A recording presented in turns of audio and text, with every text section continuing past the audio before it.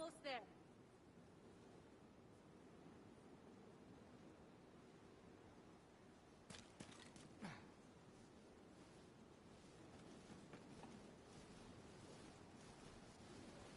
Wonder how they're doing back home.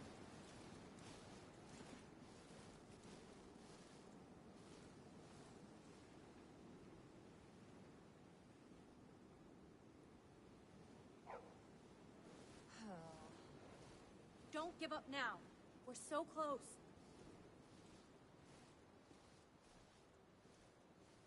I think we should have left the city.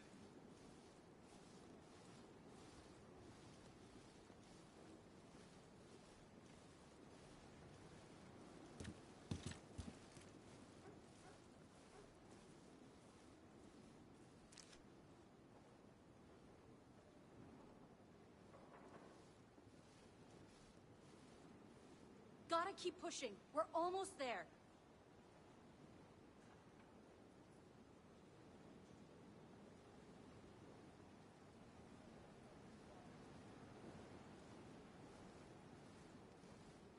Something smells delightfully horrible.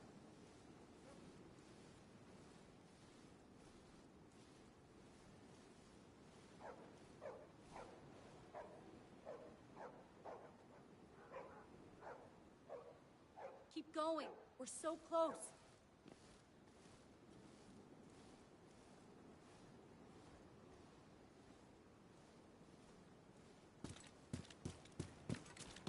This thing's for even worse before you came along. A breeze would be nice. I really wish we had a...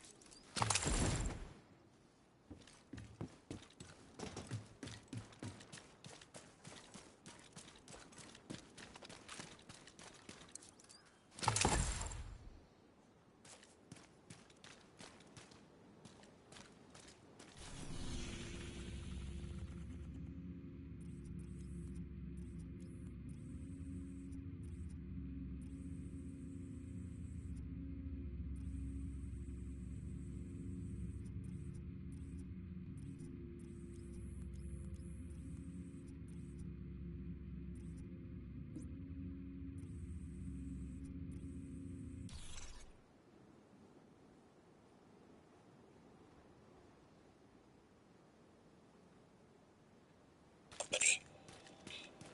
We're about to lose the company? Ryan said. Mother, please, Mary hissed. Baker smirked at Ryan. Don't worry. I won't let anything happen to Mary's company. He turned to Mary and looked her up and down, his eyes sweeping over her perfectly toned body and its tight-fitting dress. Mary quivered. I mean, what are old friends for? Mary closed her eyes and took a deep breath. Whatever it was that Baker wanted from her, it seemed like Mary was prepared to give it to him.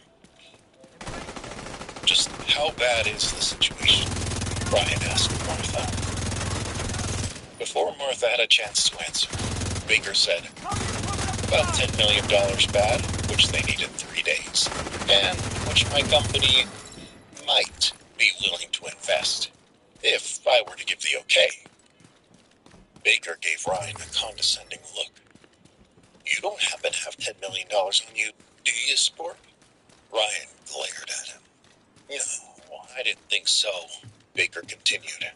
Well, maybe you can come up with some other way to save your wife's company. Oh, I've got it. How about a bake sale? That's what you do for your wife's family, isn't it? Cook and clean, that sort of thing. Martha grabbed Ryan's arm and pulled him toward her. Do you see what we're dealing with now, you lazy bum? Now get lost, and I'll tell you when it's time to bring the car around. Several people had started to gather around, listening in on their conversation. A few of them pointed at Ryan and began to giggle. Ryan felt his cheeks get hot.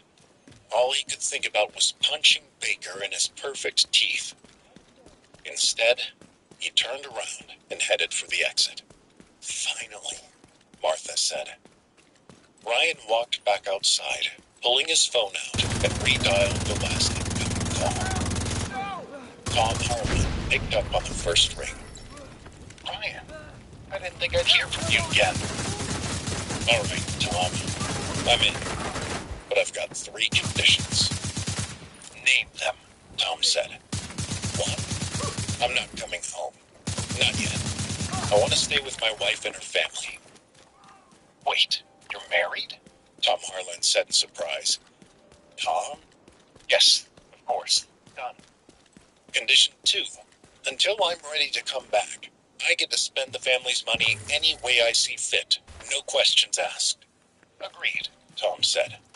And 3, no one outside of our family's inner circle is to know I've got this money. I don't want anyone finding out that I'm a billionaire. Why? I have my reasons. After a beat, Tom replied. Okay, Ryan, whatever you say. Tell me something, Tom. Why does my father really want me back? Tom Harlan paused for a moment, then said, the truth is, Ryan, your father's been very sick. Cancer. Cancer? Is he? Ryan's voice trailed off. He's okay, Ryan. The chemo worked. The cancer is gone, and the doctors believe he'll make a full recovery. Ryan slumped against the wall of the building and let out a deep sigh. But it made him realize just how wrong he was to cut you off, Tom continued. I know you and your father have had your disagreements, but now he wants you to come back and take over the Quinn Empire like he'd always planned. So he had a big change of heart, huh? Yes, Ryan. He did. Ryan shook his head. I don't buy it. My father doesn't have a heart. Tom Harlan's voice grew serious. I've known your father for over 30 years. Yes, he has made some hard decisions in his life, but everything he did out of love for his family. Ryan snorted.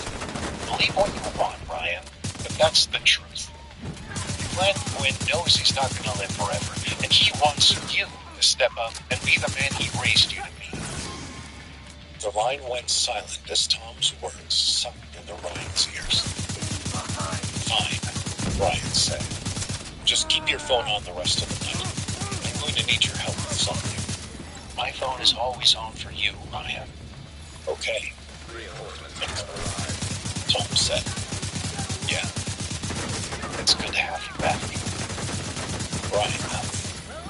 When he walked back into the ballroom, Mary was sitting at a table between Baker and Martha. Baker had his arm around her and was stroking the back of her neck. Ryan charged over to the table. Find some other way to save Mary's company, he said to Baker, striding a minute. That's what you said, right? Baker smirked at me. Yeah, that's what I said. Ryan extended his hand again. Baker stood up, looked at the hand, but again, he didn't shake. Ryan stared into Baker's eyes, not blinking and not moving. Finally, Baker slowly reached up and took Ryan's hand. Ryan squeezed so hard that sweat began to form on Baker's brow. All right, then, Ryan said. Consider her company safe, you smug son of a... Baker gritted his teeth under the strain of Ryan's words. You really think you can help your wife find $10 million in profit in 3 days? Ryan squeezed hard and smiled. I know I can. Pushing through the pain, Baker met Ryan's gaze and smiled back at him. Okay, hero, you're on.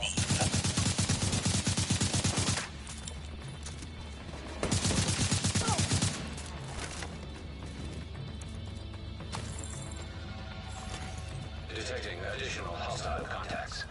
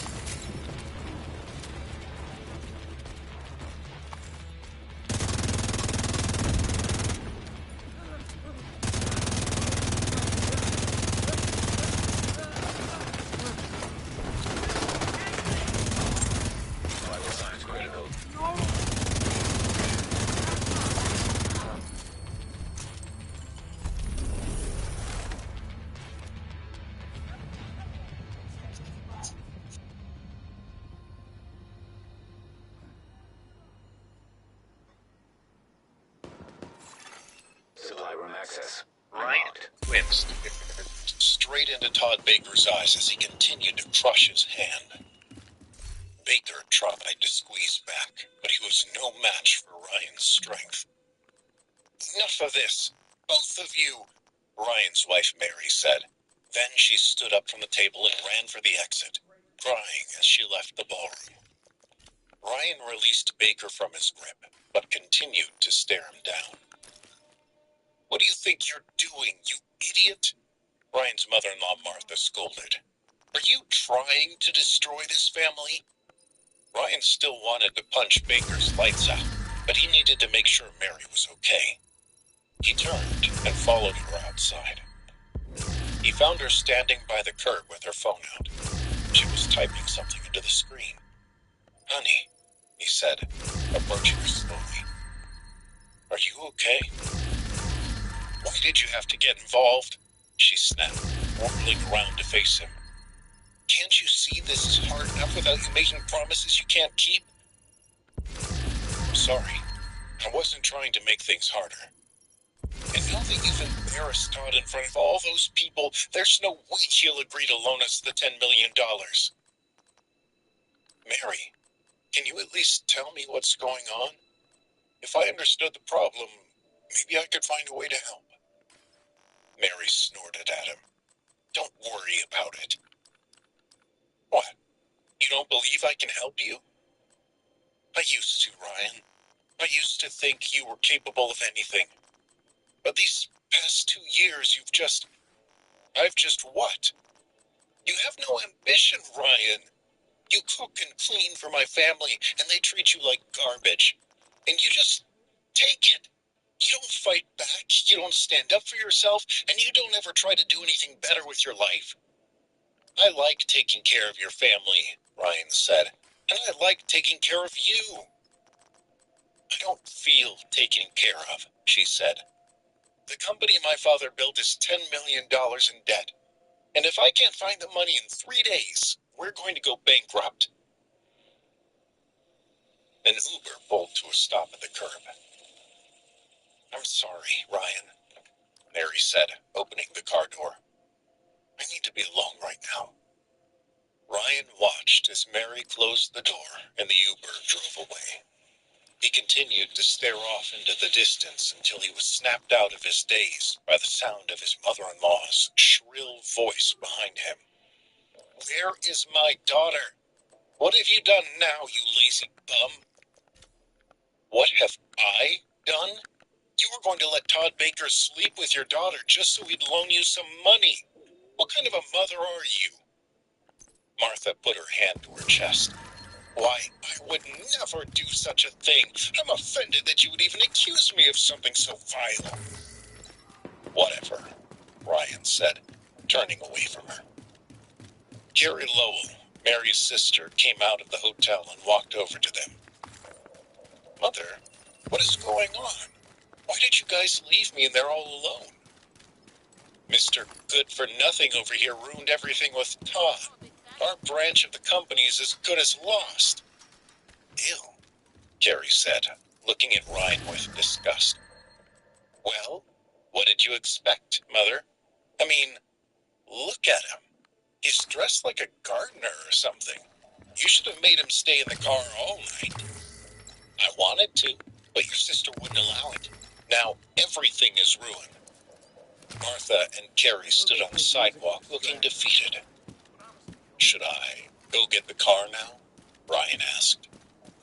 Martha rolled her eyes. Yes, get the car. It's the one thing you're good at.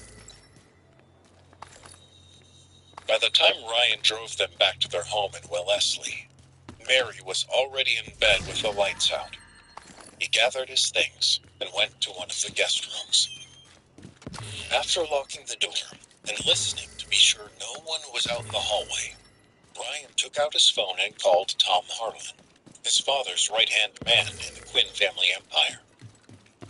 Hello, Ryan. Tom answered. Why can't you just tell her you rich, nigga? Damn. Are my accounts unfrozen yet? Ryan asked. They are.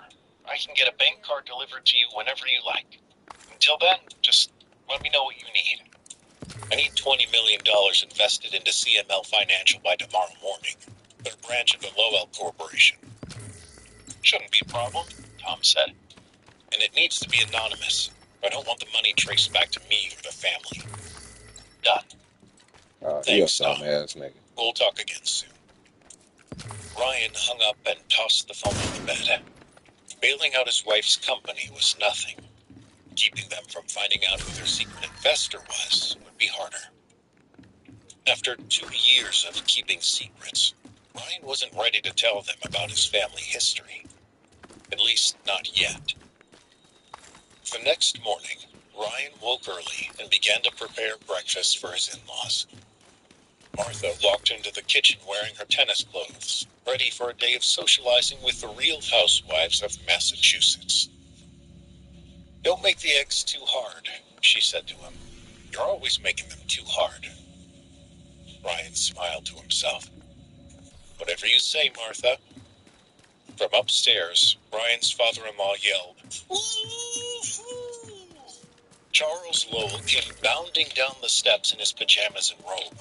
He was clutching his phone and grinning from ear to ear. What is it?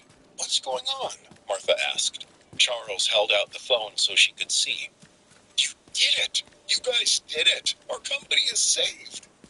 Martha snatched the phone out of his hand and Civilians in distress. her jaw dropped. CML Financial's balance had gone from a $10 million debt to a $10 million profit. I don't believe it, she said. What is it? Ryan asked innocently. You got a $20 million cash infusion when you're going to leave your company. Congratulations. That's great news. Southwest is under attack. No thanks to you, Martha said. That's made with Carlos and always processed everything. Now, leave the boy alone, Charles said, trying to keep the peace. This is a wonderful moment. Let's not ruin it. Martha narrowed her eyes at Ryan, then turned and handed Charles back his phone. You're right, dear. The company that you built is still going strong. One thing I don't understand, though, Charles said, looking at the danger. The investment came from an anonymous source. If this was from Todd Baker's company, why doesn't it say so? Martha waved him off. Probably some kind of a tax thing. Who knows? The point is, Todd came through. I'm going upstairs to tell Mary the good news. Martha glared at Ryan one more time as she left to find her daughter. Later that morning, after Charles and Martha had finished eating, Mary came downstairs. She gave Ryan a kiss on the cheek as he cleaned up the dishes. Hey, honey, Ryan said. I guess your mom told you the good news. Mary nodded her head. She had an odd look on her face. Ryan couldn't tell if she was happy or sad. Do you think you could drive me into the city? She asked him. I'd like to work out of her Boston office today. Martha looked up from her coffee cup.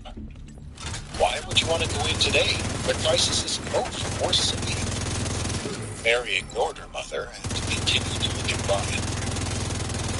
Sure, honey, he said. Let me go put on my shoes. They didn't talk about the ride into the city. Mary seemed like she was wrapped up in her own thoughts. Let's take Williston, she said, as they entered the Back Bay neighborhood on their way to CML Financial's offices in Beacon Hill. Sure thing, Ryan said, making a left on Massachusetts Avenue. Park here. Ryan parked at the curb. The engine.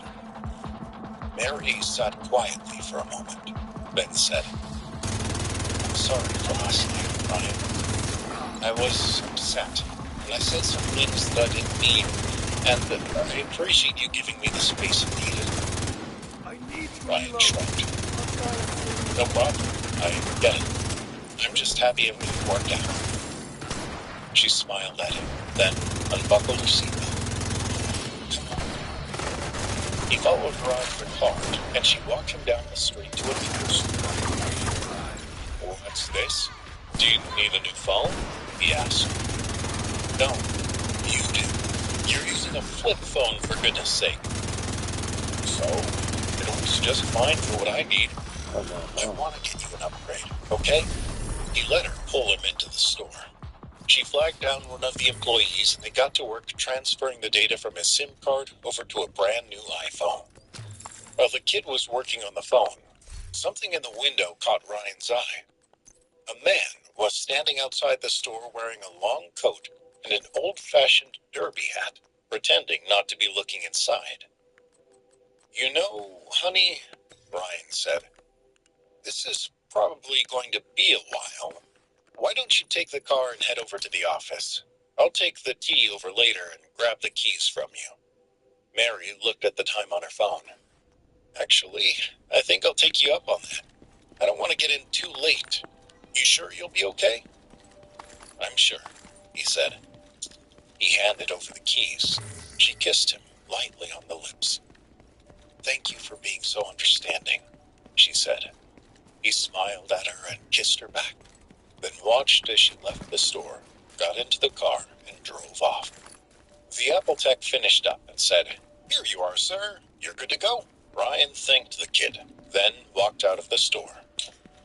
The man in the long coat and the derby hat was standing by the curb, waiting for him. Detected. Unit location. "Hello, Guarded by hostiles. Ryan said.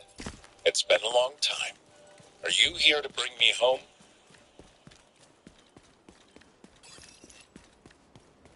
Violet stands for intralymphatic immunotherapy. So it's a type of allergy immunotherapy we use to treat allergies, kind of similar to allergy shots, but instead of a more prolonged process of allergy shots over a course of 4 or 5 years, it's a much shorter process. It actually just requires 3 injections. The entire course takes 2 months. The data shows that it's as effective as traditional allergy shots. It's been shown to be even safer than traditional allergy shots, and it offers a great option for people who want convenience and decreased numbers of visits to get more protection from allergies faster.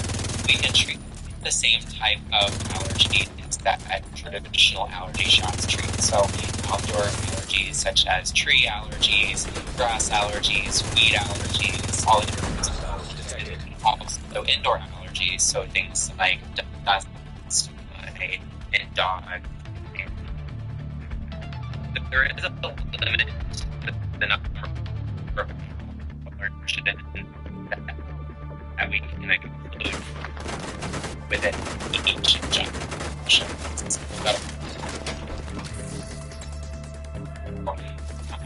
Unfortunately, we can't include all of them, but we can include a number of the different.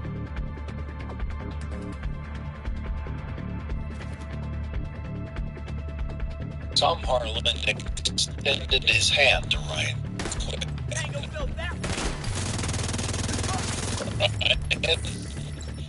It's good to see you.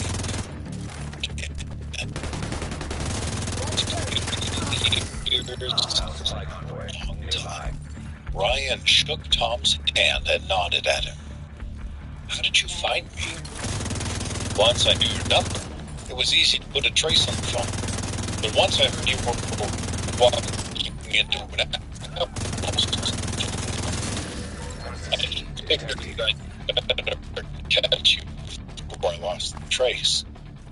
"It's the same number, Tom. I wasn't trying to ditch you." Tom nodded. "Of course. Still, you got here awfully fast. Were you following me?" "Not me exactly. I just happened to be in the neighborhood." "So, who was following me?" Tom jerked his head, and the 2 young women appeared on either side of Ryan, seeming to come out of nowhere. Detecting additional "This is Michelle Yang and her sister Constance Yang. Your father sent them." "Sent them for what?" Ryan asked. "Michelle and Constance are part of your father's security team. They are both highly trained agents who can provide all of your security needs. It's a pleasure to introduce to them." Ryan stepped forward and took Tom by the arm. "Excuse me for a moment, ladies. I need to have a word with Mr. Harlan in private." Michelle and Constance nodded. Ryan walked Tom down the block. "Is there a problem, Ryan?" "First of all, Just because I'm accepting my father's money doesn't mean I'm coming back to run the company. I told you that. I understand. Hostile control point detected. Second, I don't need protecting. I can take care of myself. I'm aware of that too. And third, who exactly does my father think I need protecting from? Is there trouble with the Mafia? Tom planted his feet and they stopped walking. It's nothing like that, Ryan. I've told you, all of the Quinn businesses are legitimate now. Your father is simply a cautious man. Lots of high-profile executives hire private security. I'm not a high-profile executive. Not yet, Tom said. But your father believes there's still hope that you'll take over the business. In fact, he's decided to open a new headquarters in Beacon Hill. He's hoping one day you'll agree to run it. A new headquarters in Beacon Hill? You know that's where my wife's office is, right? There was a twinkle in Tom's eye as he said it. Is it? My, what a coincidence. Ryan shook his head and laughed. No one is pressuring you into anything, Tom continued. If you want to run it. If you want to buy a yacht and float around the sea for the rest of your life, no one is going to stop you. The family experience are you.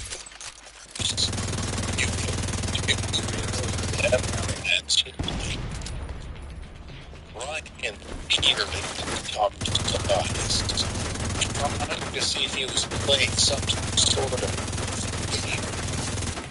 Tom stared back without any trace of emotion. Okay then, Ryan said. Tom reached into his pocket and pulled out the gold bank card. No spending. Use it as you need. Ryan took the gold card and stuffed it in his pocket. Use it as I need, huh? You know, my 2-year anniversary is coming up. Any thoughts on where I could buy my wife a nice present? Tom marched his eyebrow. Newsbury Street is a block over.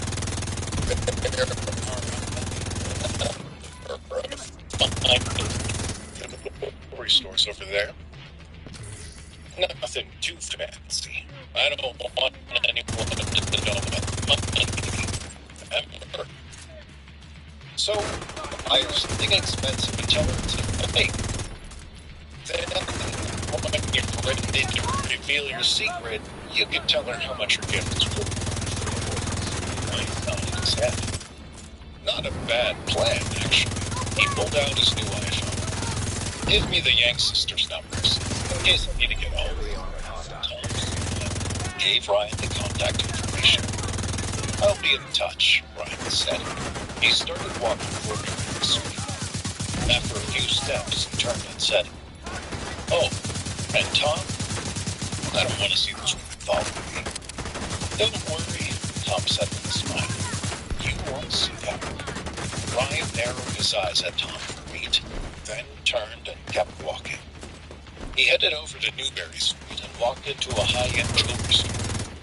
A security guard standing by the front door eyed him suspiciously. Ryan nodded at him and walked past. A sales associate walked over to him and looked him up and down. "Excuse me, sir. Can I help you?" she asked. "Yes, I'm looking for an anniversary gift for my wife." The woman looked him over again, frowning at his t-shirt and jeans. Detecting additional hostile contacts. I don't think we're going to be able to help you, but there's a mall just a few blocks away. I'm sure they'll have something more suitable for you. No, I think I can find what I need here. The woman was about to say something else when a couple walked into the store. The man looked to be in his early 50s. He was wearing a shiny blue suit and a Rolex watch. The tiny blonde woman clinging to his arm was about 30 years younger than him. "Would you excuse me?" the woman said to Ryan. Then walked over to the couple. She gestured something to the security guard. Stood up straight and glared at Ryan. Ryan continued to look around the store. Another sales associate came over to her. She was much younger than her co-worker, and she had a warm smile on her face. So, I can help you if you like. Ryan smiled back and explained what he was looking for.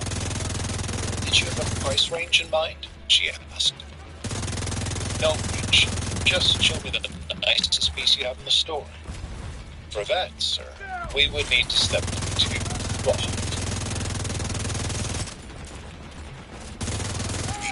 Wait. Ryan said the other woman asked the security guard to open up the vault. The guard looked at Ryan doubtfully, but did as he was told. From the front of the store, the older saleswoman saw what was happening and shook her head. Waste of time, she thought to herself. The guard opened the vault, and the three of them stepped aside. The room was all white, with a handful of cases made from 3-inch thick bulletproof. What kind of jewelry does your wife wear? She makes bracelets, and her stone has sapphire, if that helps. The sales associate smiled. I am just the thing. She led Ryan over to one of the cases. This is a 1923 sapphire and diamond bracelet by Cartier, recently acquired at auction. It's mounted in platinum and weighs just over 10.5 carats.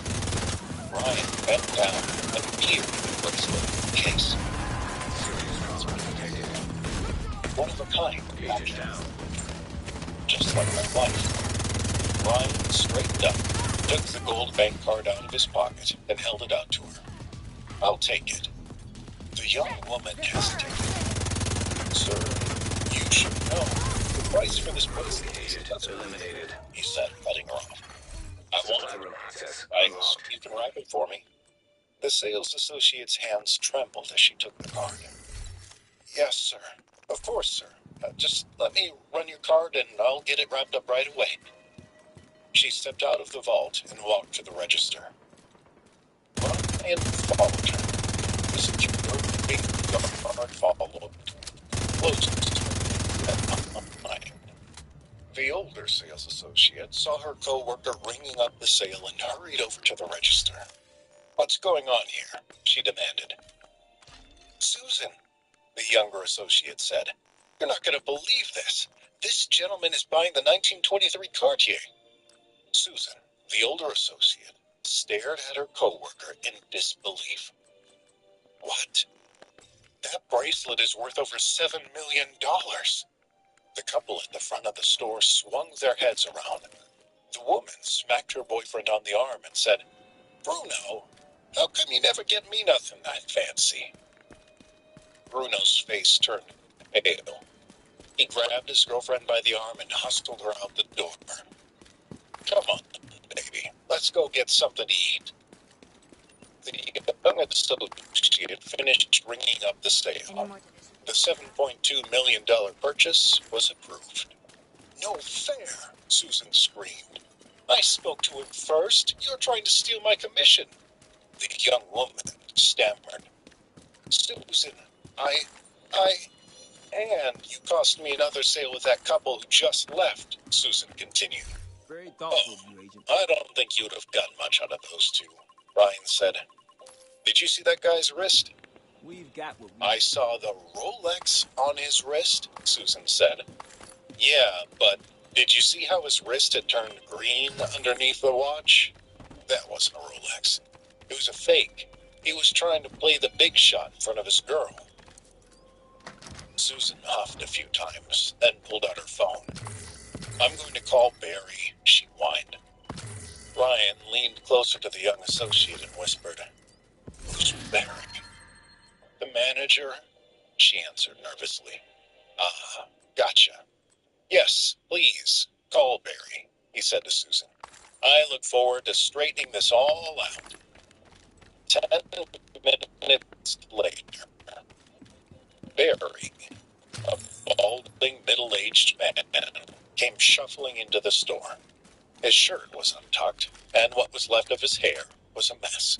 Okay, just what the heck's going on around here? Barry asked. Susan pointed at the young associate. Maddie stole that customer from me. I talked to him first, then she rang up his sale. That's not true, Mr. Winter, Maddie said. Susan was... Hold on, Barry interrupted. Maddie, did Susan speak to this customer first? Yes, Mr. Winter, but... No buts. Store policy is whichever salesperson speaks to the customer first, that's their sale. No exceptions. Susan crossed her arms and smiled in triumph. Maddie lowered her head. She was fighting back tears. Ryan stretched and yawned. Well, then, if that's the way it's going to be, I'm afraid I'll need to return my purchase. What? Susan yelled. Barry held up his hands. Now, Susan, if this customer wants his sale refunded, that's his right. What was the item he purchased? The 1923 Cartier sapphire and diamond bracelet, sir. And he said softly. Barry's face turned white. The 1923, sir? Any chance I could get you to reconsider returning this item? Sure, Ryan said. You can give the commission to Maddie here. She's the one who helped me. Barry, do something, Susan said. Sweat began to form on Barry's forehead. Calm down, Susan. Let me handle this. He turned to Ryan. Sir, here at Abbott and Sons Jewelers, we have a... Yes, a store policy, Ryan said, sounding bored. Well, I have a policy, too. I don't do business with people who look down on others because of how they're dressed. Susan had a chance to help me but decided I wasn't worth her time. Maddie stepped in and helped me find what I was looking for. The commission should be hers. Accept that or refund my sale. Barry hesitated for a moment. Susan stomped her feet. Barry, you can't do this to me. I'm your sister-in-law. Shut up, Barry yelled. He turned back to Ryan. Very well, sir. I believe we can make an exception to store policy this one time. Susan grabbed Barry by the collar and said into his ear, I'm telling Linda about this. Enjoy sleeping on the couch tonight, Barry. She let go of him and stormed out of the store. Barry smiled sheepishly at Ryan. In-laws, am I right?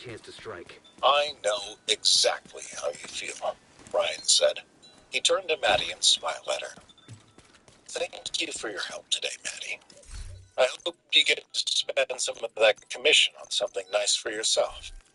Maddie lowered her head and blushed. Ryan walked out of the store with his $7 million bracelet. He took out the gold bank card and stared at it. Clear the site, What eliminate else any should we hostiles, buy and most today? importantly, take down that Black Tusk officer.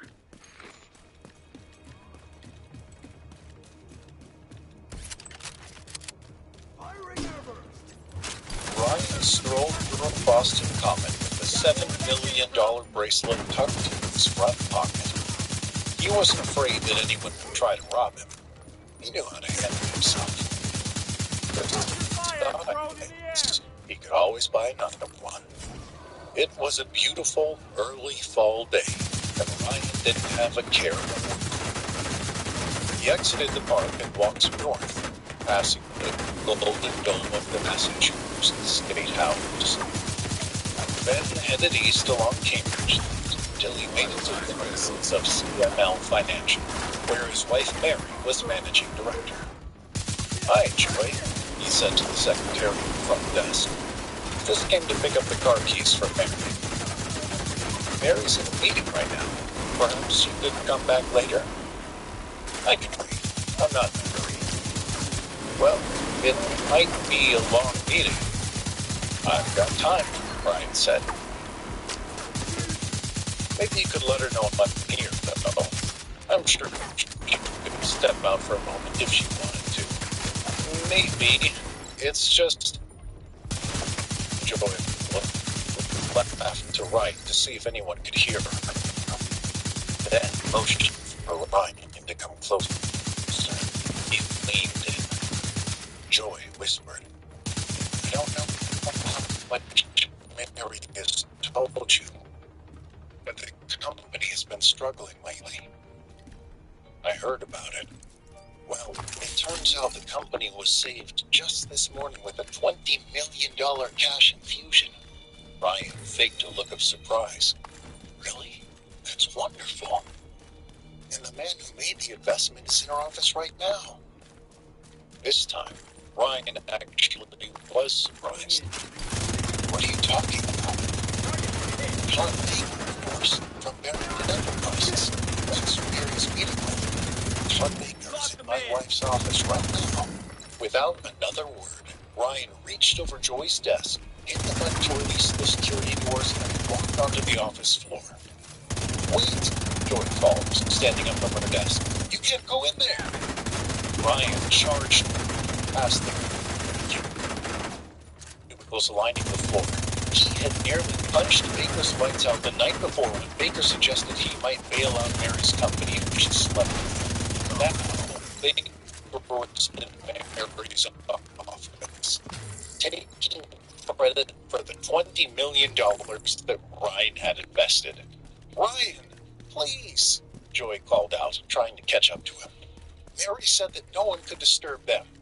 When he reached Mary's office, a large man in a black suit was standing guard outside the door. Ryan looked the man up and down. Just who are you supposed to be? He asked.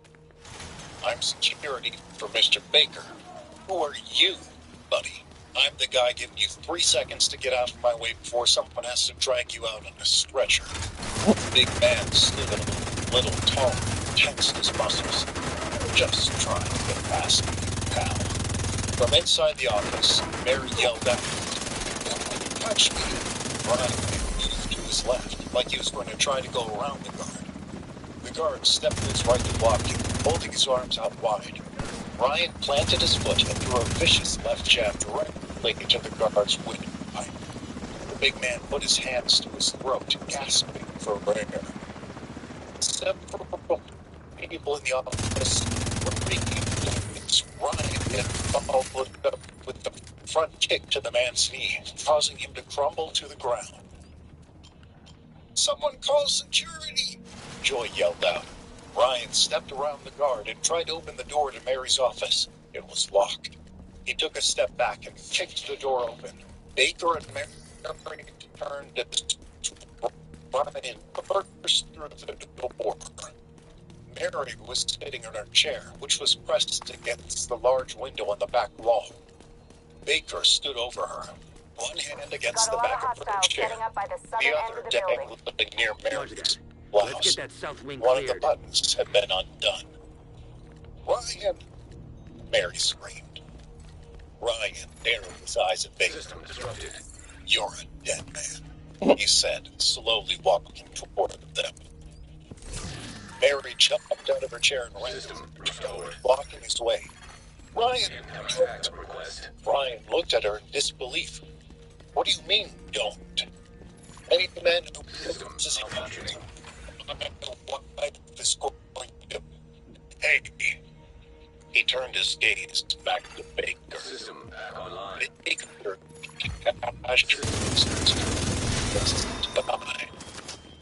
Oh, really? Tough guy. Well, let's just see what my security guard has to say about that. Security! There was no answer. Your security guard is lying in a heap outside the door, struggling to breathe, Ryan said. Baker craned his neck to look outside the office. He could see the guard's legs sticking out on the ground. Someone was performing CPR. Ryan smirked. You are next, Baker. He started to move toward Baker, but Mary held him back again. Ryan, please, don't. We'll lose the company. That's right, sport, Baker said. You lay one finger on me and I'll pull my $20 million investment. Then who will you cook and clean for? Ryan smiled wider. Your $20 million? Of course. Who else do you think could have bailed out your wife's company? We all know it wasn't you. Ryan shook his head and laughed to himself. You really have no shame, do you? On your plate. 2 building security guards came rushing down the hall. One of them tended to Baker's private guard, while the other one went into Mary's office. What's going on here? The guard asked. Who assaulted that man? Baker strolled over to the guard. No one, my good man. That's my private security guard. He just slipped on some spilled coffee. Isn't that right, Ryan? Baker gave Ryan a smug smile. Ryan glared at him. That's right, Ryan said, his eyes fixed on Baker. Just an accident. Baker gathered his guard, who was sitting up now, finally able to breathe again, and security walked them out of the building. After things had calmed down, Ryan led Mary outside and took her to a cafe down the street. He ordered a tea for her and a coffee for himself. Here, drink this, he said, handing her the cup and sitting next to her. She took a sip of the tea. Her hands were shaking. Thank you, Ryan. I don't know what would have happened if you hadn't shown up. I'm glad I did. System malfunctioning. Ben set the cup down. What happened to Todd's security guard? How did you get past him? System Ryan activated. shrugged. Like Baker said, he slipped. She frowned at him. Ryan, what am I going to do? Todd Baker may be a monster, but without his $20 million bailout, our company would have folded. Now I'm in debt to him for the rest of my life. How do you know Baker was the one who invested the money? Who else could it have been? I don't know. But there's no reason for you to feel like you owe that scumbag anything. If he really was the investor and he wants to pull the money, let him. Personally, I think he's lying about the whole thing. Mary lowered her head and ran her fingers through her hair. Ryan had never seen her so stressed. He began to wonder why he was hiding a secret from her. She was his wife. He trusted her. If he couldn't tell her that he was the heir to the family of businesses and secretly a millionaire, who could he tell? Mary, listen. I have to tell you something. It won't be easy to hear, and you might not even believe me at first, but Serious trauma detected. it was interrupted by Mary's phone. She looked at the caller ID. Oh, shit. Can you hold that thought? Ryan said. He sipped his coffee while Mary talked to her.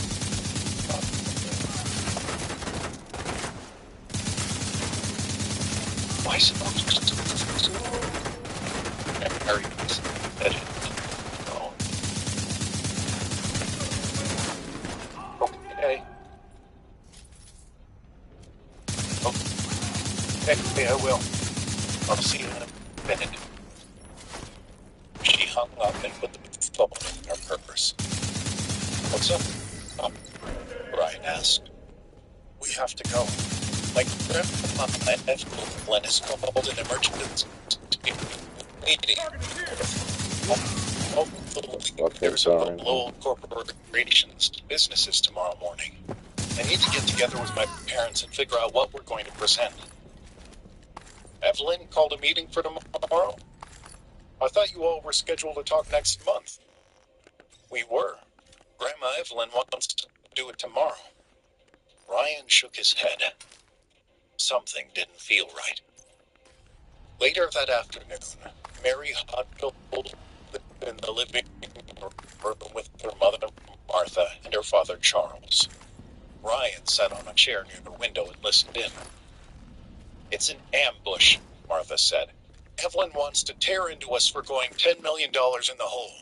She's probably planning on handing ownership of our company over to that weasel nephew of mine, Wallace. He's always been her favorite." "We don't know that," her husband Charles said. "Besides, what does she have to complain about? Our company was bailed out this morning. We turned a $10 million loss into a $10 million profit, which is why Evelyn is calling the meeting so quickly. She didn't think we could turn things around like that. I'm telling you, that woman wants to destroy us." "I agree with Martha," Ryan said from the corner of the room. All eyes turned toward him. He had never spoken up in the middle of a family meeting before. "Who asked you to chime in?" "I know I'm right. I don't need you to back me up."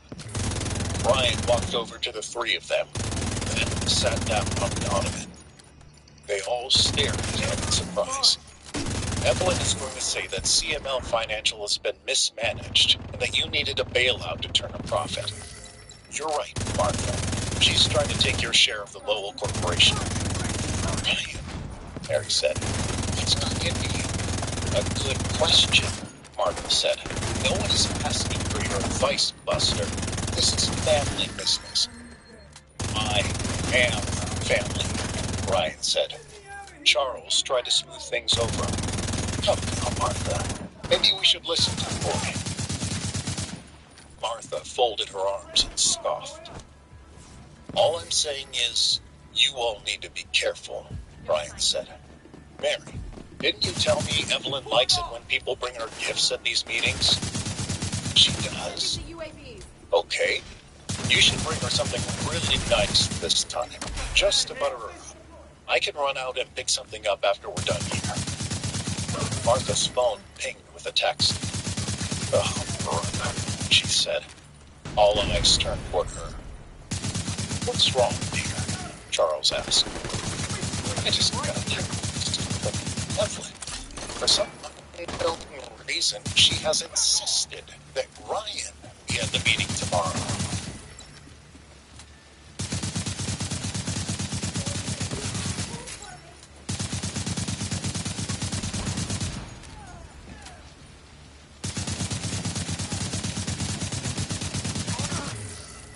All right, continue the sweep.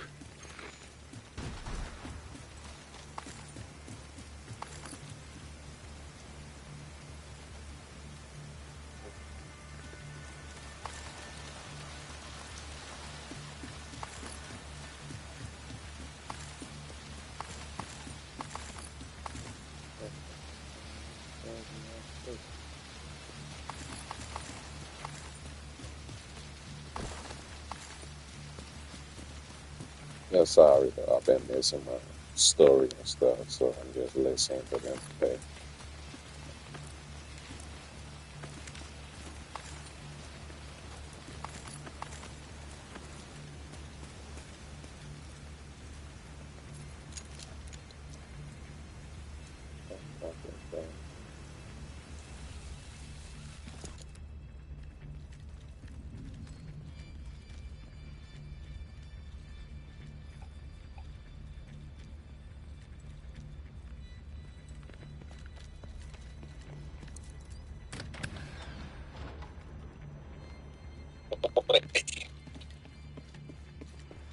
"Grandma, Evelyn wants me at the meeting?" Ryan asked in surprise. "I've never been asked to join a family meeting. And I wish you weren't going tomorrow," his mother-in-law Martha said. "Goodness knows you don't contribute anything to our business. All you're good for is driving us around town, and you don't even do that very well." "Mother," Mary said warningly. "No, your mother has a point," Ryan said. "I don't contribute to the business, so why would Evelyn want me there? It just confirms that she's looking for any reason to take our share of the company away." "Our share?" Martha said. "Yes, Martha. Like it or not, I am a part of this family. I don't like it. No kidding, Ryan said. Charles noticed a bulge forming the vein in Martha's neck. Okay, everyone, we understand the situation and we know what's at stake. So let's start putting together our quarterly presentation and make a plan for how we're going to deal with my mother. I'll start working on a gift to bring for Evelyn, Ryan said. Nothing too expensive, Martha called out. And don't even think about buying anything for yourself while you're at it. I saw that fancy new phone my daughter got you. Mother, Mary said again. I'll find something elegant but discreet, Ryan said to Martha. Martha replied. Ryan took the phone upstairs to his and Mary's room and closed the door. He looked up a number and dialed. Abbott and Sons Jewelers, this is Maddie speaking. The voice on the other end of the line said. How may I help you? Hi, Maddie. This is Ryan Quinn. I purchased a bracelet from your store this morning. Oh my gosh, Mr. Quinn. Is everything alright? Is there a problem with your bracelet? Everything is fine, he said. I was hoping you could help me arrange a special delivery. Early the next morning, Ryan drove his wife and in-laws out to the town of Manchester by the Sea to visit Evelyn Lowell, the head of the Lowell Corporation. His mother-in-law Martha sat in front, while his father-in-law Charles squeezed into the back with Mary and her younger sister Carrie. Carrie scrolled lazily through her phone. So, why are we even doing this today? She asked. I thought we didn't need to go to Grandma's for Immediate medical assistance needed. Martha turned around in her seat. Okay, here's the deal. She doesn't speak at all, she said, pointing at Ryan. Then she pointed at Carrie.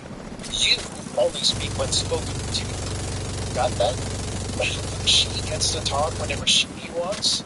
Carrie whined, pointing at her sister Mary. Because she's an adult.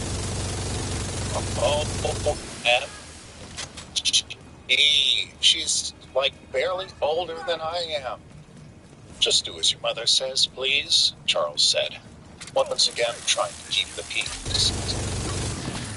Harry flopped back against her seat. Fine. Martha turned back around and spoke to Ryan. I'm beating Buster. I don't want to hear one peep out of you. And if Grandma Evelyn asks me a question, Ryan asked. She's not your grandma, and the rule stands. If she asks you anything, I'll speak for you. Got it? Got it. The drive took an hour and a half. When they pulled up to the massive estate, That's the kid it I looked ain't going. like everyone from the family was already there.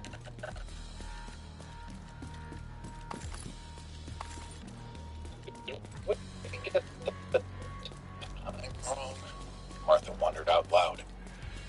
Ryan shook his head.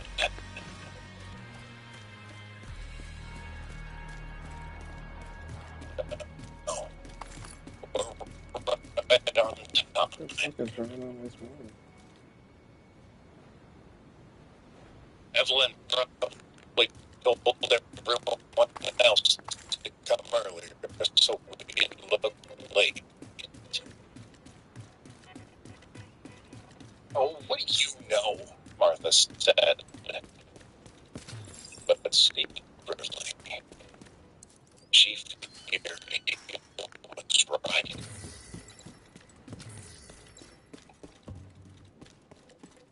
Ryan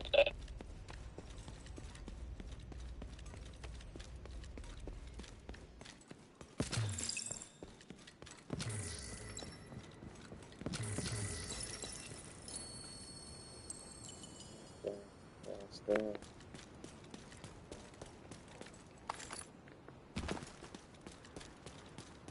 Looks like you got them all, Agent. The capital is secure. his in-laws piled out of the car and were greeted by one of Evelyn Lowell's butlers who showed them inside. About 24 family members stood around the massive entrance drinking coffee and Bloody Marys. Wallace Lowell, Mary's cousin and one of the family's biggest suck-ups, walked over to them. Well, look who finally decided to arrive, he said, stretching his arms out. He gave Martha a quick hug. We were about to send out a search party for you. Agent requesting backup. Sorry, Martha said sheepishly. We must have gotten the time wrong. It's my fault, Ryan said. I took us up Route 1 when I should have stayed on 95. Wallace wagged a finger at him. You know Gam Gam doesn't like to start these meetings late. Anyway, it seems you lucked out. Gam Gam hasn't come down yet. Come on in and get yourselves a drink. Ryan looked over to Mary and whispered, Gam Gam? Mary shrugged. What can I say? He and Grandma Evelyn are close. Yeah, I can see that. They stepped into the entranceway and greeted the rest of the family. Martha quietly walked over to Ryan and grabbed him by the elbow. I thought I told you not to say the word. She whispered. I figured it'd be better if I took the blame for getting here late. Martha narrowed her eyes at him. Just keep your mouth shut from here on out. She released his elbow and went back to mingling with the other members of the Lowell family. It's not gonna be Mary's easy, uncle, but I'll be here to help you out. her cousin Wallace's father, Godspeed and good approached luck. her. So, how are you holding up? Yes, sir. Just fine, Uncle Ernie. How are you? Target near you. Come on, her Uncle Ernie said, nudging her on the arm. It's okay. We all know CML Financial has hit some tough times. Her cousin Wallace wandered over and listened in. There's a few stumbling blocks, but we pulled through, Mary said. Ernie looked over to Wallace in surprise. You did? Mary nodded. Mm-hmm. You'll see when I make my report. Oh, well, that's great news. Will you excuse me for a moment? Ernie left Mary's side and pulled his son Wallace into another room. A few moments later, one of the butlers stepped into the room and rang a bell. Ladies and gentlemen, Miss Evelyn would like to invite everyone to step into the main parlor. The crowd fell silent and moved into the next room. No one said a word. Ryan laughed at the ridiculous formality of it all. When everyone had gathered in the parlor, the doors behind them were shut. Another set of doors on the opposite side of the room were opened, and Evelyn Lowell slowly walked into the room. She was wearing a long pink robe with a pearl necklace and high heels. Her hair was piled up high, with a pink sash holding it together. She carried a cane, which she didn't use. Everyone applauded as she entered the room. Ryan shook his head. Ridiculous, he thought to himself. Please, everyone settle down, Evelyn said with mock humility. Take a seat wherever you like. Everyone grabbed whatever seat was closest to them. Evelyn sat in a high-backed chair at the front of the parlor. Mary's cousin Wallace grabbed the seat closest to his grandmother. I want to thank you all for coming on such short notice, Evelyn said, her voice taking on a grave tone. We have much to discuss. I know the quarterly reports are not due for another month, but this meeting could not wait. She tapped her cane on the last three words, emphasizing their importance. While many of you have been running thriving, profitable companies, some members of our family have proven to be unable to meet the demands of today's business climate. Evelyn's eyes lingered on Mary for a moment. Wallace stood up. Gam Gam, before you continue, I think it would be good if we all had a chance to present to you our gifts. Evelyn held her hand to her chest and turned her head. Oh, dear Wallace, you know I don't care about such things. Ryan bit his tongue to keep himself from laughing. I know you don't, Gam Gam, but we would all appreciate the opportunity to express our gratitude for everything you've done for the Lowell family of businesses. Everyone in the crowd nodded their heads in agreement. Oh, very well, if you insist, Evelyn said. Wallace pulled a long jewelry box from his coat pocket and handed it to her. For you, Gam Gam. Thank you. Evelyn took the box and opened it. Inside was a necklace lined with green jewels. They're emeralds, Gam-Gam, custom designed. A very modest piece, only about 1.2 million. But I wanted you to have it. Oh, Wallace, I adore it. Thank you, my boy. She extended her arms to him. He leaned down, hugged her, and gave her a kiss on the cheek. The rest of the family clapped politely. Wallace looked around the room. Mary, would you like to present your family's gift to Grandma Evelyn next? Ryan stood up and walked over to Evelyn. Martha wanted to yell at him to sit down and let Mary hand the gift over, but she was afraid of making a scene. Pulling a box from his pocket, he said to Evelyn, "Well, this is a little embarrassing, but I guess cousins tend to think alike." He opened the box to reveal an emerald pendant. Mary knew how fond you are of emeralds, Grandma. She wanted you to have this. Evelyn took the emerald pendant out of the box and held it beside the necklace. "Emerald, you say?" Evelyn asked him. "Yes, Grandma Evelyn." She compared the gem to the ones Wallace had given her. "But these don't look alike at all." Wallace jumped in, saying, "Well, of course they don't, Gam-Gam. Can't you see they brought you a fake?" Several people in the room gasped. Martha's face turned bright red and the vein in her neck began to bulge. "Shame on you for trying to pawn such a cheap imitation off on our grandmother," Wallace said. Evelyn shook her head. "This is not good, Mary. Not good at all." Mary stood up and approached Evelyn. "I'm so sorry, Grandma. This is all my fault. We asked Ryan to pick up a gift for you, but we told him not to spend too much money on it. So you give her a knockoff gem?" Wallace said. "Expensive is one thing, but this is an insult." People began shaking their heads. Martha got up and walked toward Ryan, ready to grab him by the ear and throw him outside. Ryan smiled at Wallace. "Well, you're right about one thing, Wally. Grandma Evelyn has been disrespected here today, but not by me or my wife. The necklace you gave her is the usual thing." More gasps rippled through the room. Wallace stood up straighter, his face turning bright red.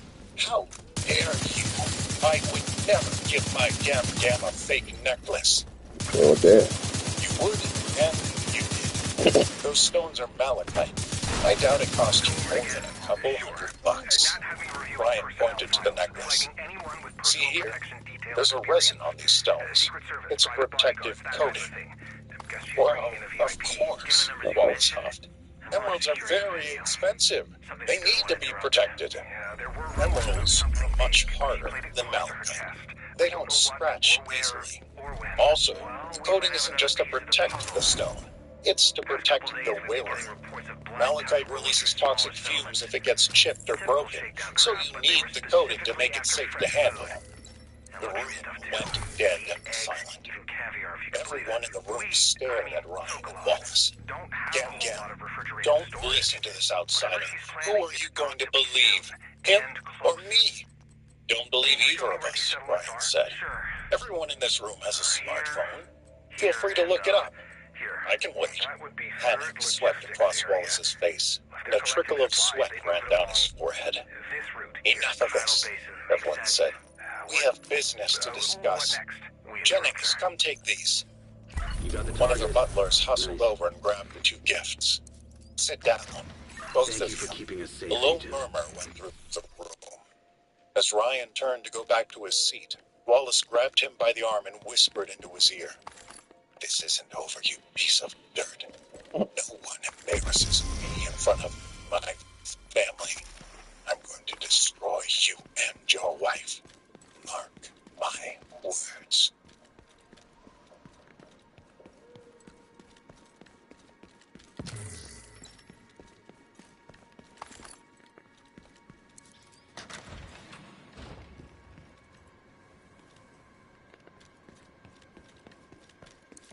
Evelyn Lowell banged her cane on the floor. Silence, everyone! The room instantly went quiet. No one dared oppose Grandma Evelyn. Wallace, sit down this instant. Wallace's face had turned red. He'd been humiliated in front of the entire Lowell family for trying to pass on the fake emerald necklace as the real thing. Brian smirked at him, happy to have taken him down a peg. Wallace did as he was told, and sat down sheepishly next to his grandmother. "Now," Grandma Evelyn said, her eyes casting around the room sternly, "I would like for you all to make your quarterly reports. Wallace, we shall begin with you."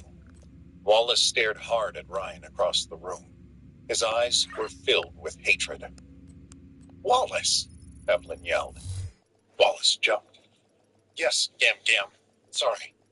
Many of the family members lowered their heads, trying to keep Grandma Evelyn from seeing how much they were enjoying this. Wallace was the biggest sucker. Civilians in distress. Just gotten what he deserved.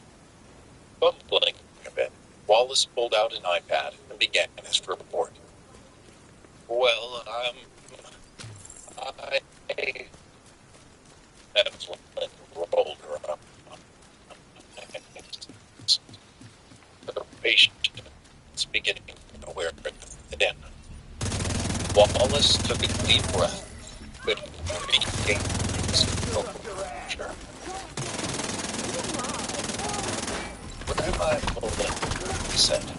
The arrogant smile returned to his face. "With this most recent quarterly report, it would seem it hasn't quite lived up to my expectations. I project we'll only be able to finish the year with a total profit of $10 million.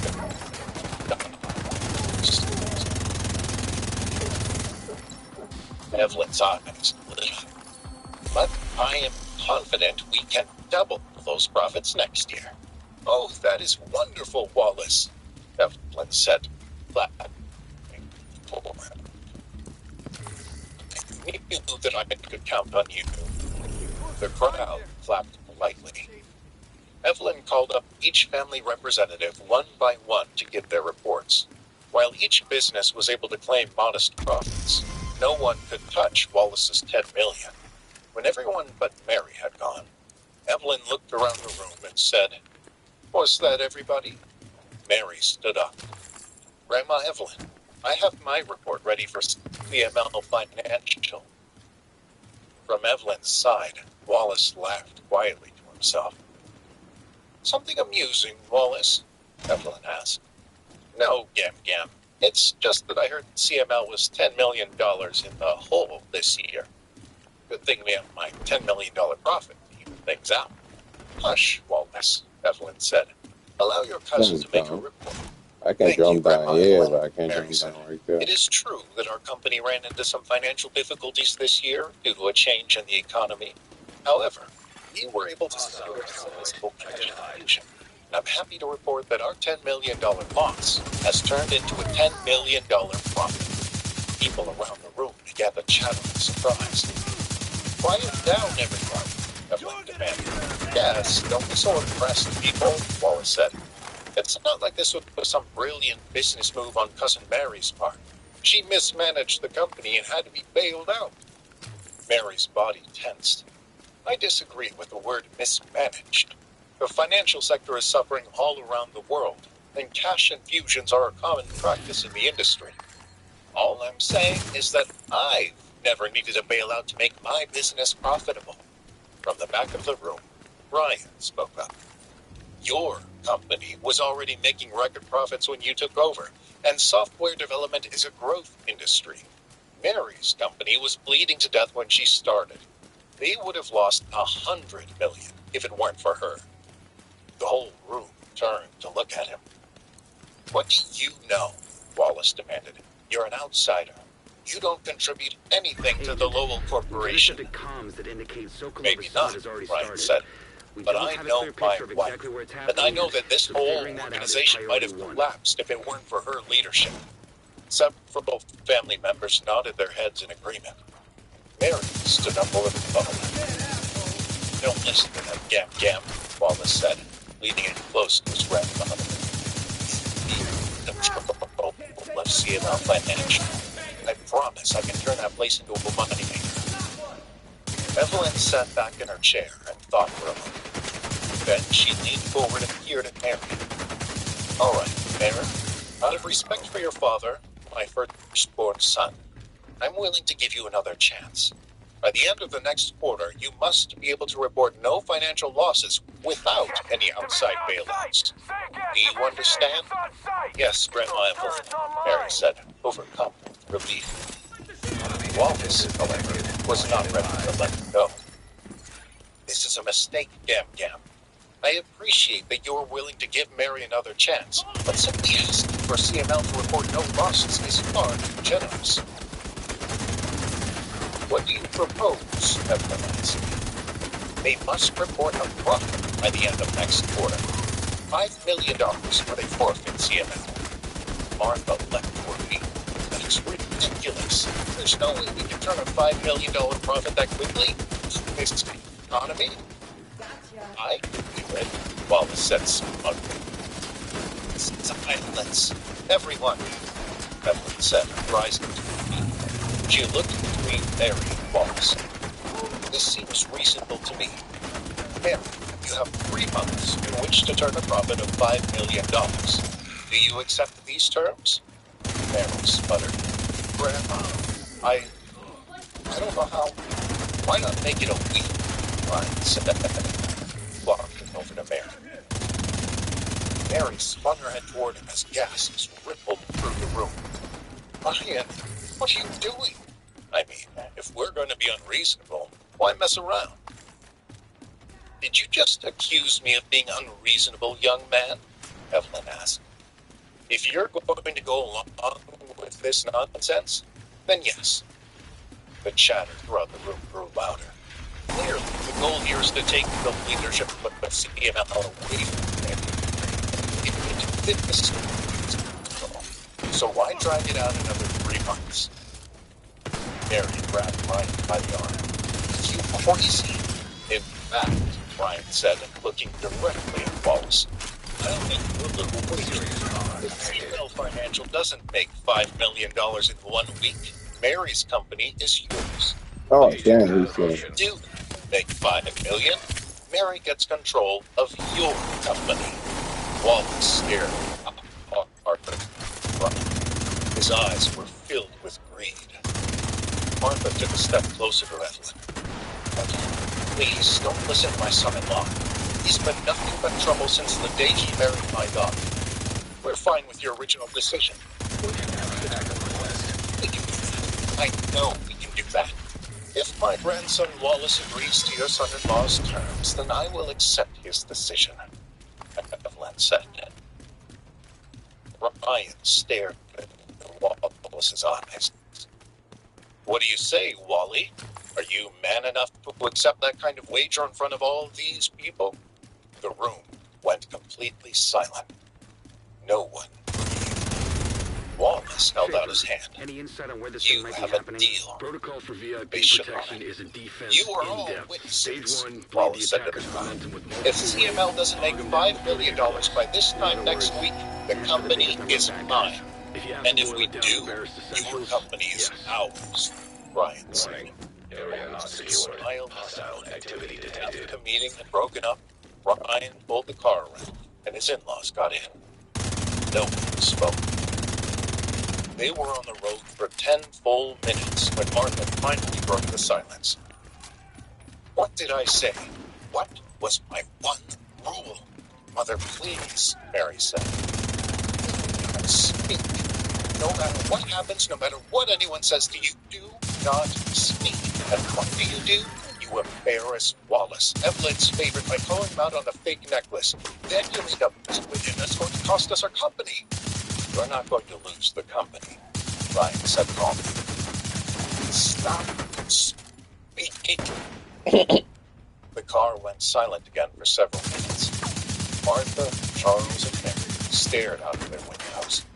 Carrie scrolled through her phone. Ryan had almost forgotten she had come. What are we going to do?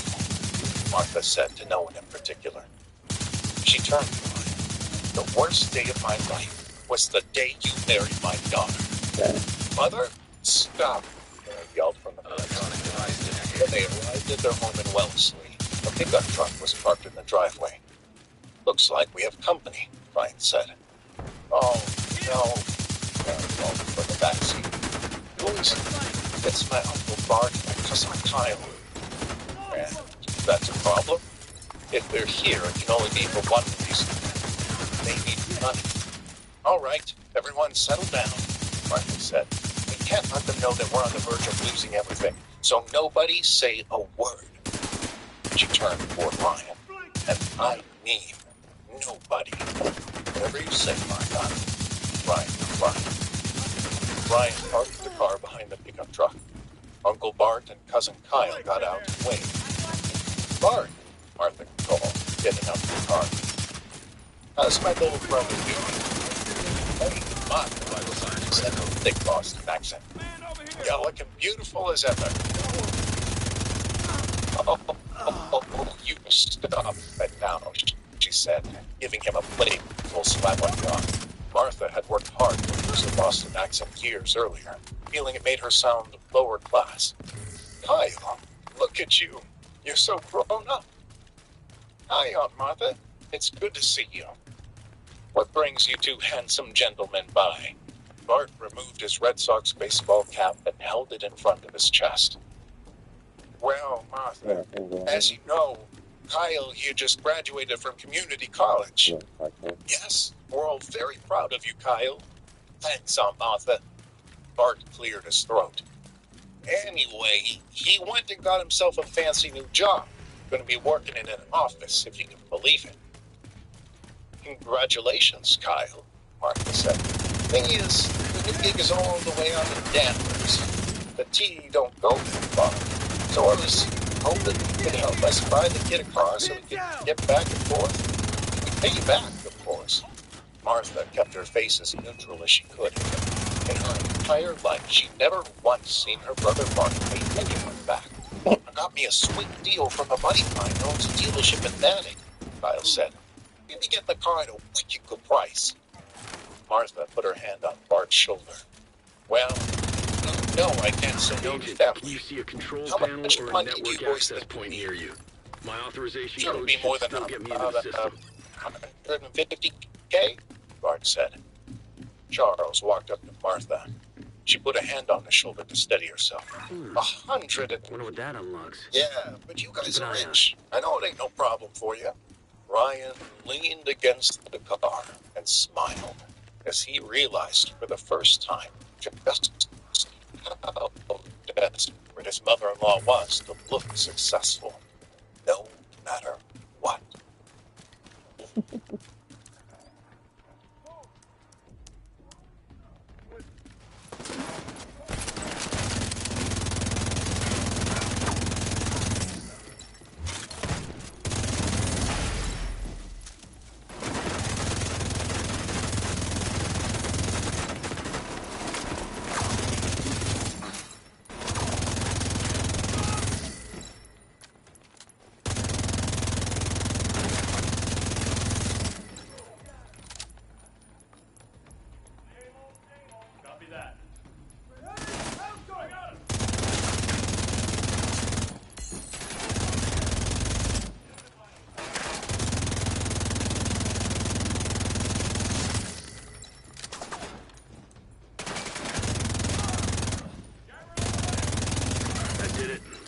Camera feeds, I've got radio, and I've got control of the electronic locks.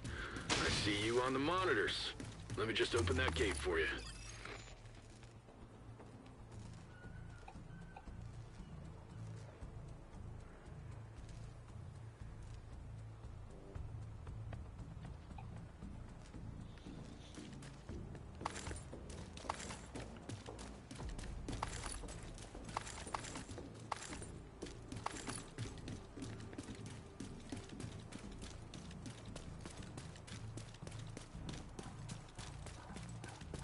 Crap! Division just broke through the BT's line! Should we go help? Hell with that! We gotta get these new toys back to the foundry. True Sons with Black Tusk weapons. It's a bad combination. Anything you can do about that, Agent? Oh shit.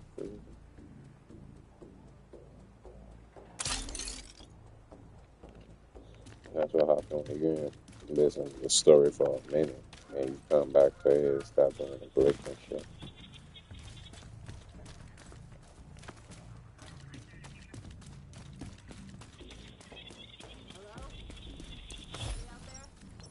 Peter, shut the door. Something I can do for you, Nat? That's a very good question. I don't quite follow. How would you rate the True Sons' performance since our merger? Our alliance, you mean? Given the circumstances and our personnel limitations, I'd say... You've failed to achieve every objective I've set for you. The apprehension of Cassandra, securing downtown East, not to mention the Roosevelt Island debacle. Those were isolated incidents of commanders in the field going rogue. 3 times. By definition, that's not isolated. And field commanders routinely disobeying your orders? Not the defense you think it is. So where does that leave us? It leaves you on thin ice.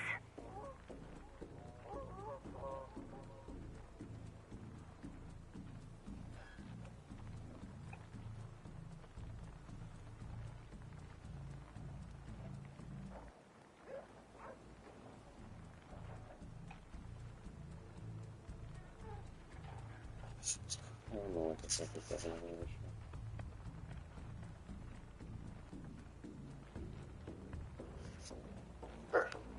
I thought you were in prison. Surprise, Baker answered. What the fuck? They changed the whole place.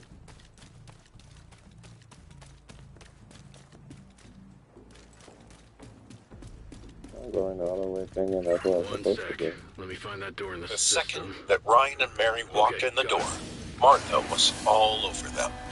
What happened at Evelyn's? What did she say? Is the company in trouble? Mary held up her hands. Whoa. Take it easy, Mother. We just walked in the door. Martha pointed at Ryan. Did he say anything stupid? Mother. Well, I'm worried. Can you blame me? The last time you were called to Evelyn's place at the last minute, we almost lost the company. But we did it. And we aren't losing it now. So just take a breath, okay? Okay. Come on, I'll try to calm down. But I still need to know what happened. Wallace happened, Ryan said. Martha snapped her head toward him. Wallace? Wallace was there? What happened to the contract Evelyn signed saying he was out of the family business?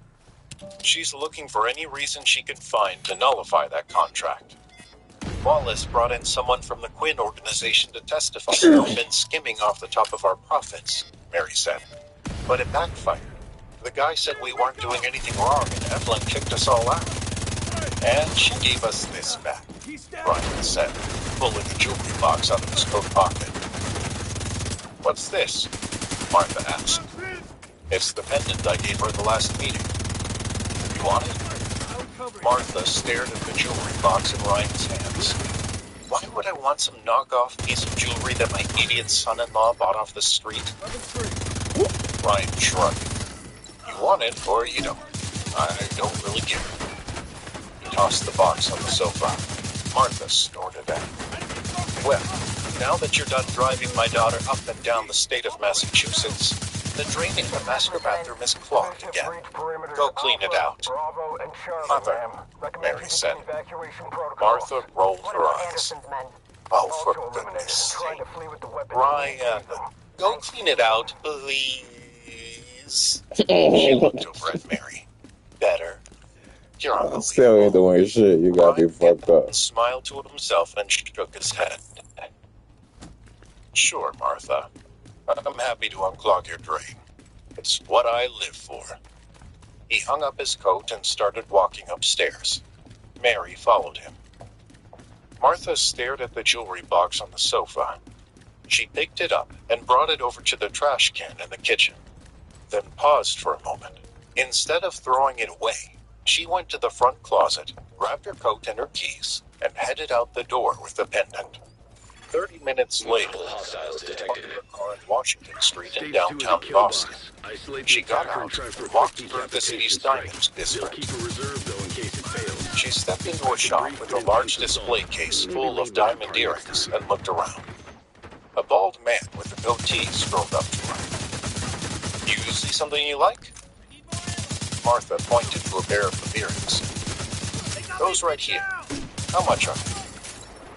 The man opened the case and took out the earrings.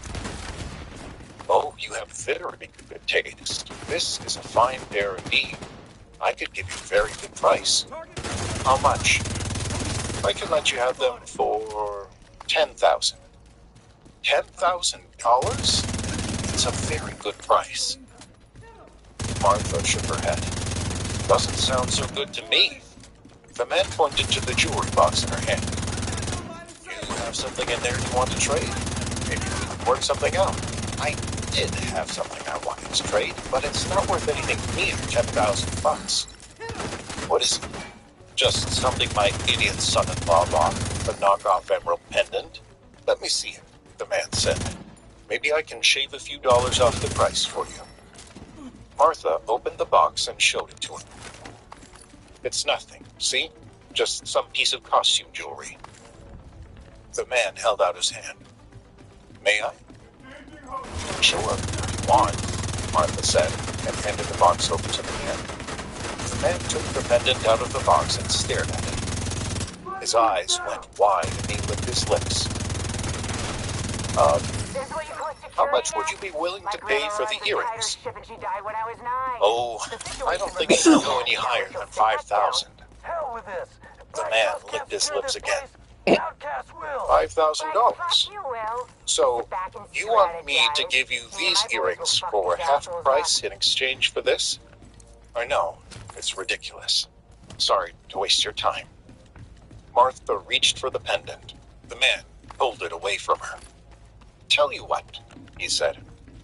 If you could go as high as $6,000, I could give it to you. Really? You knocked $5,000 off the price just for this pendant? Oh, no, the $4,000 is not for the pendant, the man said quickly. I just think you have a nice face, is all. Martha. Really? You do? Well, then... Okay. It's a deal. $6,000 and you take this cheap piece of trash off my hands. Deal, the man said, shaking hands with her.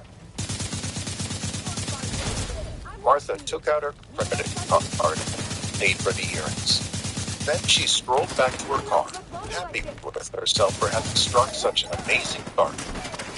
The next morning, Martha came down the stairs as Ryan was preparing breakfast for everyone. She sat down next to her husband, Charles. Hey there, she said. Notice anything different about me? Charles looked her up and down. I don't. Those new earrings. They sure are. Do you like them? They look very nice, Martha. Where'd you get them? Took a little trip down to the Diamond District yesterday. Immediate medical assistance needed. I hope you didn't pay too much for them. Some of those jewel merchants can be a little shady.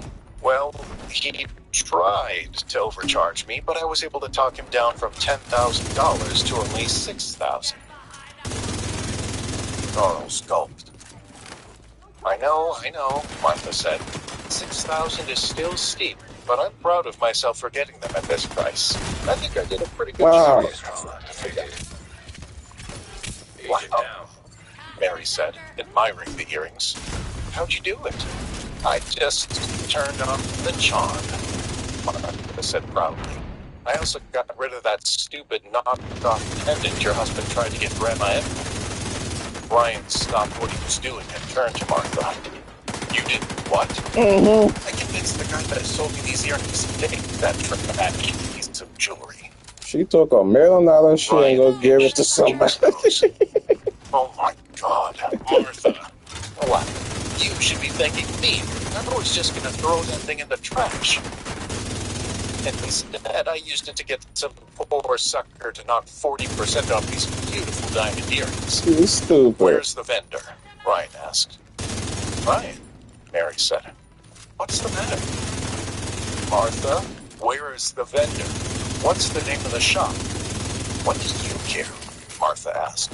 In truth, Ryan didn't care about the pendant or the fact that it was worth millions of dollars. He could always buy another one. And if Martha wanted to play deal maker and get ripped off, that was her problem. But he didn't like the idea of some shady jewel merchant taking advantage of people, even if that person was Martha. You said it was in the Diamond District. Was it on Washington Street? What did the merchant look like? What's the big deal? Martha asked. Mother, just tell him, Mary said. Okay, fine, Martha said. If it'll get everyone off my back, the place was on the corner of Washington and Beacon, just up the street from me.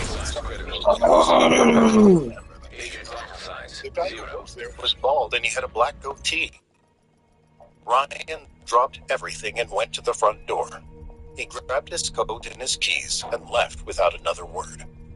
Mary ran after him. Agent, we've intercepted comms that indicate Martha Sokolov yelled to Summit her. has already started. I'm going We with don't him. have a clear picture Mary. of exactly where it's happening yet. Ah, that was Figure weak out as priority hell. one.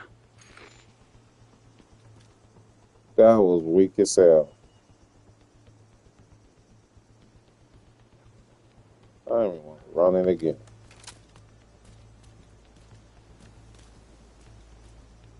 That shit was weak as hell. I got killed in the fucking fire.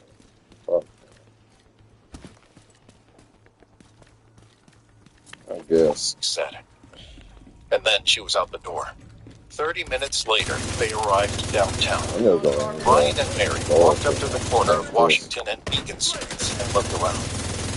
Finally, Ryan spotted a man that fit the description Martha had given him. He charged up to the man and stuck a finger in his face.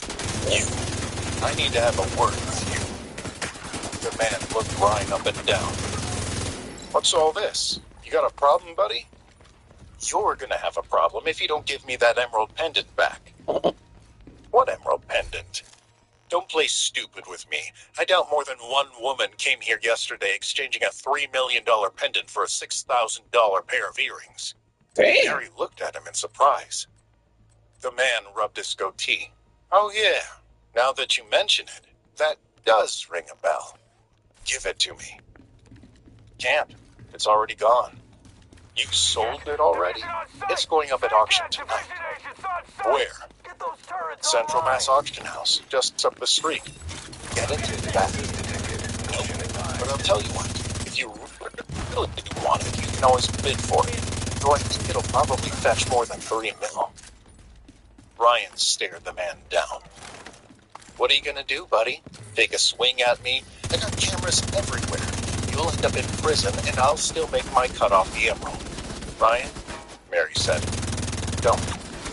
Ryan shook his head. Sorry, pal, the merchant said. That's the game. The sucker comes in here not knowing what they have. I gotta take him down. Yeah, you're a real honorable guy. The man with the goatee shrugged. Mary pulled on Ryan's sleeve. Come on, Ryan. Let's go. Ryan eyed the man as he and Mary backed out of the store.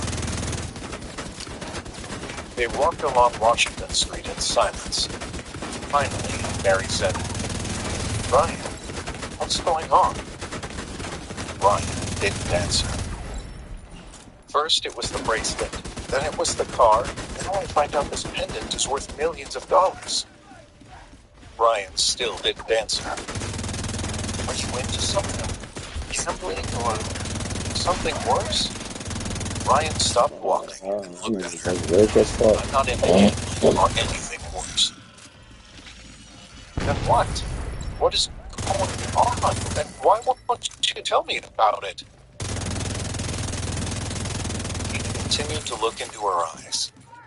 He felt that this might be the time to finally come clean and let her know that he was the heir to the family fortune. Bring himself to do it. The lie had gotten too big. I have to make a phone call, he said. Oh, right. Another mysterious phone call. Nothing suspicious about that at all. Mary turned and walked down the street without him. He watched her go for a bit, then took out his phone and made a call. I wish you well.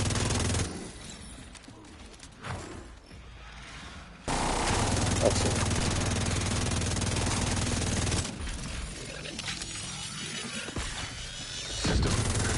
Wallace Lowell leaned against his crutches and opened the door to the bar.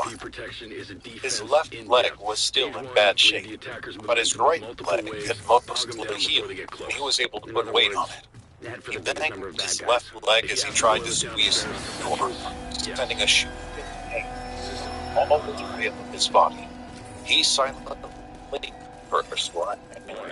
Area not secured. Hostile activity detected.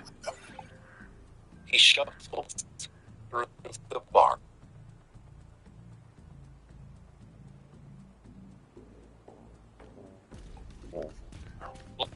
Looking for a familiar face. At first, he couldn't find who he was looking for, and he wondered if he had gotten the time or place wrong. And the boot near the back. Why you do that? Everything play the first step. I mean, It was Todd Baker, former CEO of Barry Enterprises. Currently awaiting trial on charges of fraud, malfeasance, Serious trauma detected. for espionage. I think I ain't gay. Wallace went to the booth, set his crutches against the side of the table, and slid it into his seat. Baker looked almost nothing like Wallace remembered. The perfectly combed hair with the blonde highlights had been replaced by a ragged mop, and there was a week's worth of stubble in his face. His eyes looked sunken and dark. "Hello, Wallace," Baker said. "I'm glad you could make it. You're looking better than the last time I saw you in that hospital bed. I wish I could see the same. You look terrible." "Yes, well, having one's life ruined will do that." They regarded each other silently for a few moments. "So, what do you want, Todd?" Wallace asked. Baker looked offended. "Why so hostile? You and I share a common goal, remember? I remember that your brilliant plan to destroy Ryan Quinn and help you get my company back got me kicked out of the family business for good." Baker scratched his beard. "Yes, things didn't exactly go according to plan, did they?" "No, Todd. No, they did not. And I can see that you're rather upset about that." "Yes, Todd. Yes, I am." Baker shrugged. "So why are you here? Why did you agree to come meet me?" Wallace clenched his jaw. "Let's just say I'm running low on options." A waitress came by and took their order. Wallace and Baker sat across from each other in an awkward silence until she brought their drinks out. Agent, can you see Wallace a took a sip control of his panel or a whiskey network access and point set near you? down the My glass. authorization codes should Okay. still get me into the Talk. system. Baker smiled, took out his phone, and started clicking around. Wallace rolled his eyes. "Are you texting someone right now?" "Yes, Wallace. I'm texting you." Baker hit send. What the fuck you Wallace's touching the nigga phone and you in pinged the a nigga second talk? later. Wallace pulled out his phone, annoyed by the theatrics. Baker had airdropped a series of photos. Wallace clicked on them and scrolled through it. System. "What do you think it's supposed to be?" Wallace asked. I can't see shit. "You've got a bunch of I got pictures of you. Ryan taking his wife to the mall? What am I supposed to do with this?" Baker shook his head. "Oh, my dear Wallace, how little you know your own cousins. Look closer. That's not your cousin Mary. That's your cousin Candy, Mary's little sister." Wallace's eyes widened as he peered closer. Baker was right. It was Carrie. "I'm not sure which one is my favorite," Baker said wistfully. one where she's standing there in her underwear, touching his chest, or the one where they're kissing after he's just bought her that frilly nightgown? What do you think? Wallace's face brightened and his mouth opened to a wide grin. I think that Mr. Perfect Husband is going to have a lot of explaining to do. Baker raised his glass. Wallace picked up his whiskey and clinked it against Baker's drink in a silent toast. Back at the Lowell house in Wellesley, things had turned cold between Mary and Ryan. Ryan still hadn't explained to her how he'd gotten hold of an emerald pendant worth over $3 million, and she was beginning to suspect that the $250,000 Audi he'd driven home wasn't really a gift from the Gwyn organization. And then there was the $7 million bracelet he'd given her for their anniversary, which may or may not have been a fake. She thought about going to a jeweler to have it appraised, but she was afraid of finding out the truth. Ryan looked for the opportunity to come clean, but it never presented itself. He didn't want to tell her the truth about his hidden wealth while she was still so angry at him. He needed to find a way to ease the tension first. She was working out of her home office one afternoon when Ryan came in with a cup of tea. Hey, Mary said, not looking up from her computer screen. I thought you could use some tea. I added a squeeze of lemon and a little drop of honey, just the way you would like. She continued to stare at her screen as she typed away at her keyboard. So, I guess I'll just set it down anywhere. She stopped typing, rubbed the bridge of her nose, and turned to him. What do you want me to say, Ryan? You think a cup of tea is going to make me forget everything that's going on? No, but maybe it'll get you to talk to me for a change. I'm not the one who needs to do the talking, Ryan.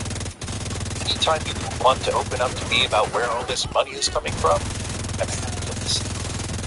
Ryan leaned against the wall and stared at the steaming mug. Okay, you're right. I owe you an explanation. He paused, trying to think of how to tell her he was the son of Donald Gwyn, and heir to the Gwyn family fortune. Mary crossed her arms impatiently. I'm waiting. I don't want to have this discussion while you're this upset. Then we don't have to do it at all, because I don't like being lied to. I haven't lied to you. I just... Multiple hostiles detected. It's the same difference. They stared at each other for a tense moment. Ryan could see there was no way Mary's anger was going to cool off. He just had to suck it up and come clean. Okay. A few weeks ago, at that banquet from Todd Baker, Mary's phone rang. She looked at the caller ID and sighed. It's my cousin Wallace. He knows can't be good. Did you call him back? She shook her head. Let me find out what he wants. You stay here. We're not done yet. Mary left Brian standing in the office and walked into the living room. What do you want, Wallace? She answered. Is there any way to greet your favorite cousin? She gripped the phone tightly and tried to steady her breathing. Wallace, I am so sick of you and everyone else in this family right now. Yeah. I don't have the time or the patience to play any more of your games. Now tell me what you want. Okay then, no games. I have something very important I need to discuss with you, and it needs to be in person. No, absolutely not. Whatever you have to say, you can say it here on the phone. It's not so much what I have to say as what I need to show you. Mary's voice grew thick from the tension in her throat. I told you, Wallace, no games. And I'm telling you, this is not a game. The line went silent as Mary considered her next move. No, I'm not falling for this. Goodbye, Wallace. She went to hang up. How are things with your husband? Wallace shouted into the phone. Mary slowly brought the phone back to her ear. What? Everything in between you two? You guys getting along? Or do you maybe feel sometimes like he's hiding something from you? What do you know about this, Wallace? So there is something going on. You know he's got a dirty little secret, don't you? Mary looked over toward the home office, where Ryan was supposedly waiting to share this secret. Could she trust that Ryan would tell her the truth? Or would he just be waiting for another round of lies? If you want to know what Ryan's secret is, come meet me at the Revere Hotel. I like my office. Come on, man. Room 427. I will be waiting. Hey, Division! Glad you're here. Wallace hung up. Mary stood frozen in the living room. She didn't know who she could trust. She walked back into the office, grabbed a coat from the back for her chair. I have to go out, she said. Ryan did a double take. Now, we're right in the middle of something. It'll have to wait. Mary, what is going... Ryan, she interrupted. Later, I have something I need to do. She turned and walked out the door, leaving Ryan standing there, helpless. Yet again, we find ourselves let down Mary by our drove so-called into the protectors. city and Yet parked in again, the the outcasts garage have to take down care the of it street ourselves. from the hotel. Her mind was racing. She needed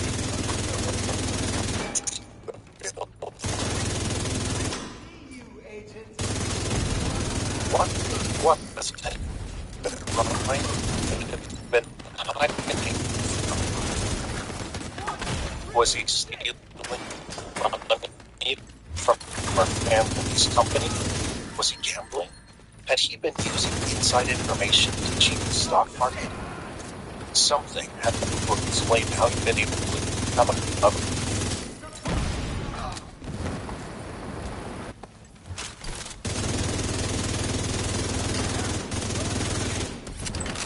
with so much money in so little time.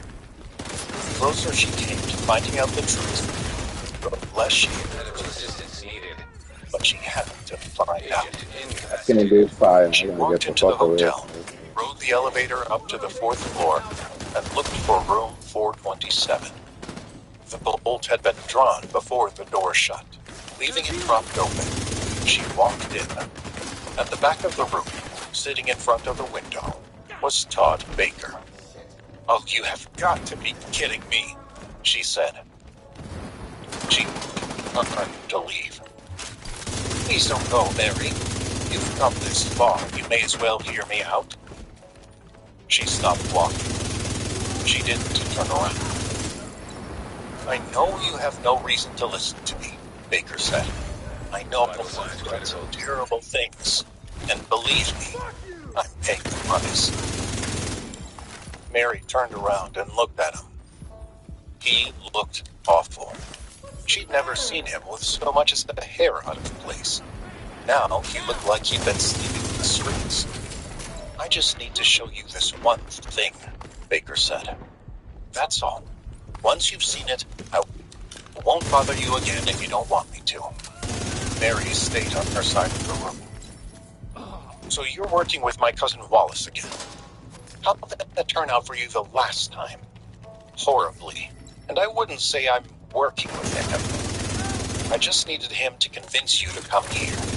I knew you'd never agree to meet me after everything that's happened between us. You mean like when you tried to destroy my business and blackmail me into sleeping with you? Baker shrugged awkwardly. Not my finest moment. He held up a stack of photographs. I'm hoping this will make up for it. tossed the photos on the bed. Mary eyed them from across the room. Schaefer, do you have a visual I'll on stay Sokolova? right here in She's this still on chair, site. Baker Unclear. said. There's a blind spot I in the won't come security anywhere coverage. near you. But she'll have an evac chopper Mary prepped and ready to hesitated. go. If we want her, we It gotta seemed move fast. foolish to believe anything that Baker had to say. On the other hand, he was right about one thing. She had come this far already. There was no point in leaving now. She slowly walked over to the bed, keeping one eye on the photos and one eye on Baker. Baker sat calmly in the chair. He made no move toward her. She picked up the photos and took a few steps backwards. Baker didn't move. She flipped the stack over. Her stomach lurched as she What the saw hell was the that? image of her sister I Carrie actually wearing have nothing no but a idea. sexy When I left, 90, Nat and Anderson were standing still in front of her tight. Not husband anymore, in the looks store like. and touching Anything you can his figure out, chest. Agent? When she got to the photo of them Let me kissing, find that door in the her system. knees became weak. Okay, got She it. moved to the edge of the bed and sat down. Hubby's been a bad boy, Baker said.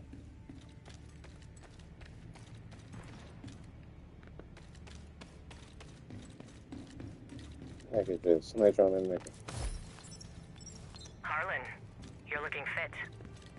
Not a lot to do in prison except lift. Hopefully we can get you back to something a little more meaningful. By working with the true son. Mary continued to stare at the photographs Todd Baker had given her, Anderson's true going sons through them aren't the one same by JTF one. that left your people to die. She couldn't believe what she was seeing. Records my people dug up. Shocking, I know, That the order to seal Baker the said. quarantine zones was carried out by Ryan is Captain always Frederick playing Lewis, the an loyal engineer husband, named Candace taking Rowland. care of all the domestic responsibilities while his wife goes off to run the company. Now, Ridgeway's dead, of course. Little could you have known he was sneaking around with your own sister. Lewis was killed in the Mary shook her head in disbelief. Still with them. Together, we can get This can't justice be for your true. people. We can make Like I said, mean something. shocking. Where do I sign? She looked up from the photos. No, I mean, this really can't be true. You doctored these pictures somehow. There's a million different ways to fake a photo. What did you use? Some AI program? I assure you that these photos have not been altered or faked in any way. Lies. These are all lies. She stood up from the bed and flung the photos at Baker's face. You're a liar and a sleaze who would do anything to destroy me and my husband. Well, I can't deny that. Yeah, but it sounds So like why you're should I alone. trust you? If Anderson's still on site, well, Ask yourself backing him why would be a you're big here. win. You've known something was up with your husband for some time, or else you wouldn't have come. Am I right? Something has been going on with him, yes, but not this. What then? Mary stopped herself. She had no business confiding with the one person she trusted least in this world. I'm leaving, she said, and turned to go. Are you sure you've not seen any signs that your husband has been involved with your sister? Mary stopped in her tracks. In the past, her sister Carrie had always talked down to Ryan. But something had changed with her recently.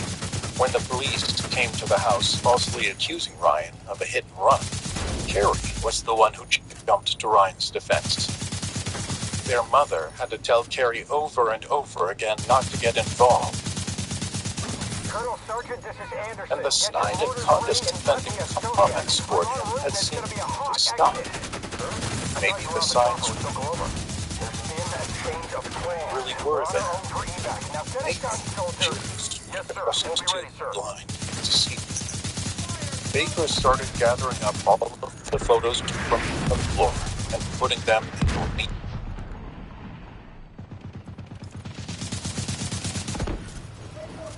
stack. He handed them out toward Mary. Here, just take it. Please, show them to your husband and your sister. Watch their reactions. You're a very perceptive woman, Mary. If these photos are fake, you'll be able to see it in their eyes. If they're real, you'll be able to see that.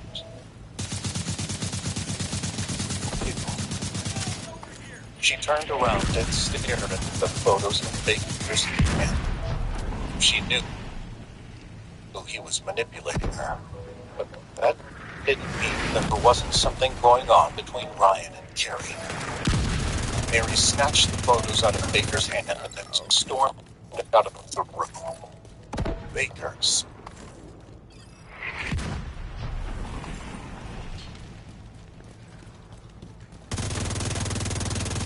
Ryan as he watched her fall. Back at the house in West Street, Ryan paced around the living room nervously.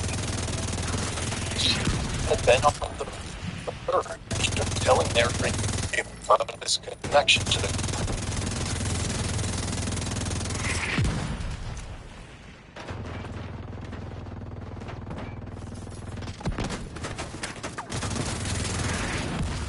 Korean family, the hundreds of billions of dollars at his disposal when a call from her cousin Wallace caused her to leave suddenly. He thought about the phone.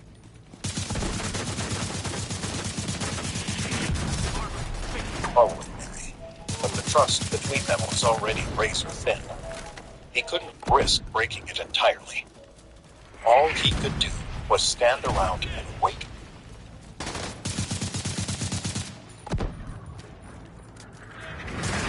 For her to come home. Carrie came bounding down the stairs. Hey, brother. Brother-in-law, she called. Hey, Carrie.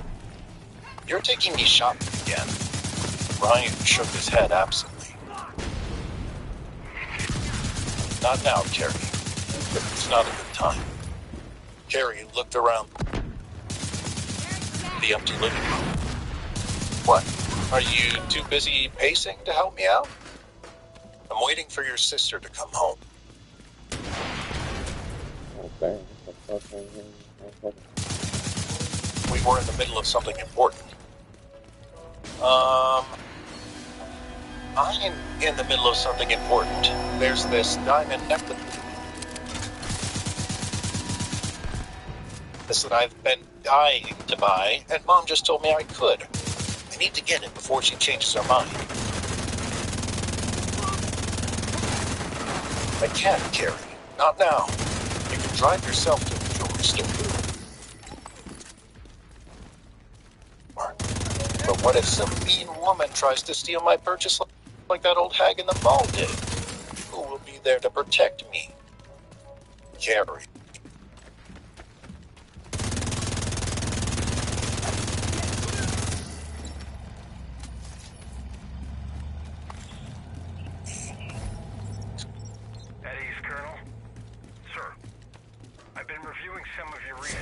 Come on.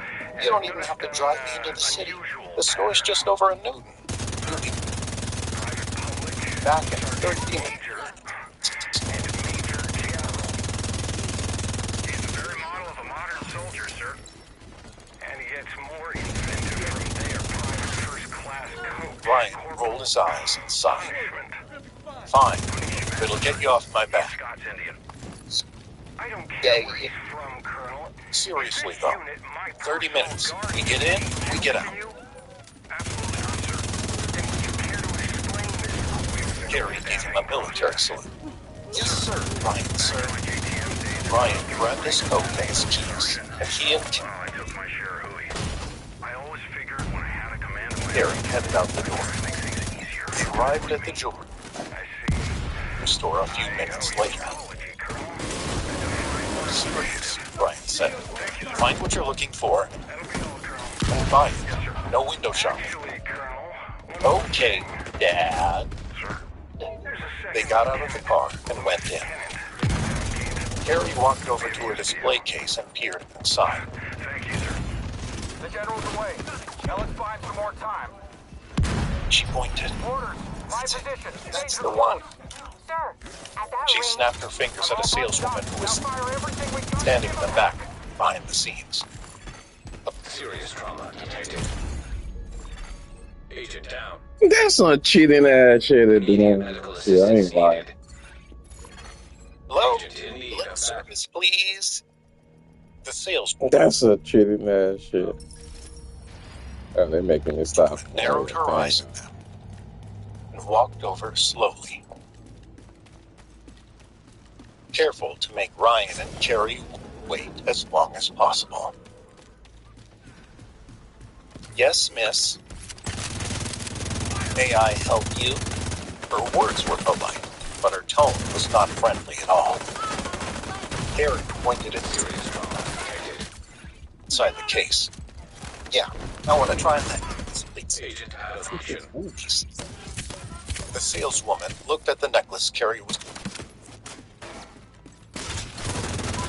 pointing to. Try it on, she asked. Yeah, huh? I want to buy.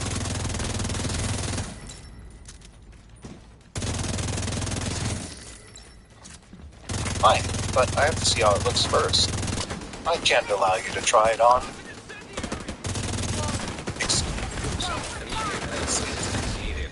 They also cheating shit. Yes. I gotta find me a This good necklace spot. costs nearly Hold $3,000. on, I gotta pause this. I can't just take it out of the.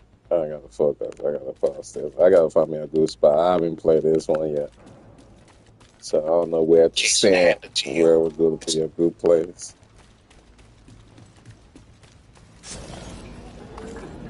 It's too much risk. Okay, I did it here. Did it? Yeah, I know they come from back there. So let me try I'm this. gonna steal it. Ryan stepped in closer to Carrie.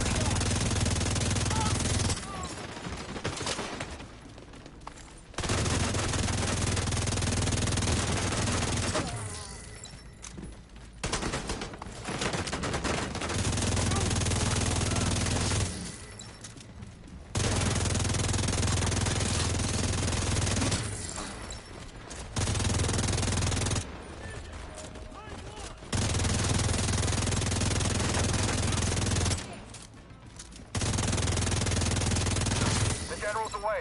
Now let's find some more time. Orders, my position. Gates are closed. Yes, I got a ring. We're all buttoned up. Now fire everything we've got and give them hell.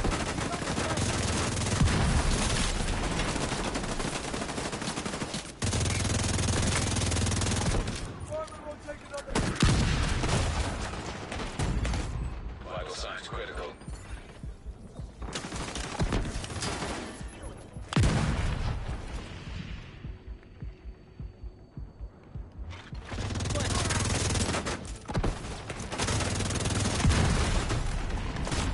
Damn it. I can last get this done, man.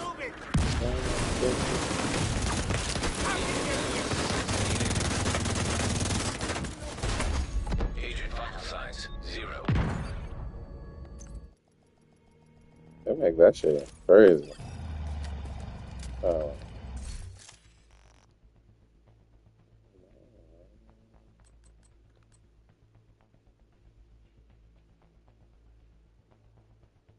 Should I do it?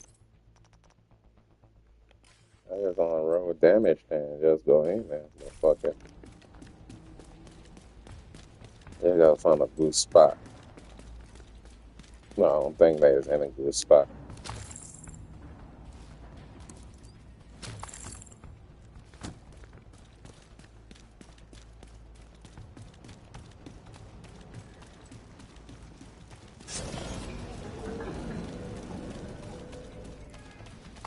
Can't use you right now. Come on.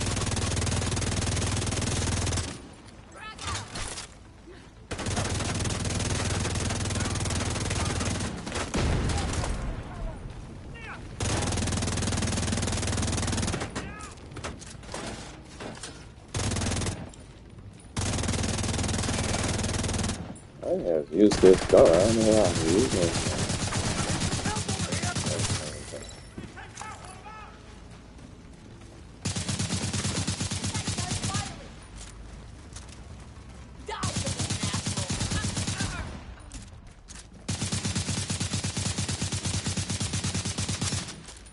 the hell, man?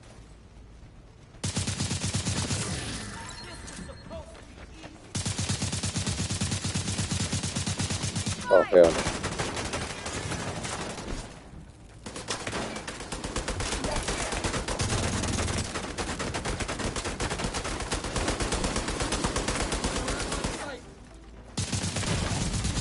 Serious trauma detected. Agent incapacitated. The long one's there in place.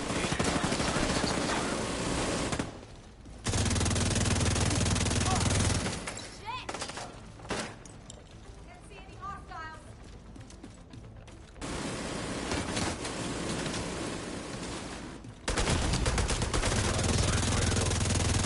The general's away. Now let's find some more time. Orders. My position. Days are close. Go! I got a ring. I'm all buttoned up. Now fire everything we got to give them heck.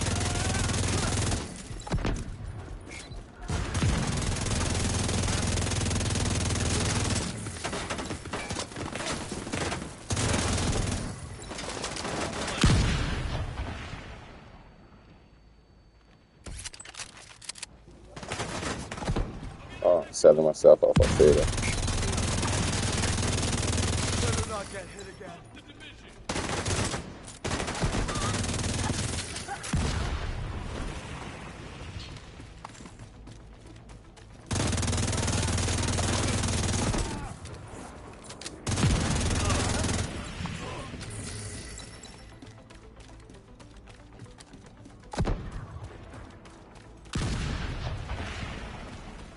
Guess you weren't coming.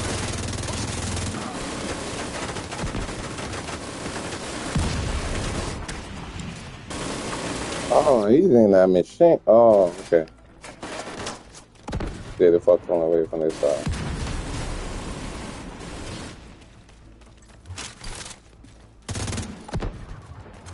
That's a shoot.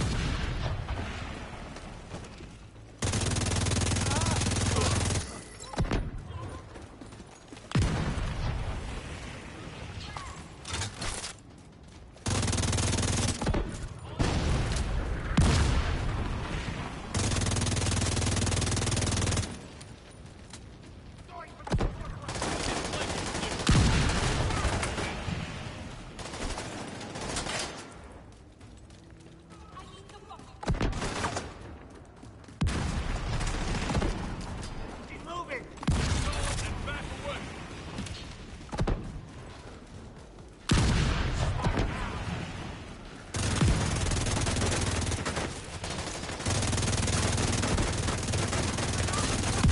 Launches are overheating.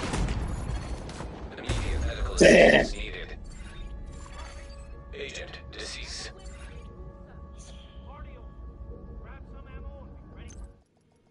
It's just annoying. It's just annoying. It's just gear. This gear cannot take. I can't stand fire with it. And that nigga is pissing me off with that fire shit. Oh, I can't.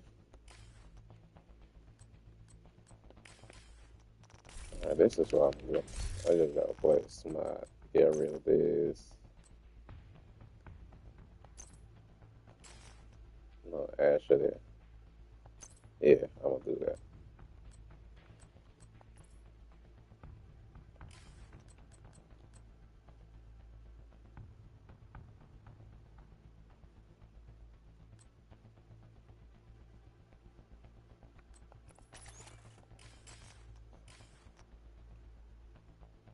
I can protect myself.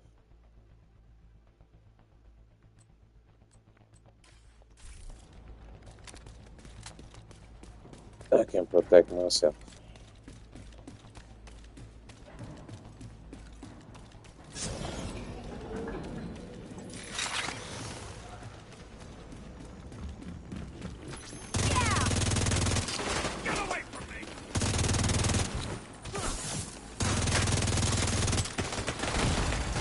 Serious trauma detected. Y'all niggas.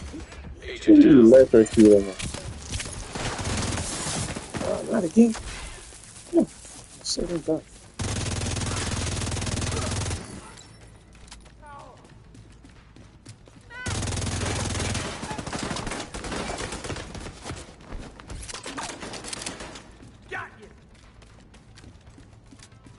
Swapping out.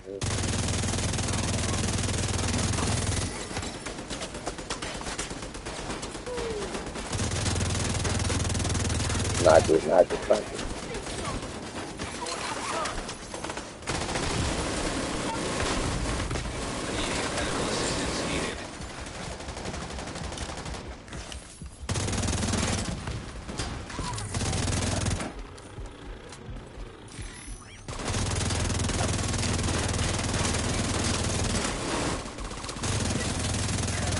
The general's away. Now let's buy him some more time. Oh shit, oh shit. Orders. My position. Danger close. Sir, at the I was gonna stay the fuck away from that side.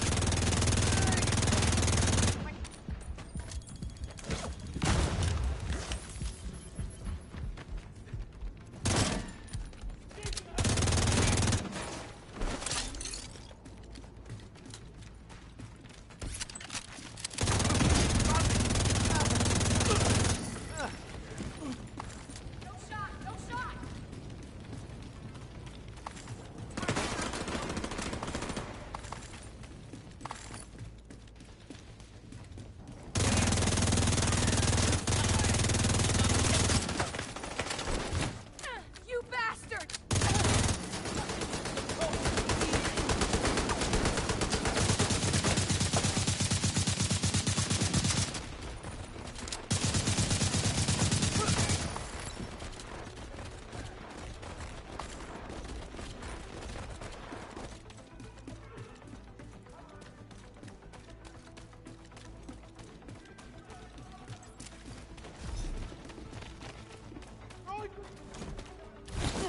Oh shit, I didn't see you.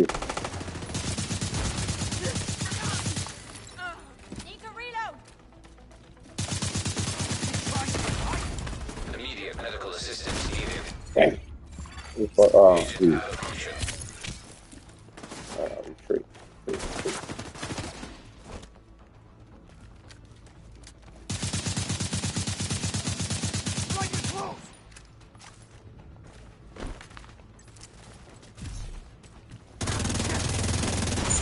What the hell is on?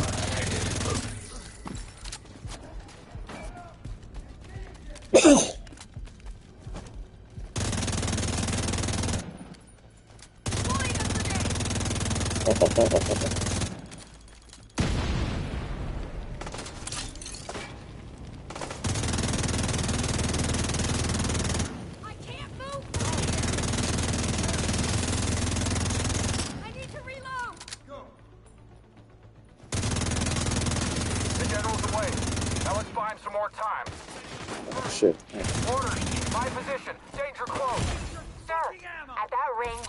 I'm all buzzed up. Now fire everything we got and give him heck. Immediate medical assistance needed.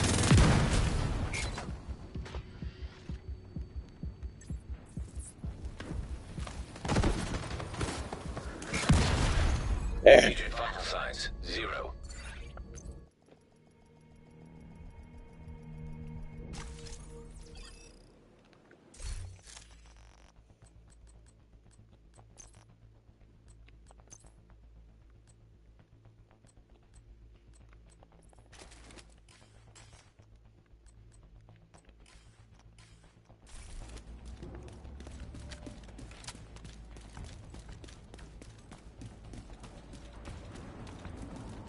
Okay. They come from back there. They come from back here. They don't come from anywhere on this side. So I think I should be standing on this side.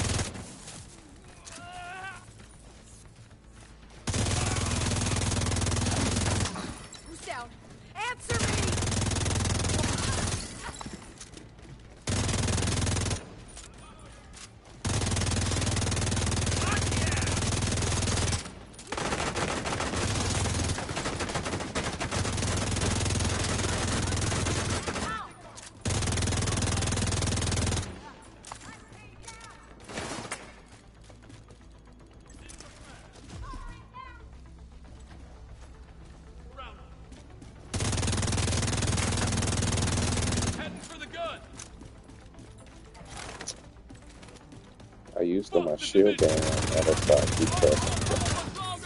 The general's away. Now let's buy him some more time. Orders. My position. Danger close.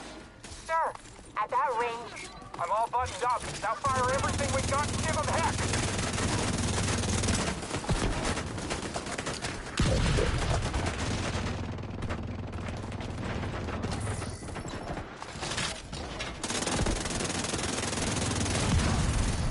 Serious trauma detected.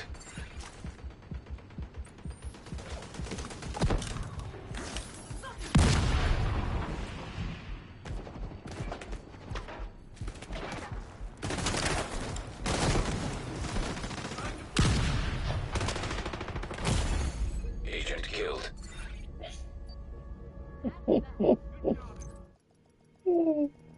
I can't do a fire. I don't know why. This nigga is sending that stupid grenade shit. Alright, I ain't dying no more. Fuck this. Let's do this shit the way it's supposed to be.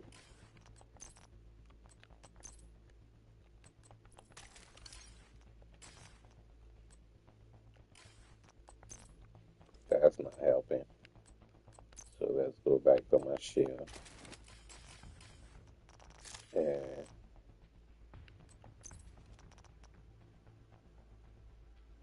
I need a better one than that.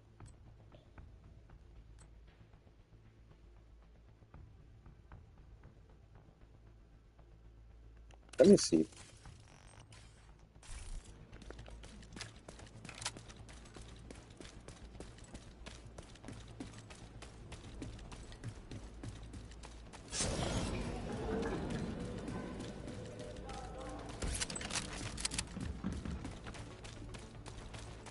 Damn the decision.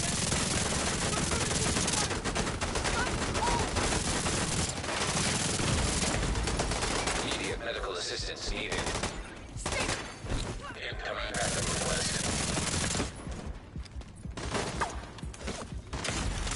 Agent down. Oh. Oh.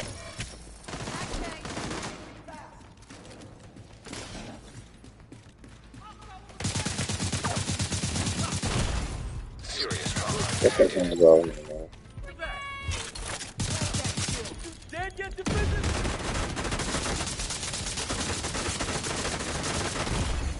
Agent vital signs 0. I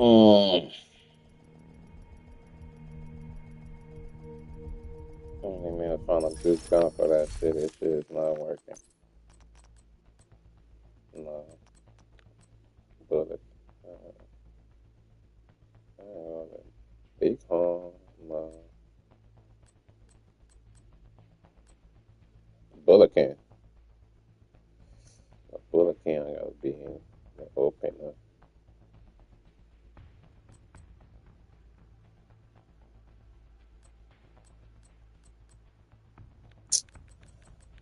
Okay.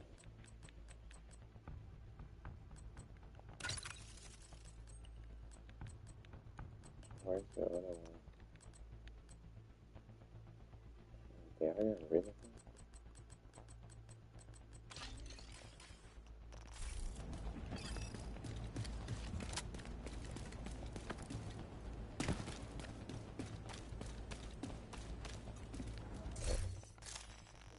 Can I do enough?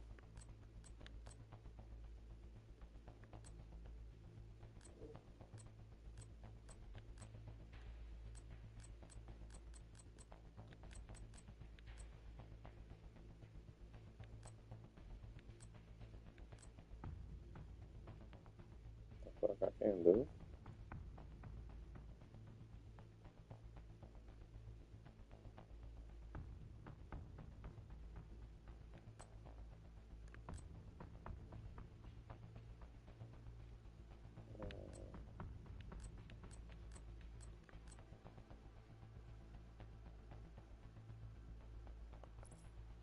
Still can't do it.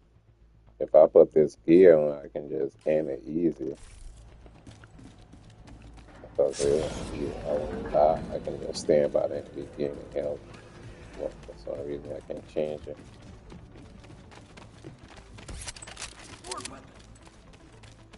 I'm playing stupid. That's what I'm doing. Let's smile.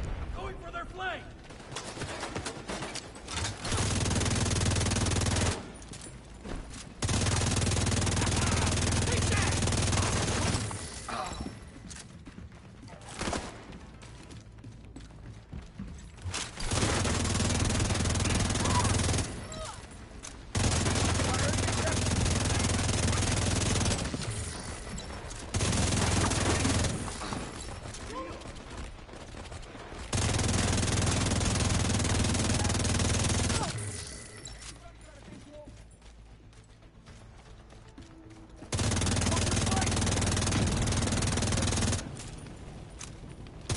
There's no hiding from us.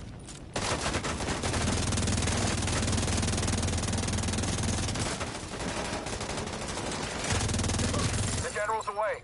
Now let's buy him some more time. Mortars, my position. Danger close. Sir, at that range, I'm all buttoned up. Now fire everything we got and give him heck. Oh, I see what I'm Vital signs critical.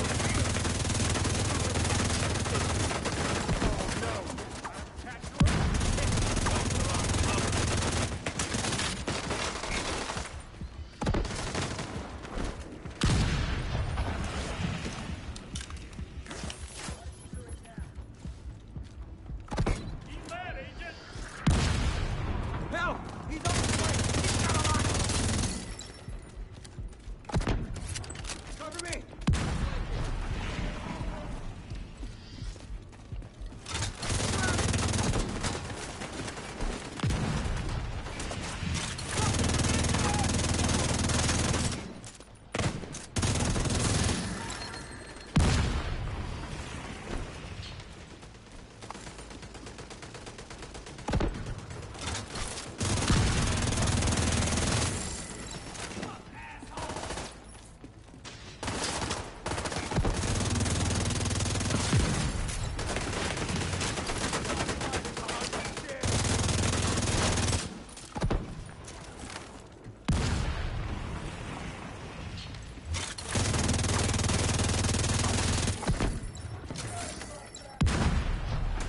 Oh, okay.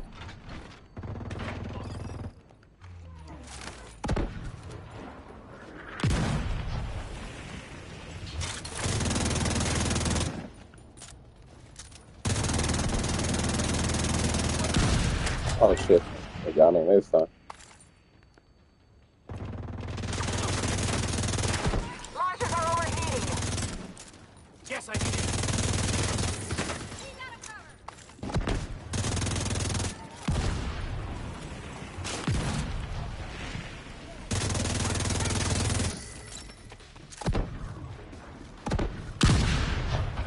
Hey, you doing not T9, you spending more than one?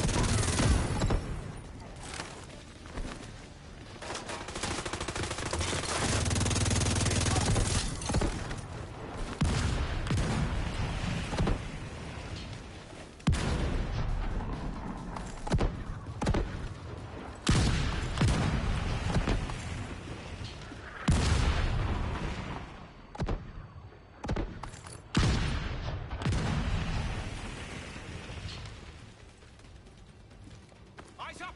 Watch for ambush.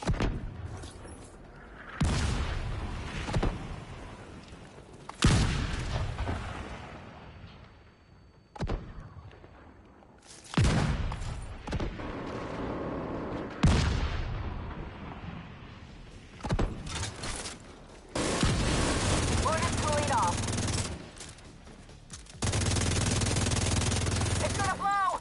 Copy. Abandoning position. Get that second mortar firing.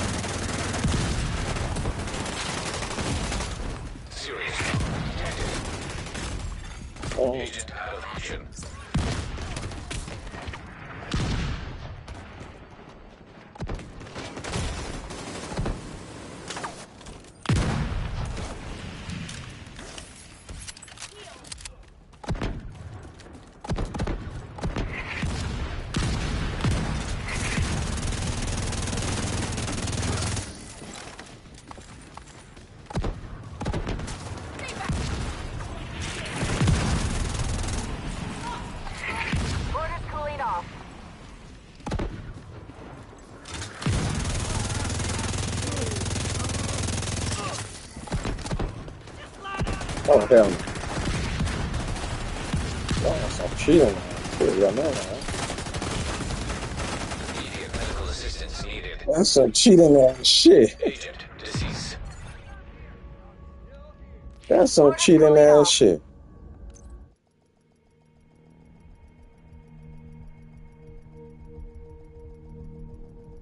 Oh my fucking god, this motherfucker done cheat too fucking much.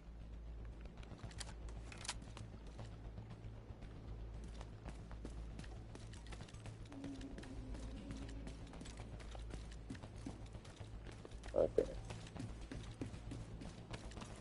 I'll do it the way I did it already. I just got to stick to this around here.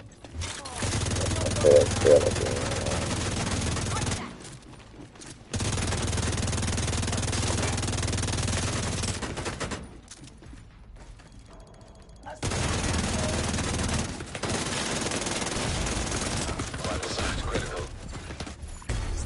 Agent in command.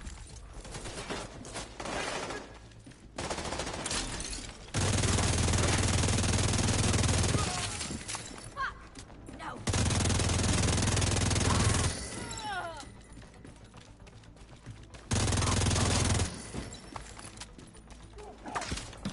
Ready, what?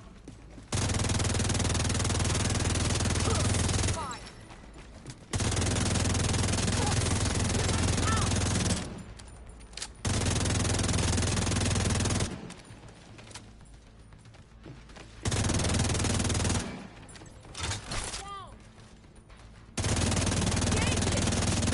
The general's away.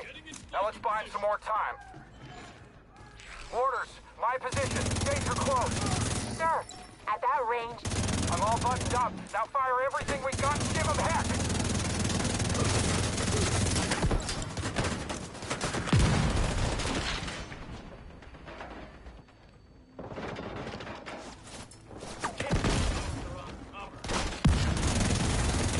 Serious trauma detected. Agent, deceased.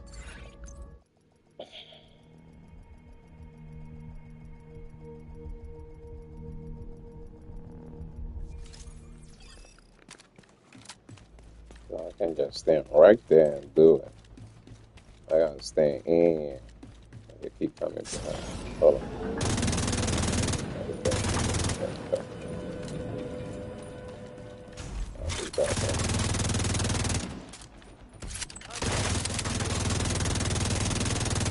Get your ass out right now. So after you guys done, you got it. Okay.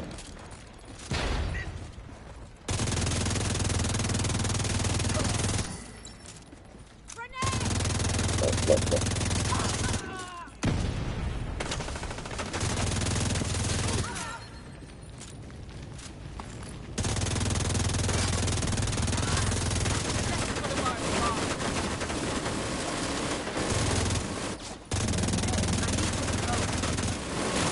The general's away. Now let's buy him some more time. Orders, my position. Danger close. sir, at that range, I'm all buttoned up. Now fire everything we got and give him heck.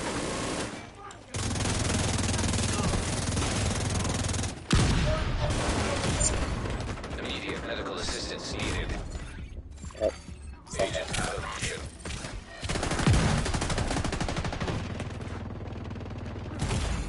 Vital signs critical. Agent, deceased.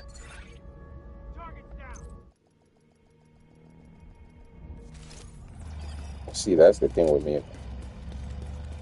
I can call somebody to have my back, but I feel like I gotta do this shit my damn self. I don't need nobody. I gotta do it myself. I made it all the way here by myself. I gotta finish it my damn self.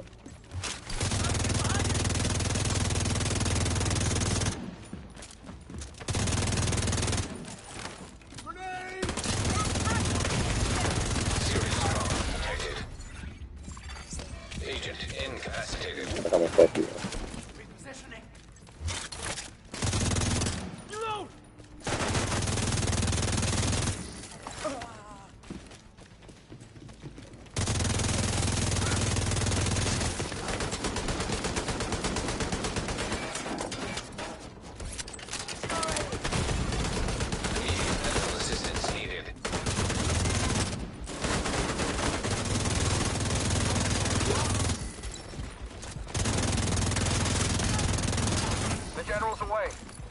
find some more time. Orders, my position. Danger close. Sir, at that range. I'm all buttoned up. Now fire everything we got and give them heck.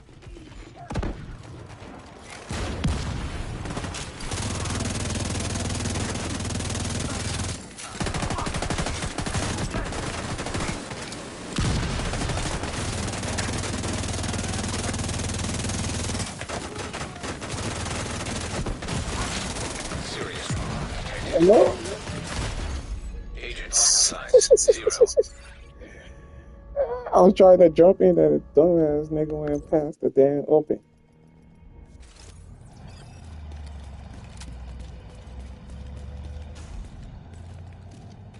I don't know why I'm sleeping on this. Oh, this is what I'm gonna do.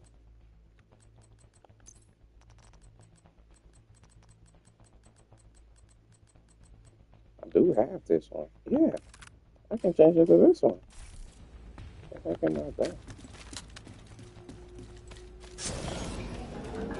I got more things.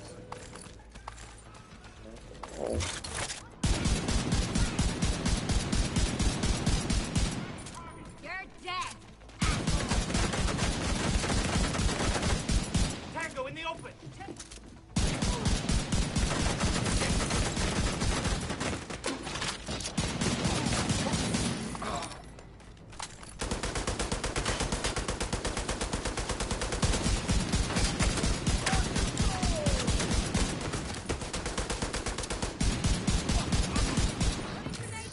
Grenade away. Eyes up. Watch for ambush.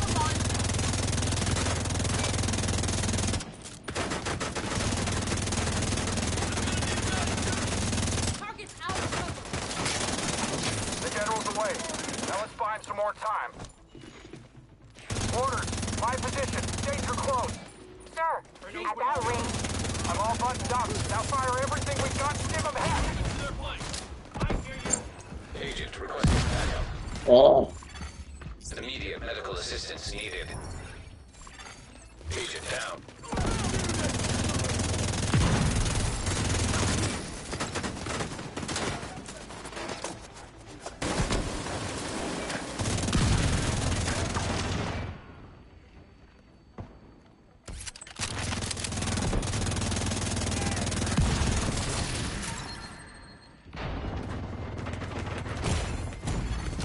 Serious trauma detected. Agent killed. that fuck is still hitting me, ain't it? Why do you want you to stay in this motherfucker on and shooting all that dumbass stuff?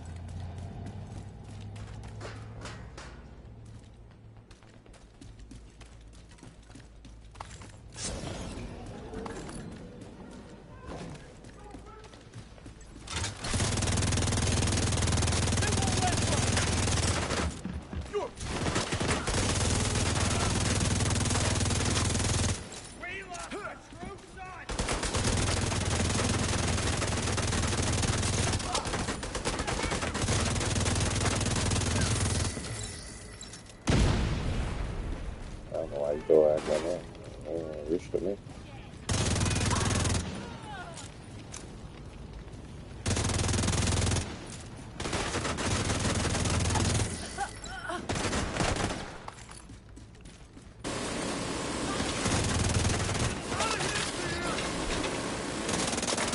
The general's away. Now let's find some more time. Orders, my position. Danger close. Sir, at that range. I'm all buttoned up. Now fire everything we got and give them heck.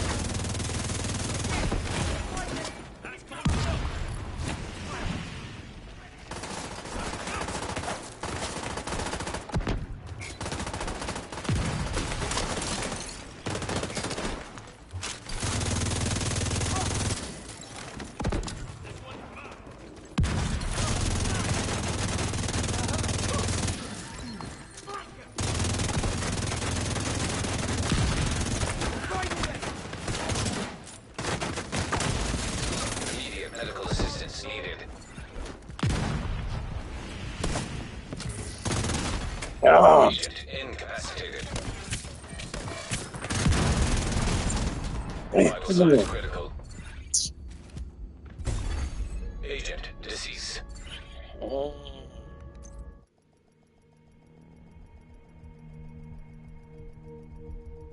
If I pass this shit and they drop me any stupid ass shit I don't want, it's gonna be a problem. I'm gonna have to just go to one of my other gameplay because this is some bull crap.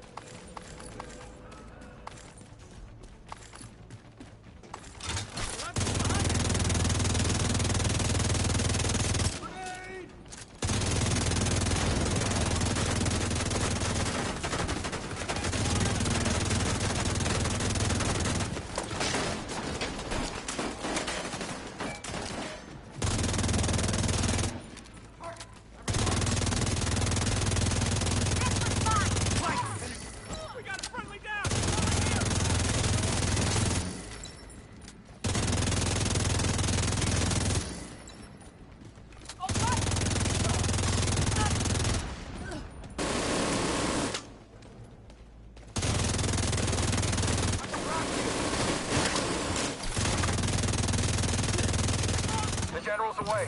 Now let's buy him some more time. Orders, my position, danger close. Sir, at that range. I'm all buttoned up. Now fire everything we got and give him heck.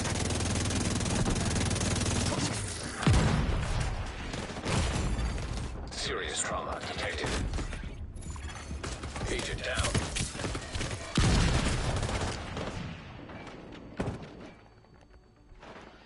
This nigga set a machine gun back there and shit.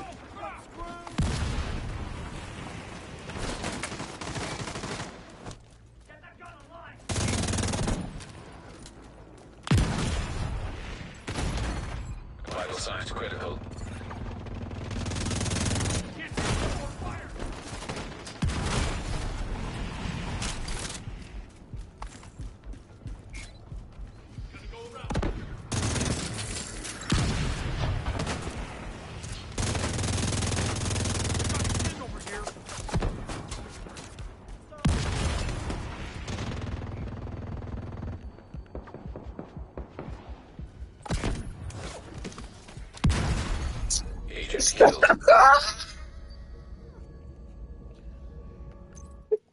You fucking killing me. But I can't even have a few seconds to put my health up. These motherfuckers ain't no bullshit.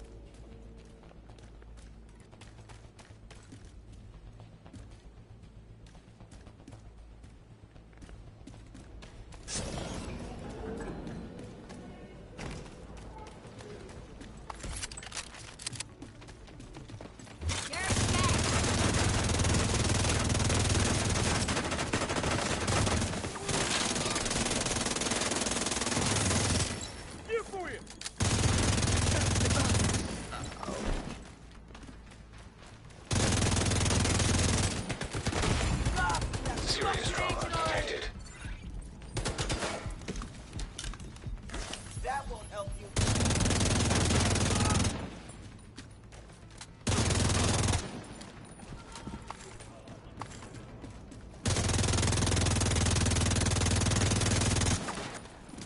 Grenade out!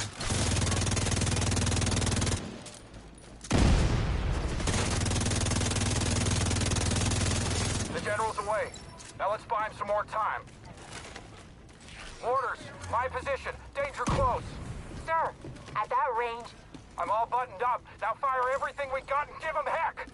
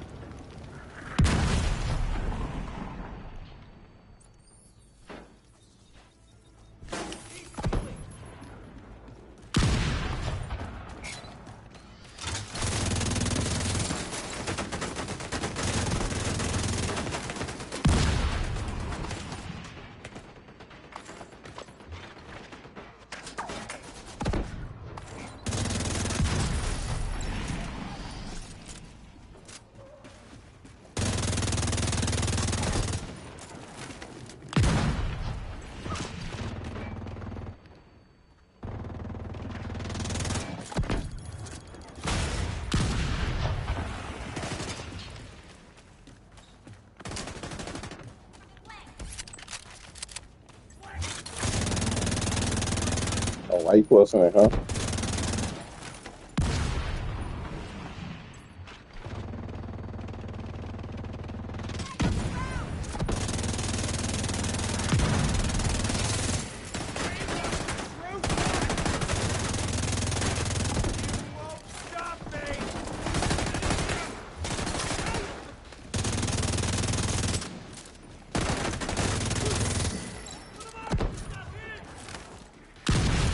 That was stupid.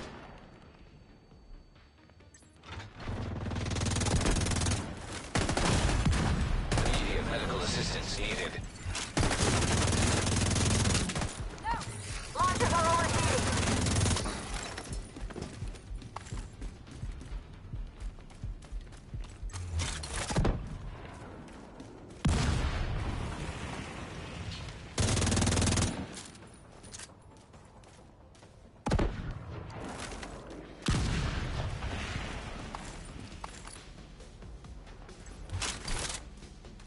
Mortar's cooling off.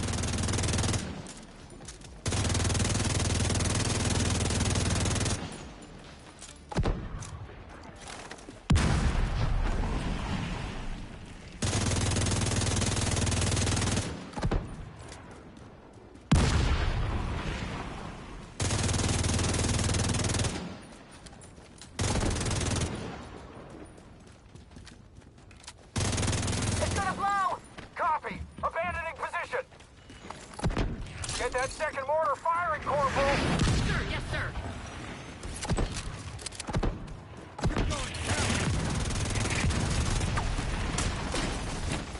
He's right on top of me! I'm much back.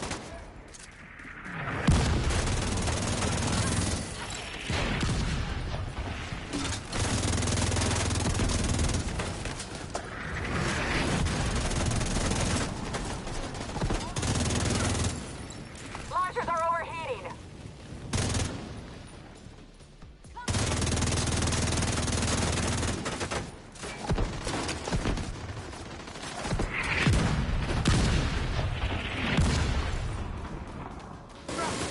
No line of sight Serious trauma. Agent incapacitated. Mortar's cooling off. here. We've got hostiles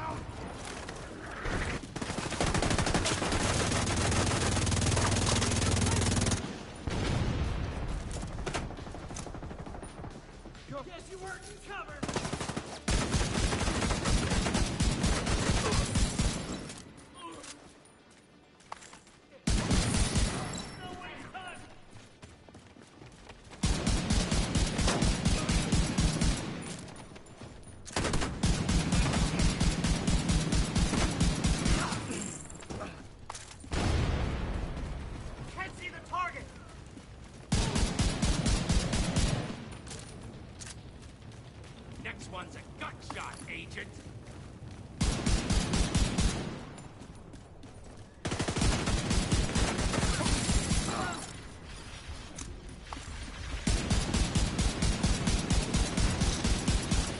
Oh, bullshit up.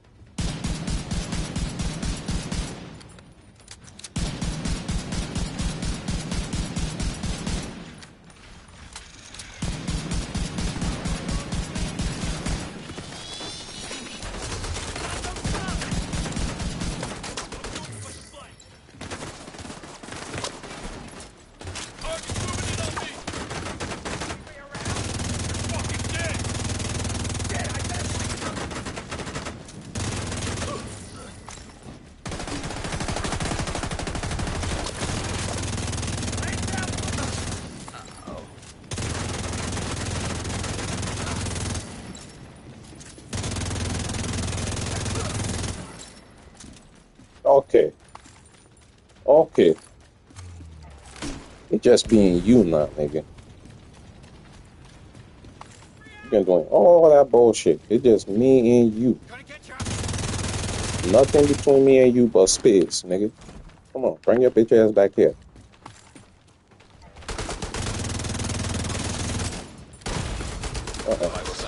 I ain't even gonna cheat you. We gonna play this shit fair. I'm not even gonna pull my health up. That's how much, nigga. We gonna keep this shit during me and you. Don't bring them out all y'all in a cheaper. I'm not putting my health up. If you win, you win. Nigga, you piss me up too much. Too much. Not giving you the benefit of the doubt. You got one more shot, bitch. You can't get back. That's rule number one. You shouldn't get back. No. Oh. You got me? Reports are starting to come in from across the city. Stupid. True Sons, Hyenas, Outcasts, Black Tusk, all at each other's throats. Nobody seems to know exactly what happened. To kill you for like damn that almost an hour. Too bad we didn't get Sokol over Anderson, but still, not a bad day's work. I know a few of Nat's bolt holes. I'll start shaking the trees, see if I can't suss out where she's gone to ground. You want me to shoot, huh? You better drop a Hazard. All this bullshit everyone do.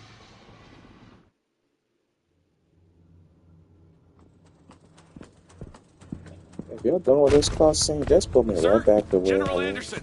I didn't pick up none of my stuff. Black Tusk teams have pulled out of sectors 3, 9, and 11. The men are starting to wonder what's going on. Man. Sir, there's something else. Our political officers have confiscated dozens of these. It's all across the city, sir.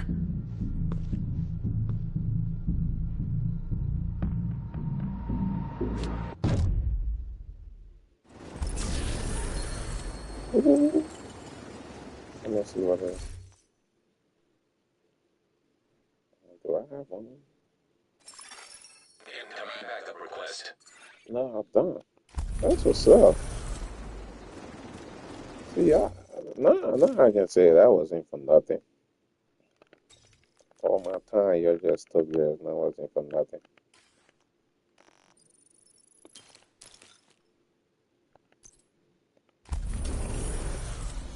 Hey, what the fuck?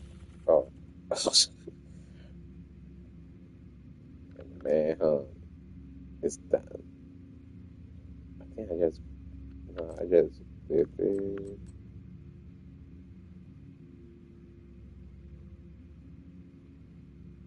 And this was the one I just did, right? Yeah, I do this one. No, I just did this. So I'm done with it now. Oh, okay. I got all my stuff for the man and shit. That's good. Sure. Get my shit. Thank you. Blow away all these other ones. Yeah,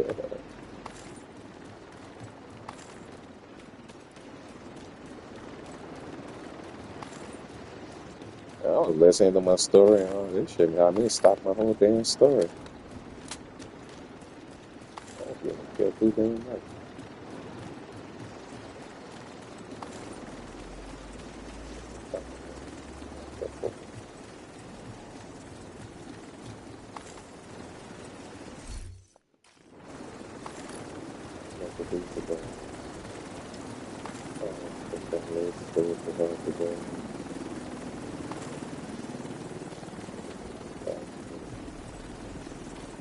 Oh, not that much to do today.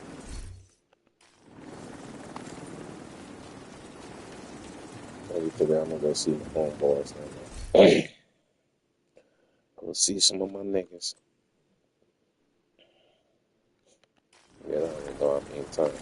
That's the thing, my friends that mad. Dude, you probably don't got nobody. If I come for business, I go take care of my business first before I let anybody know how many times. You do the work first, then you go play.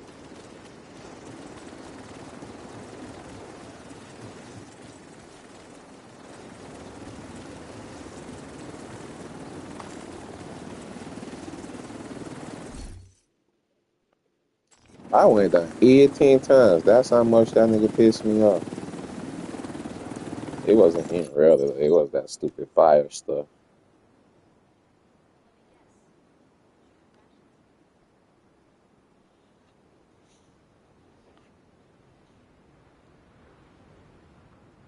I'm sorry, people. I was listening to a fairly Android safe but area. I'm gonna go back to the game, but I'm still playing my game. And it's scammed up here and there. Ryan stepped in closer to Carrie. What's the problem here? This lady won't let me try on the necklace. Carrie pouted. Ma'am? Ryan said impatiently, desperate to get back to the house before Mary came home. I promise you, we have no intention of running off with this necklace without paying. Please, could you just let her try it on? I'll give you my credit card to hold as collateral. He took out his gold card and held it out for the saleswoman. She looked at it and scoffed. And how do I know you even have $3,000 worth of credit available? Ryan squinted at the woman. What are you talking about? This whole thing is ridiculous. Just let her try on the stupid necklace. Carrie had never seen her brother-in-law lose his temper like that. She put a hand on his shoulder. Hey, Ryan, it's okay. We don't have to shop here. There are other stores that carry this necklace. No, it's not okay, Ryan said, his anger boiling over. Some stuck-up woman who works in a crummy jewelry store thinks she can decide who's worth serving and who isn't? Who runs this place? Get him out here, right now. The woman crossed her arms and looked at him snootily. The owner is out to lunch right now. In the meantime, I'm in charge. Carrie stepped in front of Ryan and gently touched his face. Hey, it's okay. I don't even want the dumb thing anymore. Let's just go. He looked down at his sister-in-law. If he wanted, Saying he some could of have your bought the year. entire store and had the saleswoman thrown out on the... Saying some of your year, that's open all this exotic stuff. I need to get rid of that. They eat my shit too damn much. Let's see what we get from them. street. But Carrie was right. Bullshit. There were other stores they could go to. Bullshit. Besides, he needed to get home. Bullshit. He glanced one more time at the salesperson, then looked back at Carrie. You're right. No reason to reward this bozo with a nice commission. No, bullshit. He and Carrie started to walk out of the store. Bullshit. As they did, another woman entered and passed Bullshit. them. The woman stopped and turned Well, just shit, as I already Dominic got that. Carey So fuck it. got to the door. I got all the fucking Ryan, anxiety to give me. woman said. Ryan turned around. Yes? It's Monica, Mary's friend from college. We met at lunch the other day. Oh, right, Monica. You were the jeweler, right? That's right. Ryan looked around the store. Wait, do you own this place? Sure do. Is there something I can help you find? The saleswoman behind the counter turned white. She quickly stepped around the counter and ran over to Monica. Miss Kling? Yes, I was just helping them. Did you two still want to look at that necklace? You can go over. Carrie crossed her arms. Oh, now you're willing to show it to us. What happened to your policy? Monica looked at the three of them. What's going on here? Nothing, Miss Kling, the saleswoman said quickly. Just a little misunderstanding about some store policy. Misunderstanding? Carrie said. Keep this one and get rid of this one. No, Nah. to look at the necklace and You just came in this picture. You got me. Monica said delicately. Well, we do have a policy that we can't let customers try on jewelry over a certain amount. Not unless they let us hold on to a credit card. Ryan held up his gold card. It was still in his hand. Monica turned to her saleswoman. Which one should I get rid of? Monica. I've been working here for a while now. I can tell the difference between a customer that can actually afford something and one who... Her voice trailed off. One who... What? Since I can figure out which one I want to let go, I'll let both of them go. The saleswoman looked down at the floor. You're done here, Monica said. You can collect your final paycheck next week. But Monica, I said, you're done. The saleswoman sputtered for a minute, tears welling up in her eyes. Finally, she put her head down, gathered her things from the back. I got a stupid message that's on my stuff doing that.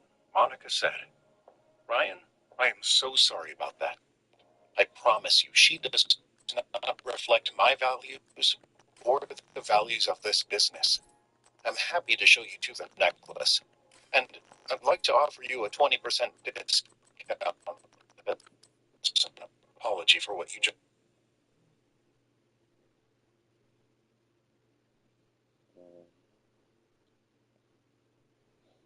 I don't know why he texted me this morning. I used to early for that shit.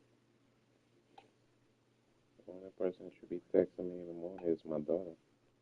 And you got nah, don't text me.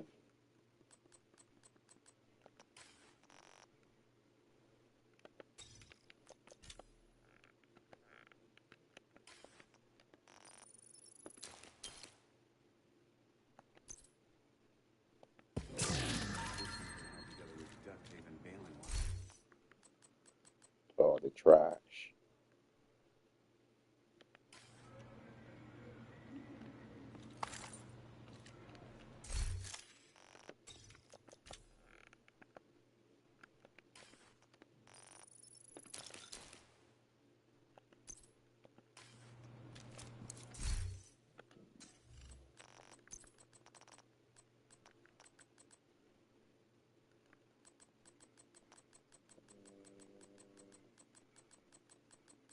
I'm gonna put something in.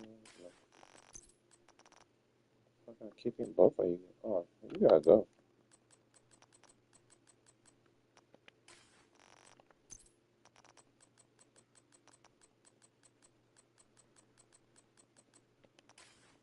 Please tell me I ain't get rid of mine. I'll be mad as hell.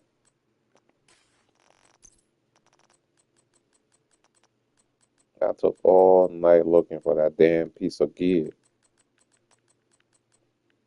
I found it and then I fucking deleted it. Oh my fucking god.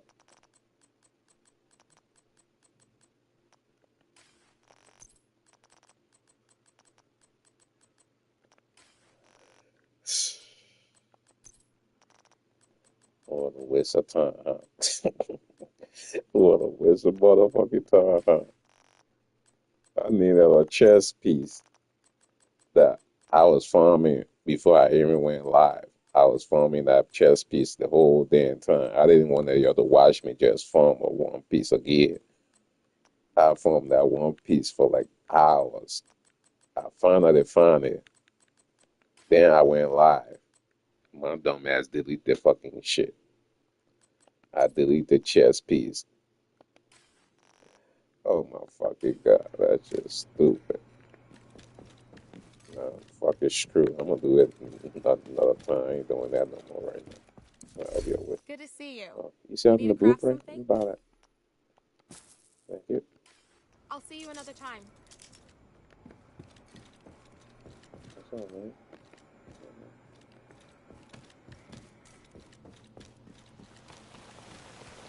Oh, he's right. Okay.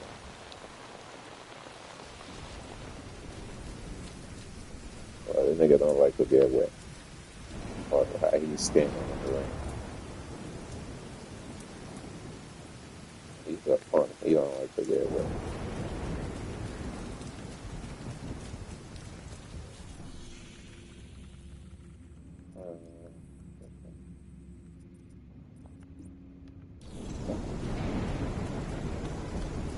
How the fuck y'all got a that nigga right in my face?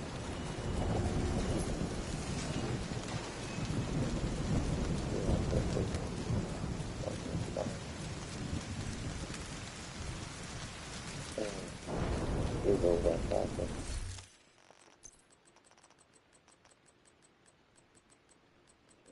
I'm going to work until 10 today anyway. I can work that later.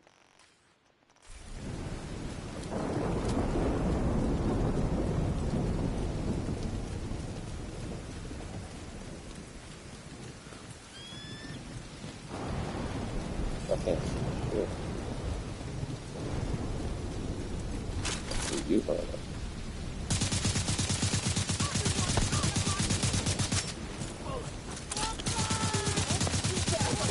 Whatever.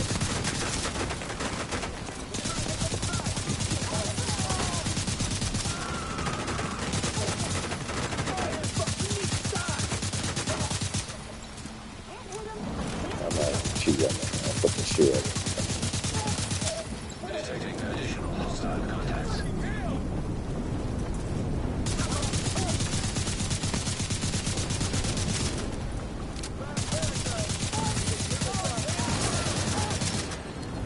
Figure out, man. I got that much shit. You got shit.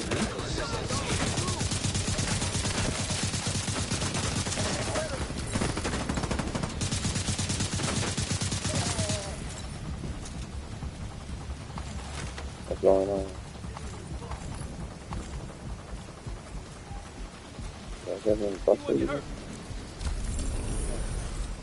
So whatever, down there, we got nothing to do up here.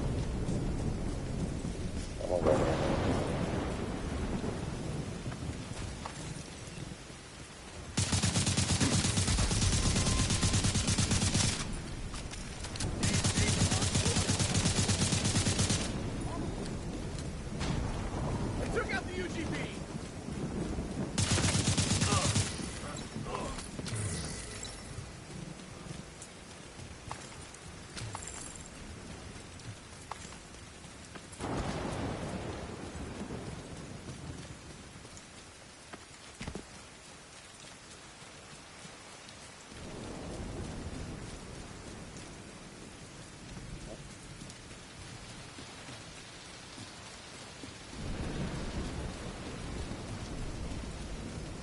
Don't run from me. Don't run from me, Mr. G. I got EPM me for that.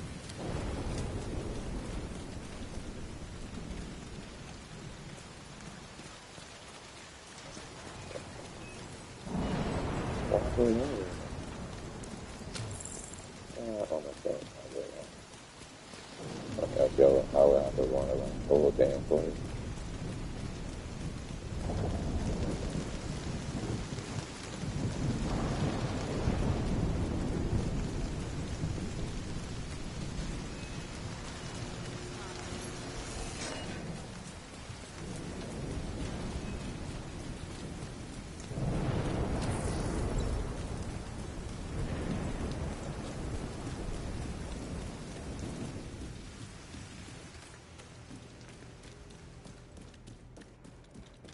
can't really yell at me on all of it. Y'all didn't make me do that. I take that back. I did it my damn self. So I go, I just fast travel. I didn't have to run all the way just to do all that stupid shit.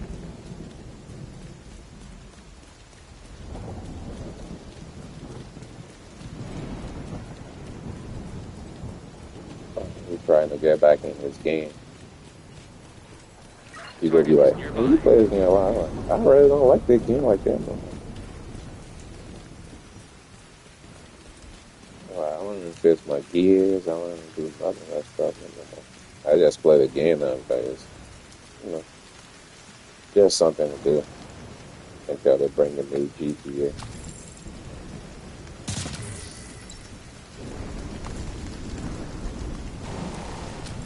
I was trying to buy the basketball game or the end of the basketball game. I decided not to waste my money.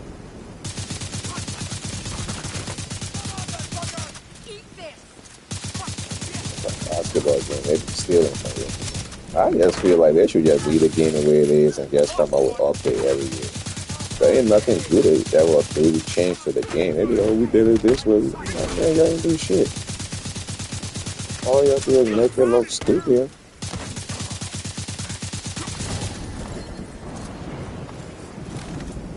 Like, I forgot what year it was, but it was the year where they had Tracy McGrady on the package, on the cover of the basketball game. And that year, they didn't even take their basketball game back to how they make that game. But that game was the best game. I think it was like 2007 or 8 or 9, one of the two. One of that three. So it was the best game. I mean, you literally had to have it was like real player shooting. You had to learn how to play or shoot everything before you. It wasn't no like they had kickballing or like people kick it like when the ball hit your foot they call kickballing or that stupid ass game around and this and that. It's like I used to be one of the man. We used to put money on that game and just sit there and play it. And now they just messed the whole game. Basketball game be suck, man. Hell.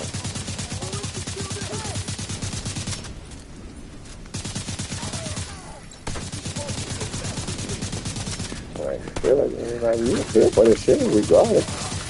I don't be caring about go ahead and go make a new game and all that. No, just bring the new update. Like when they got new players coming in the game, in the league, fix the update for them and put them on the team. That way we can just download it and it be there. Instead of going buy the whole brand new game. You can sell the update for almost the same amount. But y'all trying to say y'all fixing a brand new game, lying to people every time. Well, stop lying, but y'all ain't fixing no damn brand new game. It's like basketball, football, ain't no damn brand new game to be fixing. All they do is just some tweak. And that's it, man. They bring it back out and say, there we go. Like, you know, all you doing is just putting the new players in there. Why can't you just come up with it up there like that and we just download it? Instead of going to give you $100 to pay for a new shit, then you still coming up with update and we still paying for the update and shit. People didn't be learning how to steal from us. I'll be like, I ain't getting that game. I ain't even know rush. Like, I work a lot anyway. Every time I play the game, friends and everybody would be sleeping, so yeah, go on that extra shit. I just buy something out. But it was like back then, I remember like back then I had a really suitcase filled with games. I still do anyway. I got my Xbox games, my PS1 games. I still got all my games. Like suitcase, I got suitcase filled with games, like 3 of them. So I told my mom, like, what you want me to do with your suitcase? I'm like, is it in your way? I got it in her storage locker. Yeah. What you want me to do with your suitcase? I was like, is it in your way? She's like, oh no, I just asked her. I was like, okay, then leave it alone then. But knowing you, I know y'all have to go get rid of it. Oh my God, we did it! We can defend ourselves against I'm the type of person where I feel like I had this game before and I want to play, I can go back and go get my game and play. I don't care what system ain't on. It can be the weakest system ever. I'm gonna go play my game, so I want to play that game. What the fuck is that?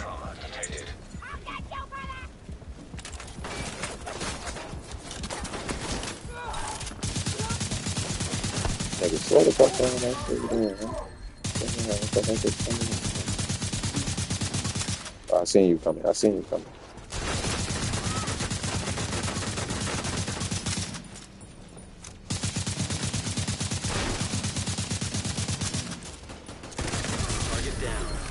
Oh shit.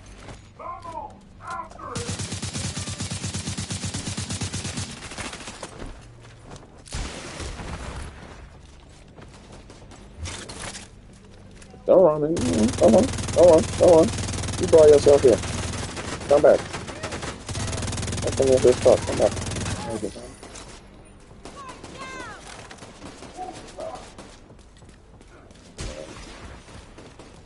I'm about to die. I'm about to do a stupid ass shit and kill myself. Target spotted.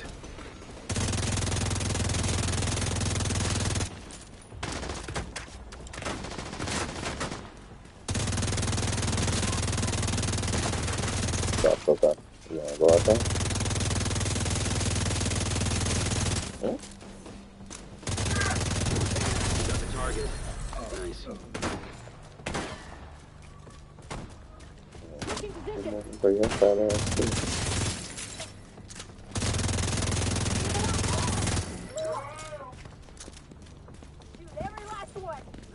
Who wants some? Come on. Who wants some of Debo? Come on. Don't put a gun. I said, come on.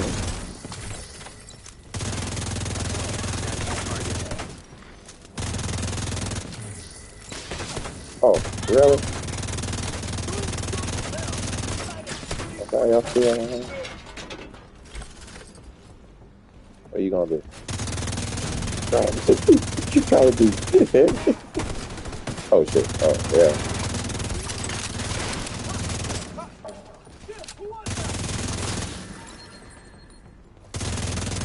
Oh, I ain't going like that.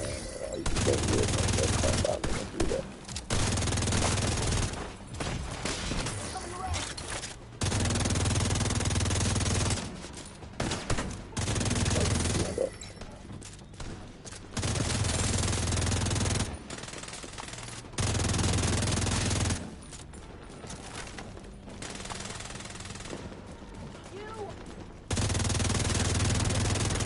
Target neutralized.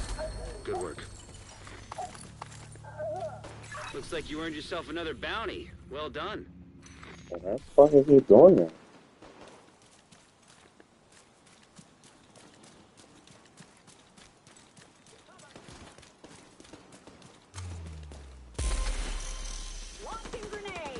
Dumbass.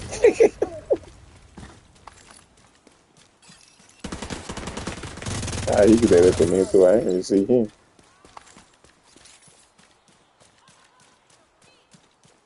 What's up? Just stop kissing me. Stop kissing me. Don't like this. Stop kissing me. We're still standing! I knew we could do it. Kiss me, man. Stop kissing.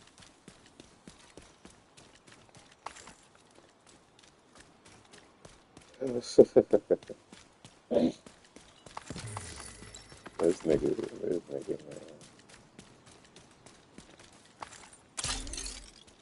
My homeboy keep telling me I'm petty.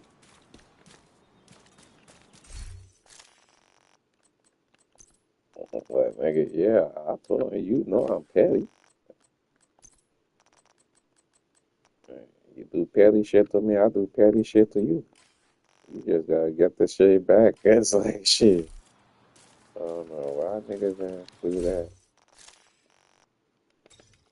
But I gotta get even. If I get even, then we can get cool afterwards. But I gotta get even.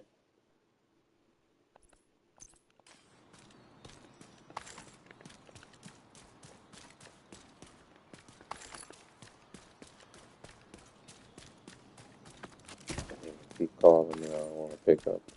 So he telling me I'm petty.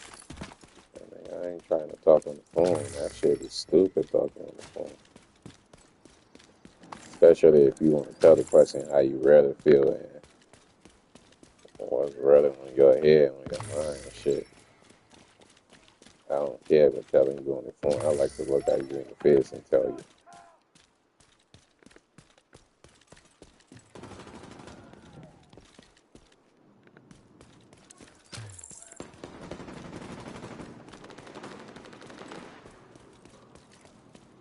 Dang, it's a female fight going on out here. That ain't got nothing to do with me.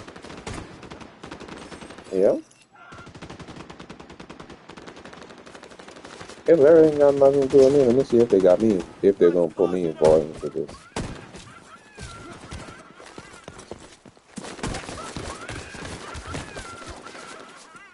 I'm just a, you know what I'm saying, bystander, nigga. You beat your friend. Okay, his ass. Okay, his ass. Okay. You just knocked your nigga up. Okay, okay. Okay, his ass. Hey, man. Hey. That's all innocent bystander you don't get. Hmm? Agent down. Oh, yep, jump in it. Okay. Okay, y'all got him. Okay. Oh, yeah. You have to bring your friend, huh? Okay. You go. What the fuck is that? It's a lot of y'all, though. I thought it was just... I don't want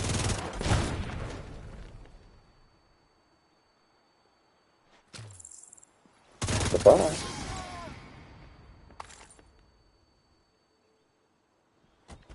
Oh, I forgot. That stupid knee pad be doing that shit. Now let me go see the fight. I was watching it.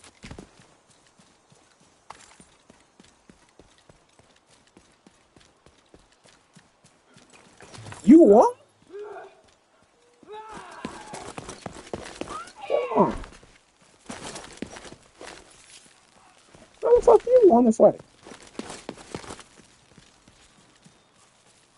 The nigga had a gun. What's up? What's up? No. What's up? What's up, huh? What's up? Hmm? What's up? What's up? Hmm? What's up? Hmm? Hold on. What's up? Hmm? What's up? Hmm? Come on. What's up? Hmm? What's up? What's up?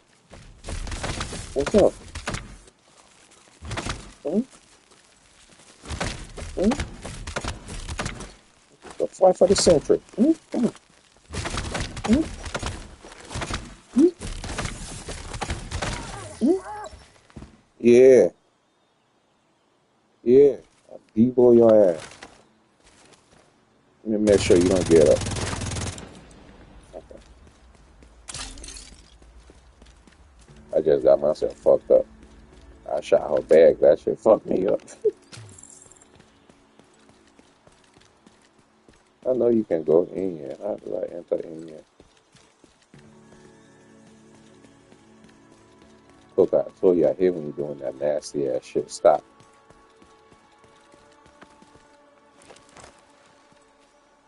If you get up in the morning, you want to be licking yourself, pick that shit outside. Okay.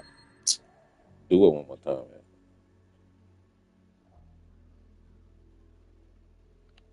Gross ass motherfucker.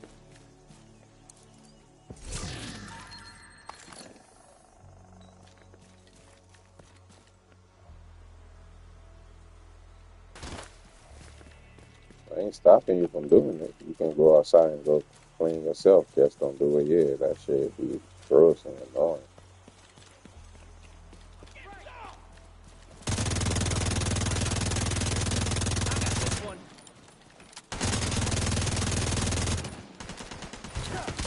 Y'all gonna stop putting your hands on me.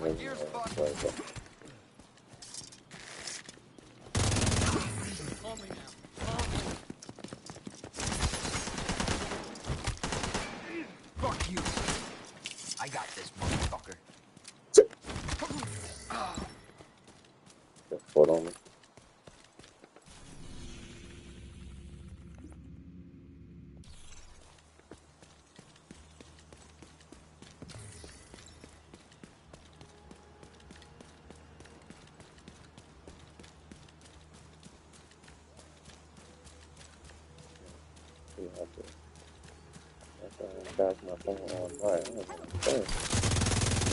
It's gonna be a long ass day on this.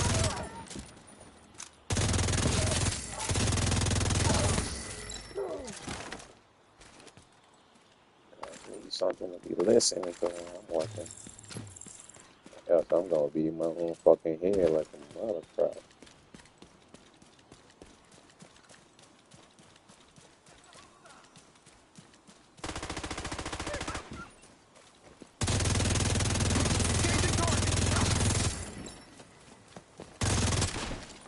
You got a better chance of standing behind me when you can't stop me.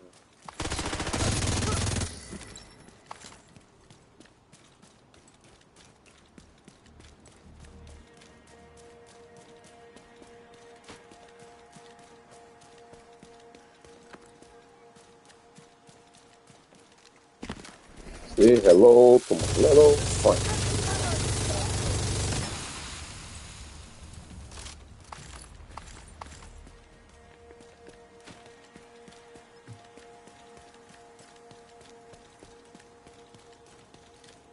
Yeah, let's start a beat.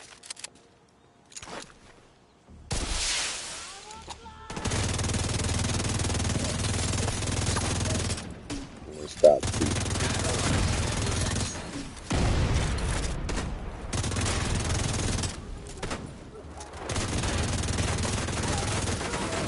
Oh, damn, you got on the gun.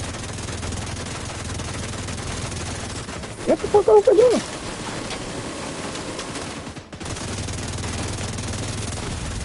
What the fuck are you doing, dude?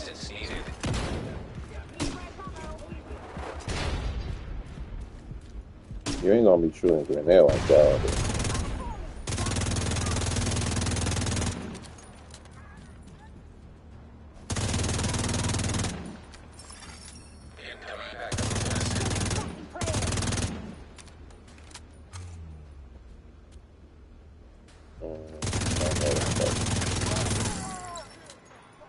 But they passing for yeah.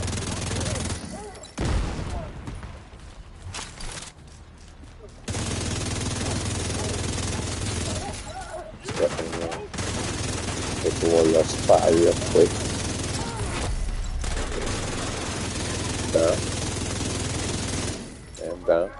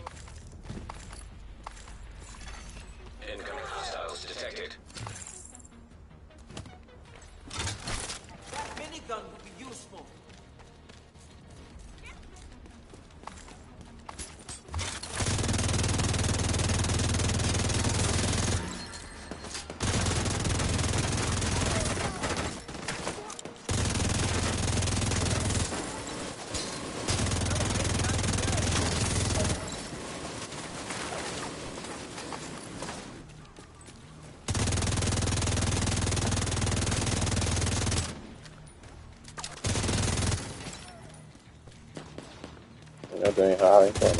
Oh, no, I don't need to do. I can't get back to where the people coming from.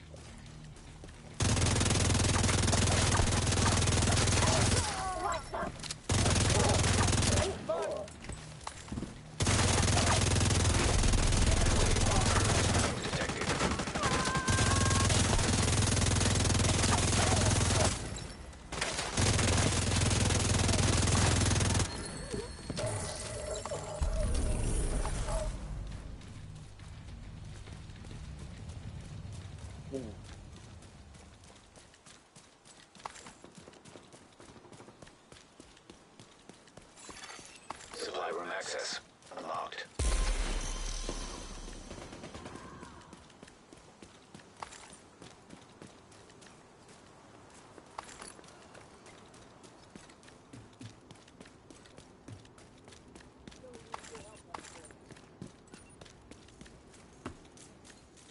Let's get this area secure. Yeah, I think I got something.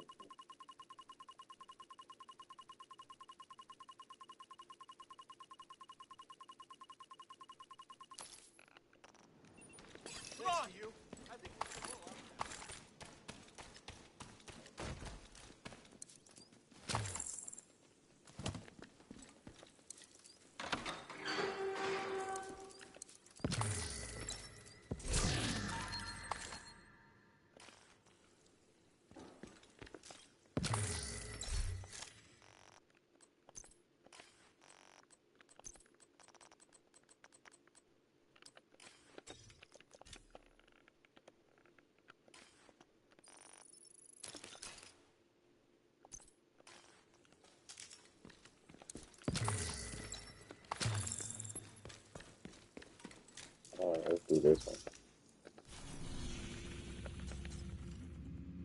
Yep, I knew I had one.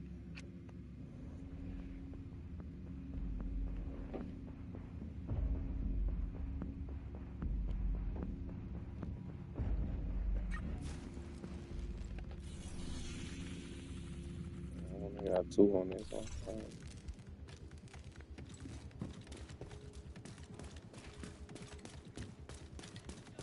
6 minutes and a half. Time is of the essence, Agent.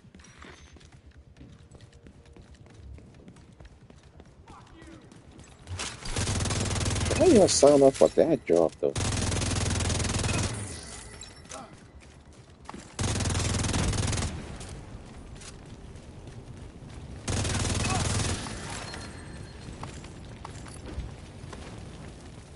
I would never sign up to put fire on myself. That's just stupid. I'm gonna put grenade right here. Put grenade on myself to blow somebody up and blow myself up. Well, that's the stupidest job you can ever take. Unless you ready to like go. Oh, hey, you ain't. You know you ain't trying to be in there. You trying to go.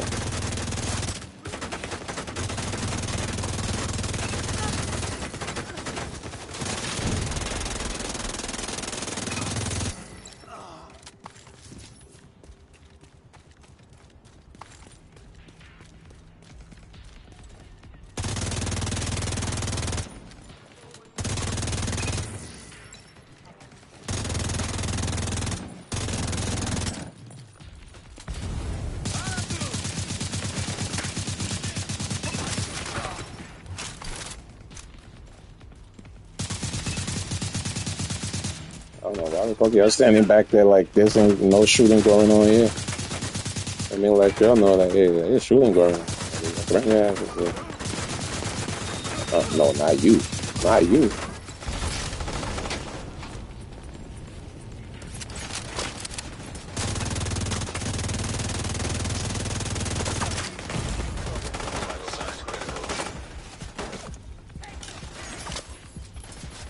I double dare you.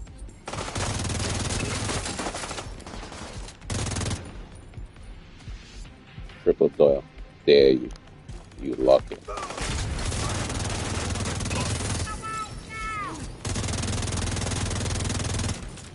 I'm gonna blow that green up there.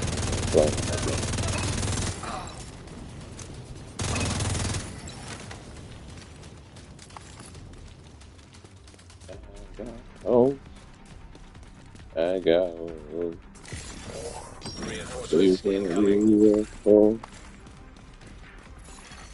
Detecting additional hostile contacts.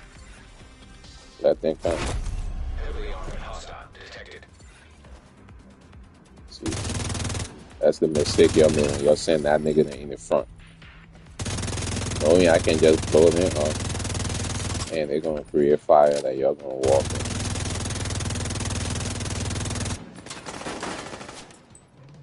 Oh, you're coming from this nigga? Oh, wow, I'm sorry.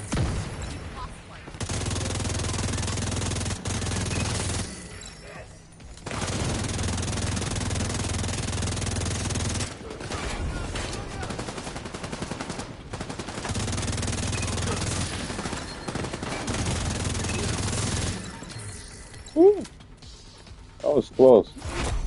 Heavily armored hostile detected. I need to learn how to put my health up though. I'm playing the game, I don't even want to put my health up.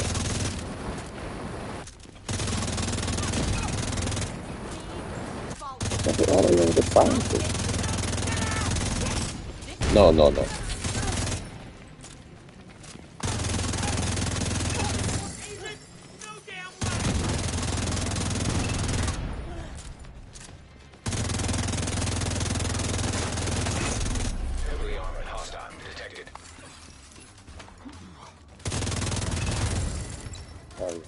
you can't be playing.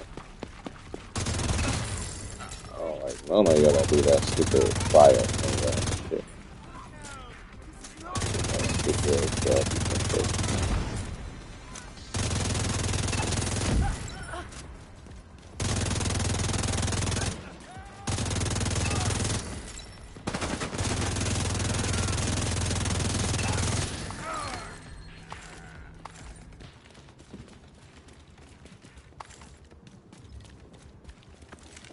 I work for this shit, I gotta pick it up, man. Like,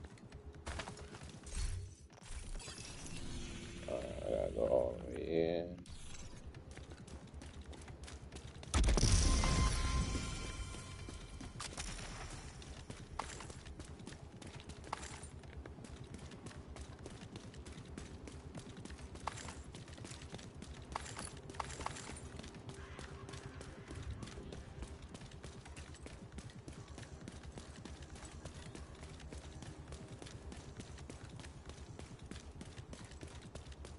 They need to put a car or something in this game.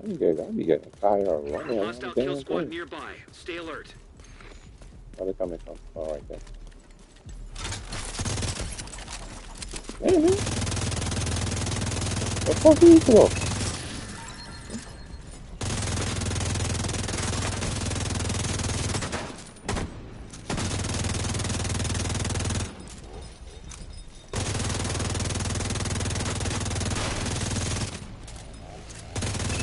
I lost that knee pad. I lost that knee pad so much. That's why I don't have to play with nobody. Kill squad down. Cause that knee pad is my partner. I don't need nobody to play with.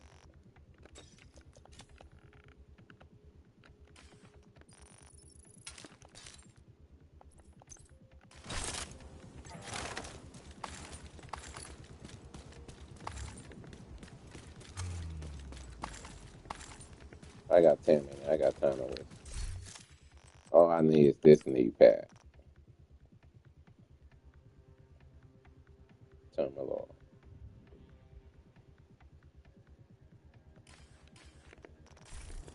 I'm dealing damage to an enemy. Anybody that is around that enemy, they get to feel the damage too. So that way they get to take damage too without me not even shooting them.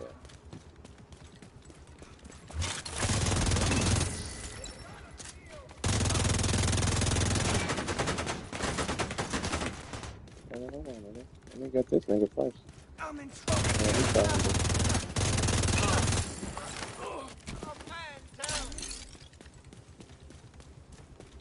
Oh, what's up?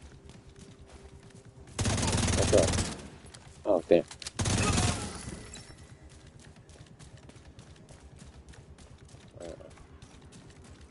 Although it's 10 minutes I got, but I still gotta hurry the fuck up.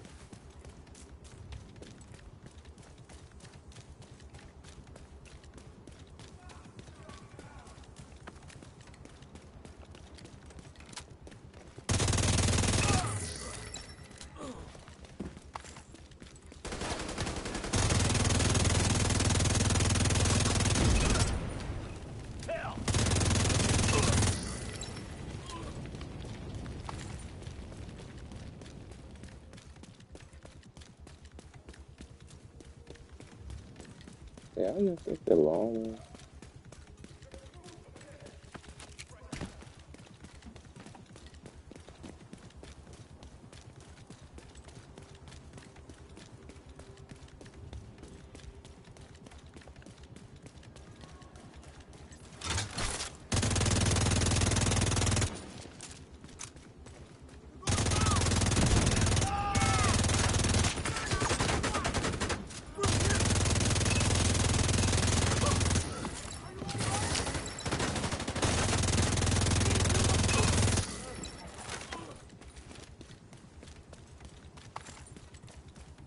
What y'all mean?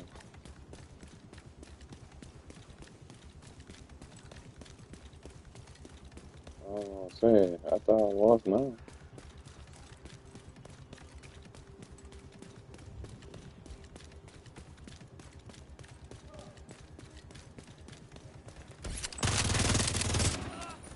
Oh yeah, oh my god, slow.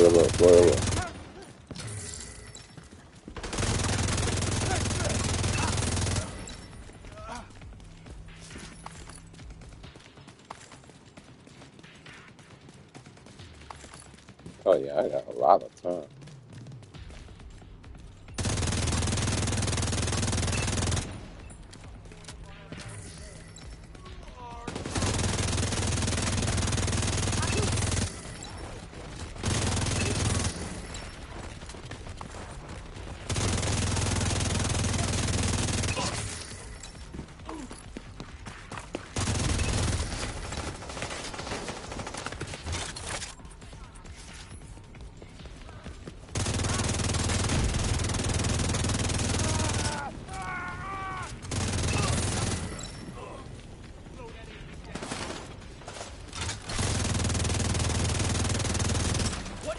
Both of y'all trying to drop you?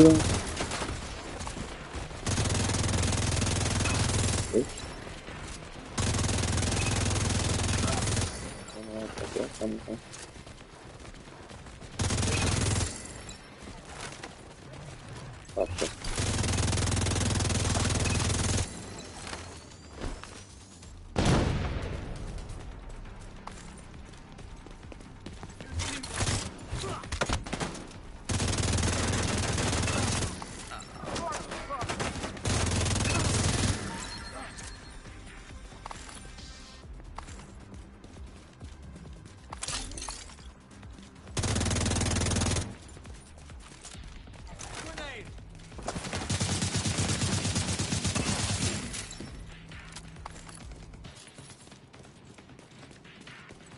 Oh, before I do that.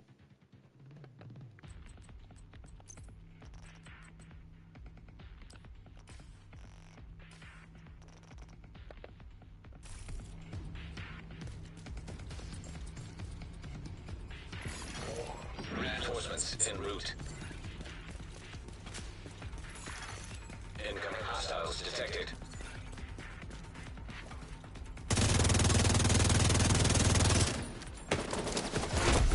Heavily armored hostile detected. I just pick on the nigga there running my ass away. Oh no, hell no. Immediate medical assistance needed. Agent incapacitated. I'm not a bitch. I ran straight into a dumbass nigga that was one nigga thing I rarely hit.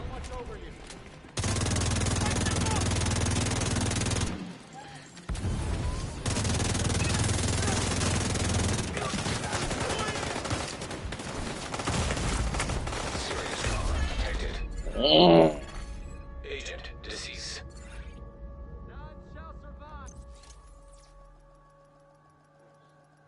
I messed my stuff up.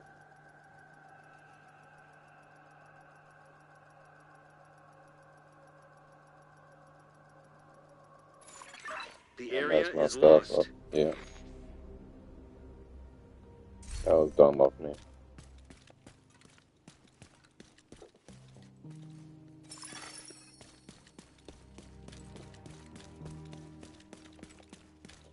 That was dumb of me.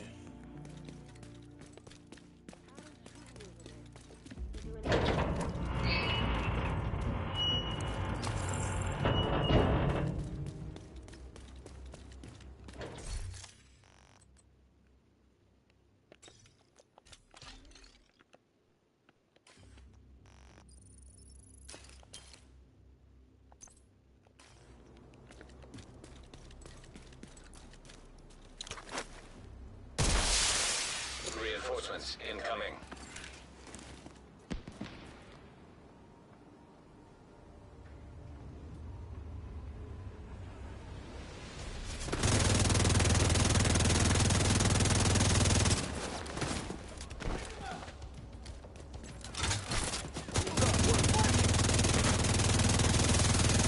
The enemy down.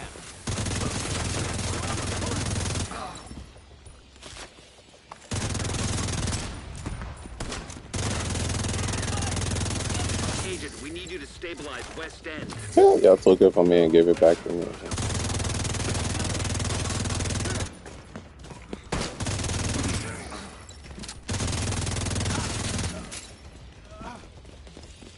don't know why I don't like using this gun though. Not this gun, but this gun.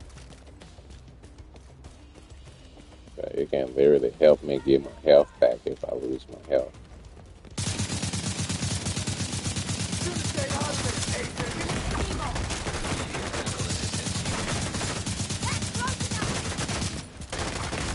Oh shit. Come on, come on.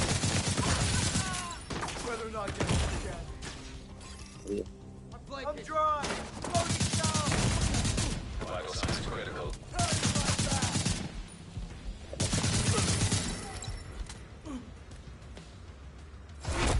Heavily armored hostile detected.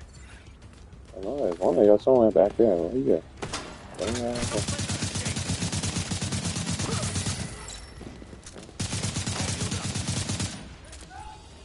Oh, hell no.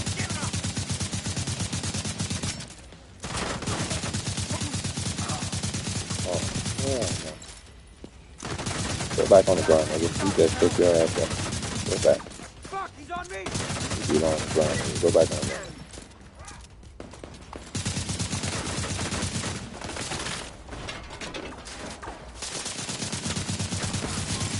Stop picking people up.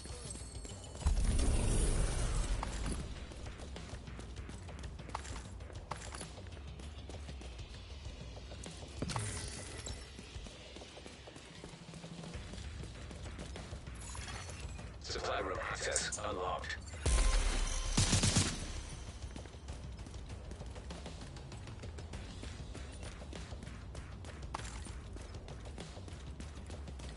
Thanks for showing up.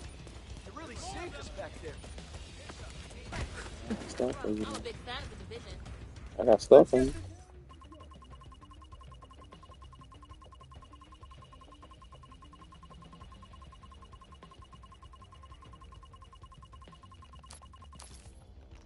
Thanks. Shouldn't have to worry about it.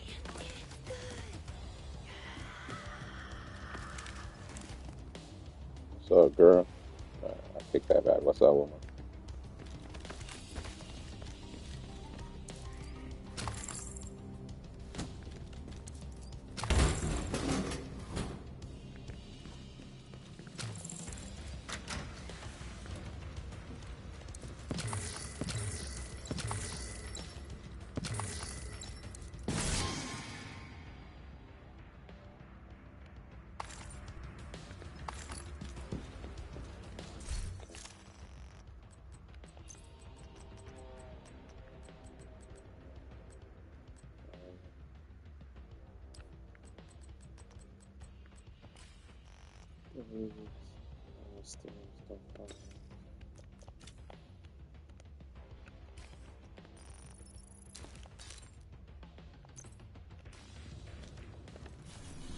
Alright, let's do the other one.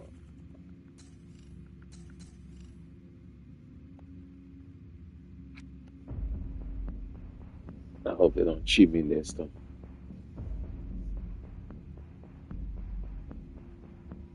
They ain't cheat me the last time. I just did stupid stuff. That got me killed.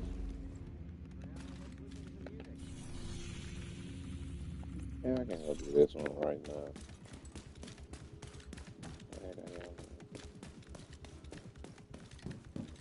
Time is of the essence, Agent.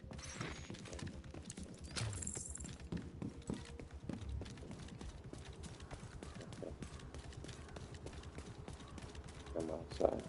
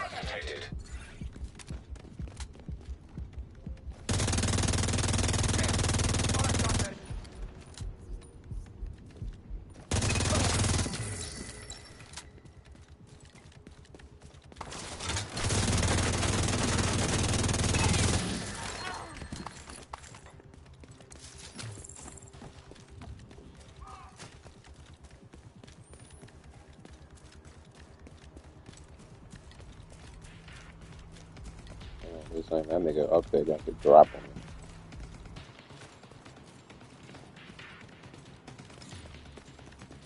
If I'm gonna fuck with somebody, fuck Kengar.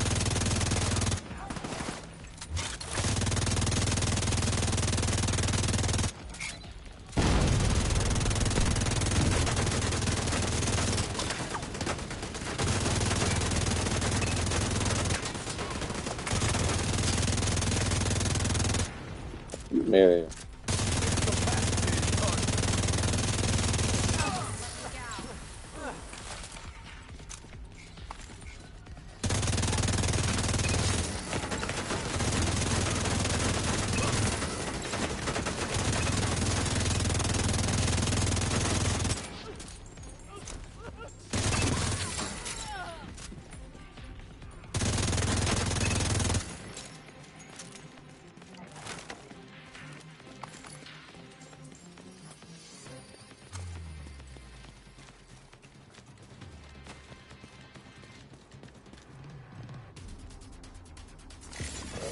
Reinforcements en route. Detecting additional hostile contacts. Heavily armored hostile detected.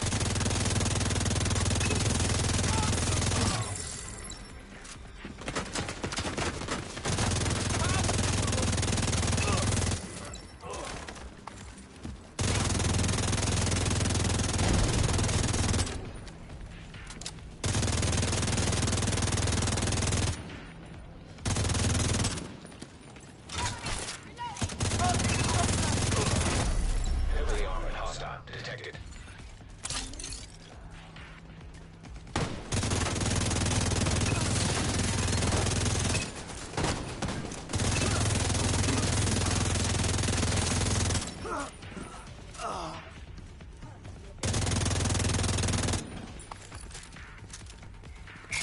That shield's a problem. Get out of the line.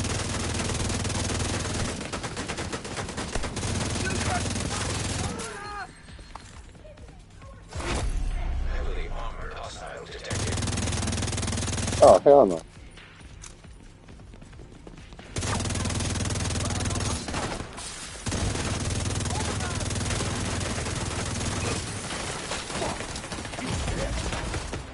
Medical assistance needed. Agent incapacitated. I'm fucking you up. I'm gonna kill you. We can...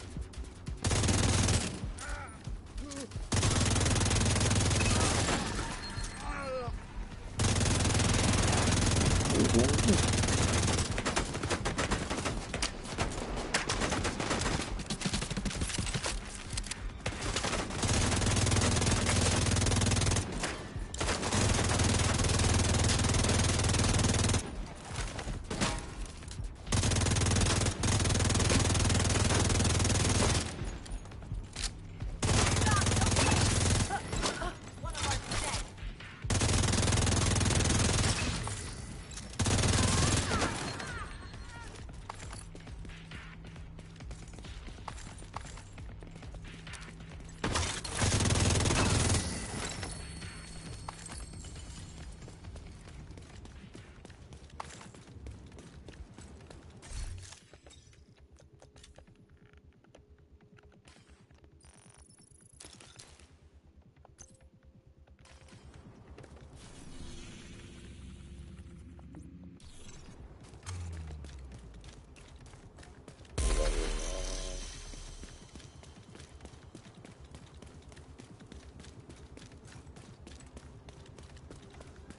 Kill squad incoming.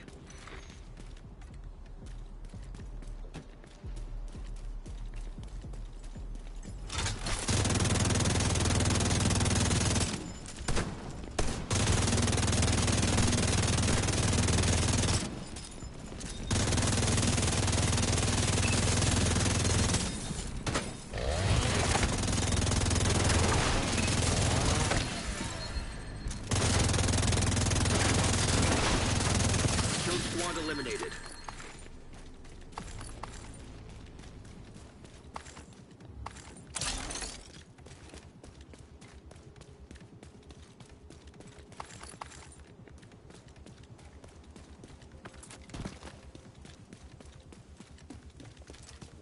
this one.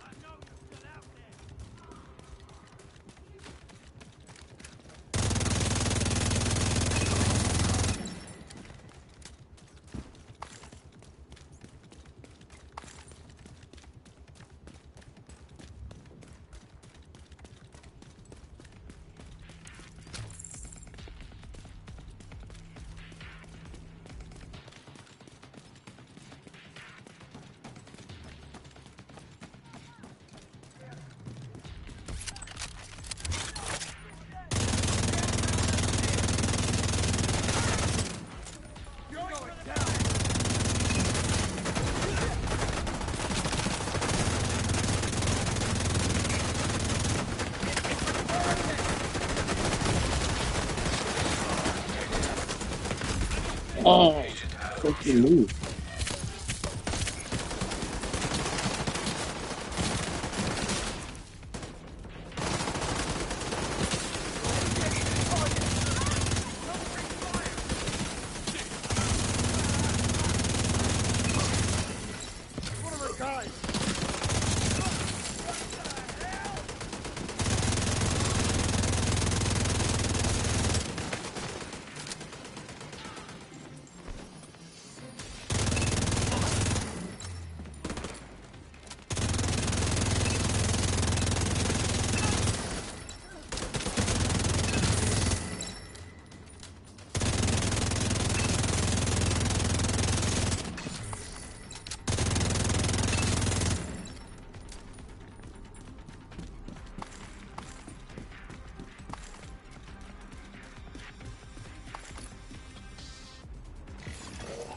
Reinforcements incoming.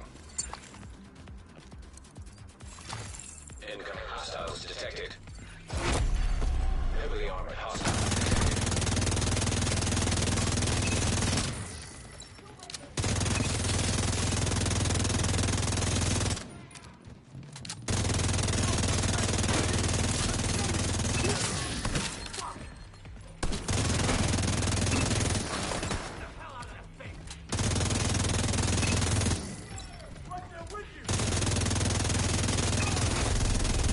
Armored hostile detected.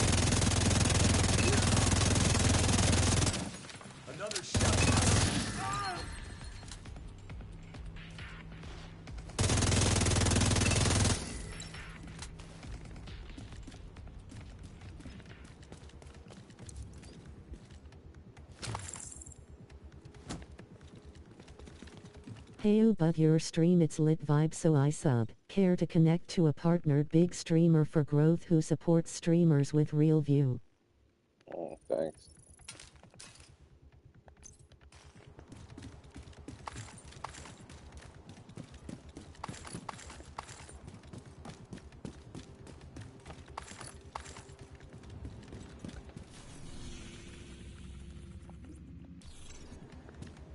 Oh, I got fun. I can pick up all my stuff. I was supposed to just say forget and run. Go talk to.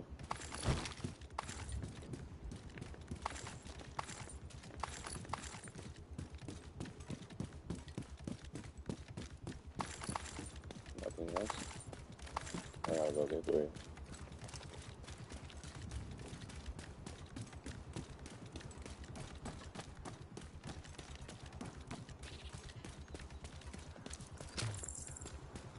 I don't know if I'm gonna go sleep and snore like a human being.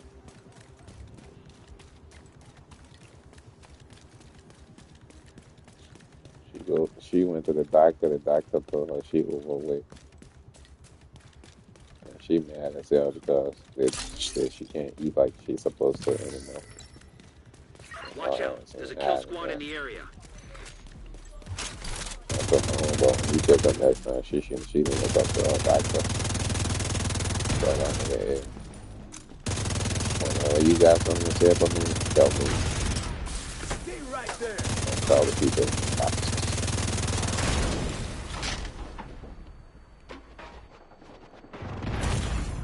Immediate medical assistance needed.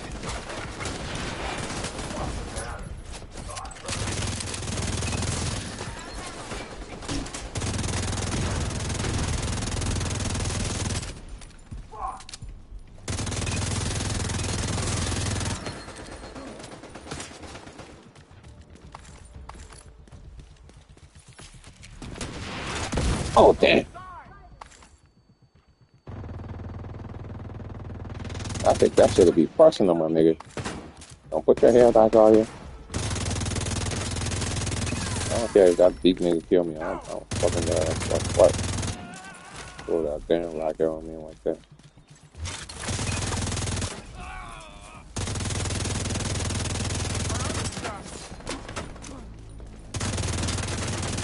Kill squad eliminated.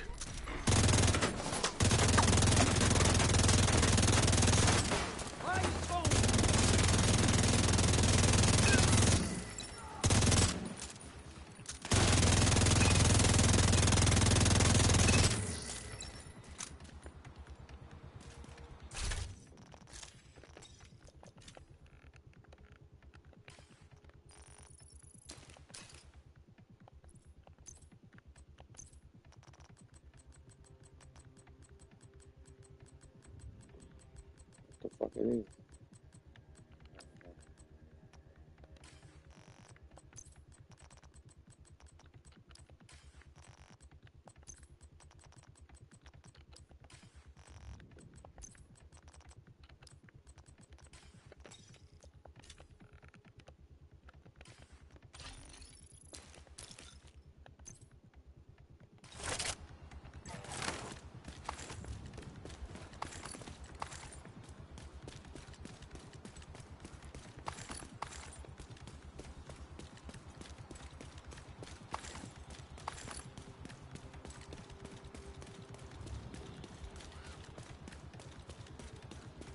Oh, I got a long time to whoop your asses. Bring your asses here.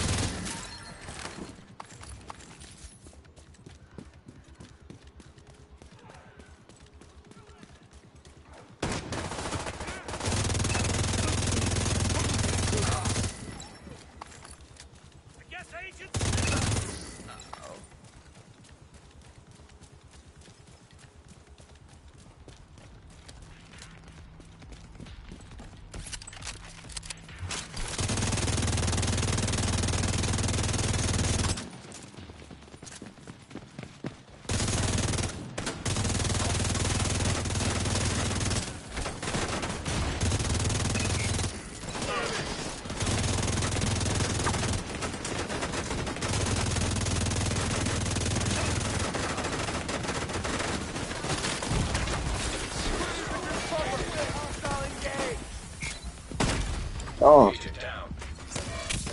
here. You're going down.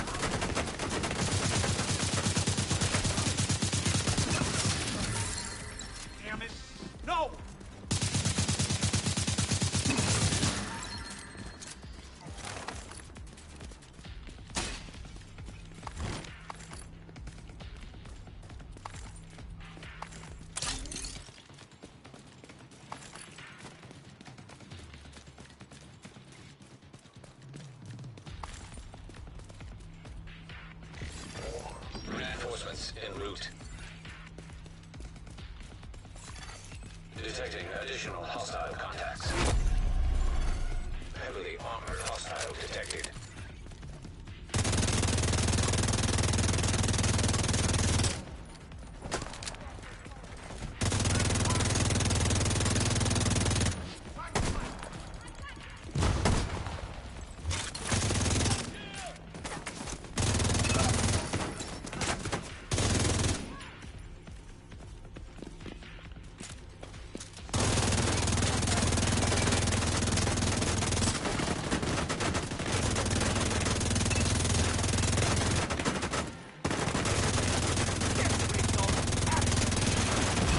Yeah.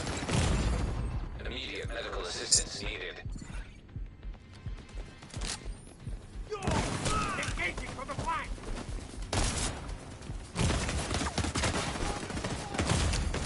Damn. I'm beating the fuck out of you. You know, that dumbass rocket launcher. Shit. Stop picking up people, you.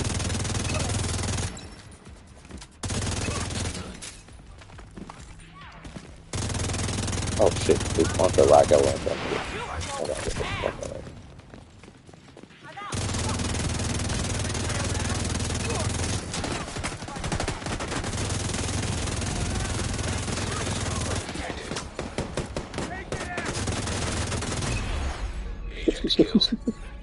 I couldn't do nothing in that situation.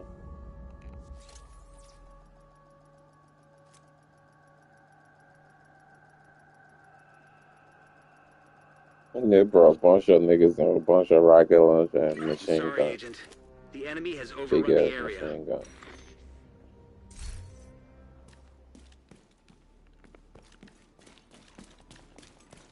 What else there? Let's see. Oh, what is that?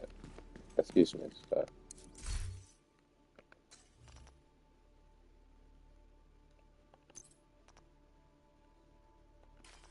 Oh, what am I doing? I should have claimed it here. I forgot. Yeah, I claimed it right here. Yeah, I already got it all the way down here. Claim all.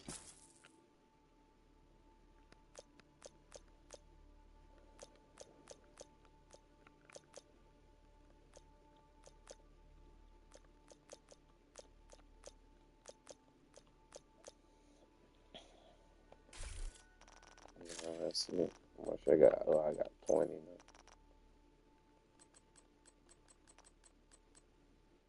The fuck? I've never seen these ones before. Yeah, we'll open that later on.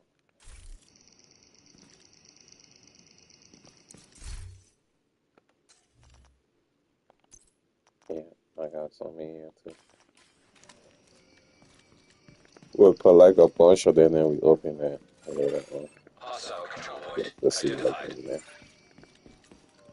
But I gotta go work out. Heyo, but your stream it's lit vibe, so I sub. Care to connect to a partnered big streamer for growth who supports streamers with real view.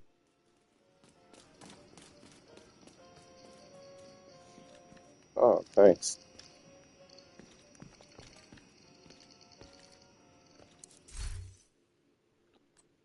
I appreciate that.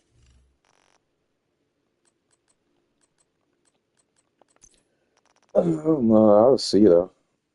I don't come back. I interview on it. I just gotta come back to work. Hey, if you want to put a game together sometime, we can do that. I don't care.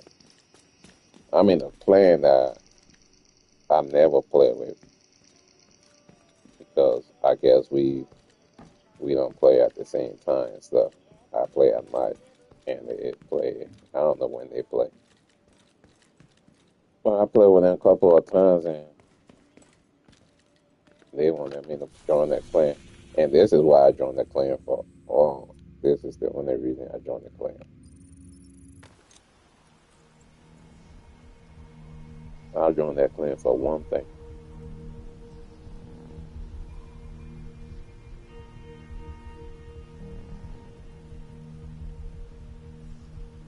remember it's another game I used to play. Black Desert. I was in a clan, Black Desert too. I still in the clan too anyway, but I'll be playing by my damn self and people see me, they just start attacking me. I mean, it would be like something like 4 people together and they all attacking me. I'm like, what the fuck I did? Gun. He always playing, but I'll never see him. He don't always be playing. He comes like when they drop a new shit. He comes and play it, then he leave.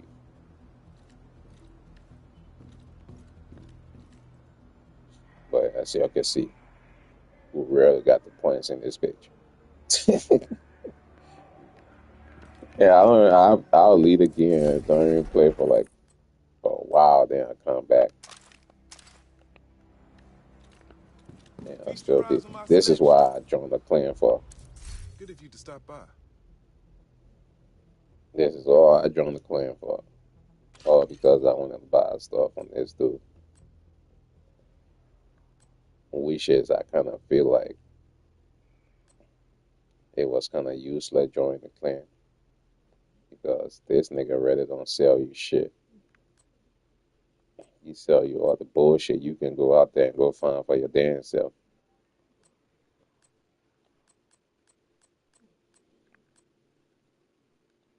Like right now, I should buy this one, you know.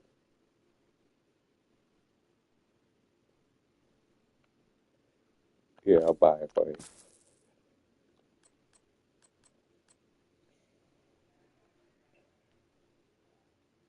Apply blind to a hand him a hit of a shot. Ooh, down 20. Oh shit, okay. Apply bleeding to an enemy hit of a chest shot. Oh.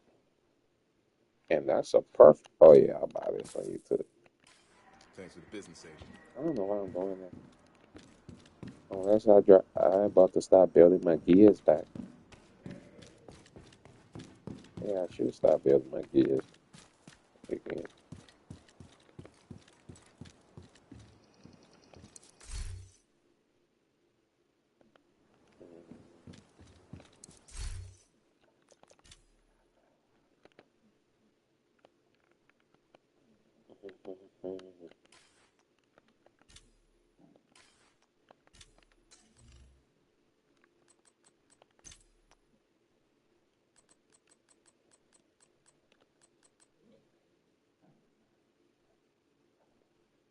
Yeah. I want to change one of these, but it don't make you change down there. So that's stupid. Alright, that perfect. It's after 6. That means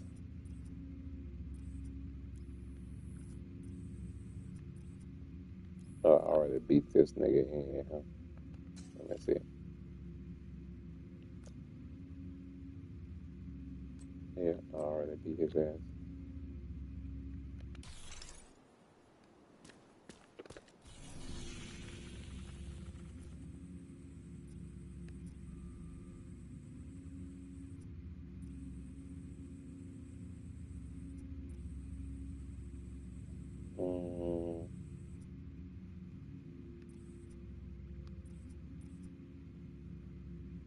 Let's see what's up here. We ain't been here for a minute.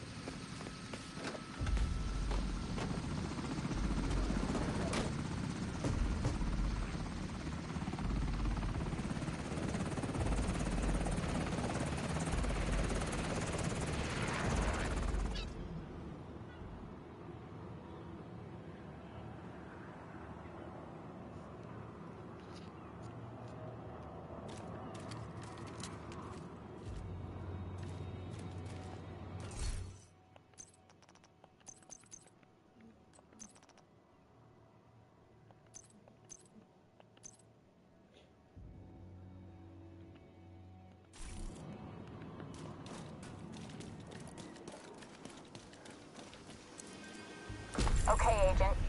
The Black Tusk are keeping Chernenko contained inside a chamber by the ballpark.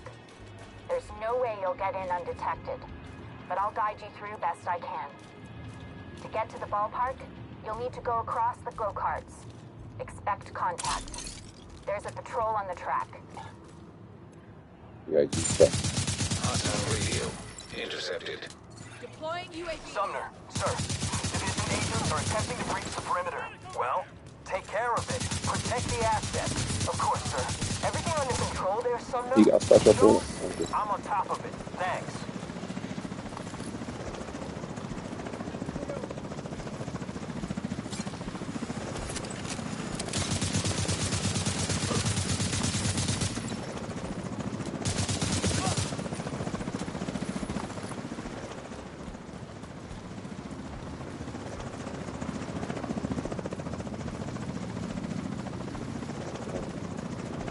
Come on.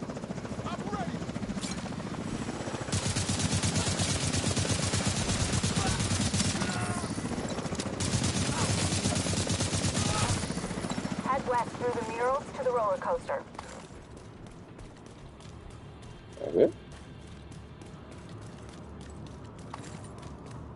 Okay. Yeah, don't bring nobody behind me in the back. Can't see. How's my perimeter? We secure? Working on it, sir. Don't work on it, get it done.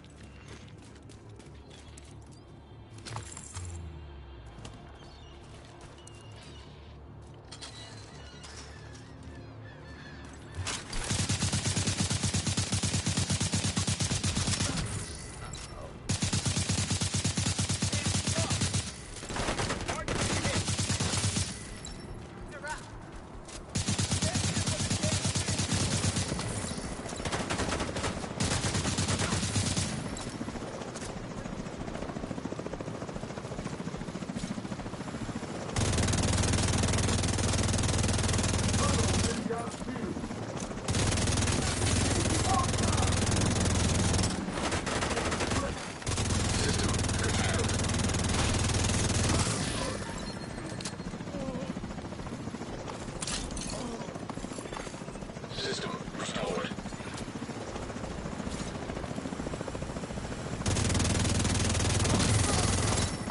Enemy approaching the coaster from the murals. Use the mortars! Sir, but what about our troops? I suggest they cross their fingers and continue to do their job. Yes, sir. Copy that. That's cool.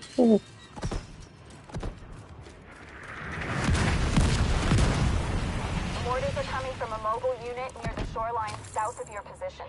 In order to reach Chernenko in one piece, you'll need to disable that launcher. I got to cross the thing. I'm paying to do that job. Yeah, I did work at yesterday and lock up and still on the thing.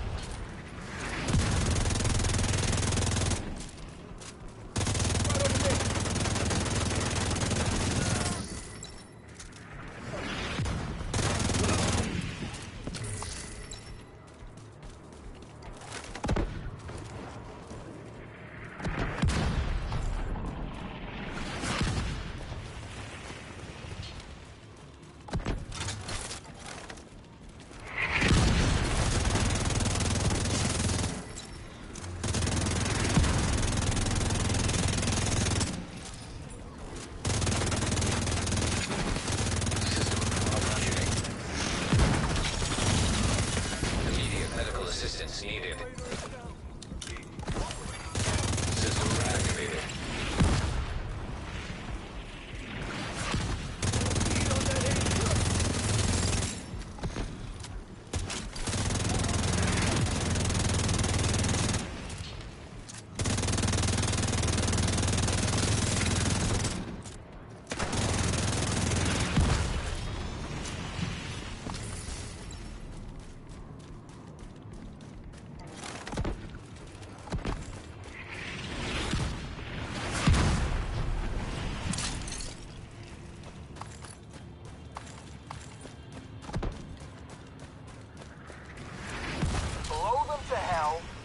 fire everything we got. Yes, sir.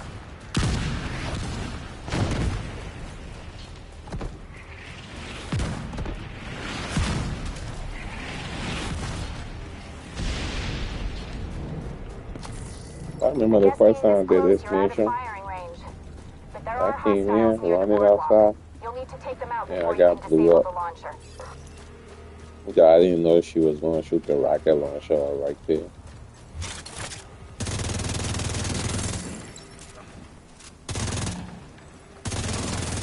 Targeting system detected. If Isaac can patch me into the firing system, I should be able to control the mortars from here. Connecting to targeting system. So far, so good. Sir, the enemy is attempting to take control of the launcher. Kill them, or I swear I'll kill you. Yes, sir. Whatever happens, Agent, make sure Isaac completes the process.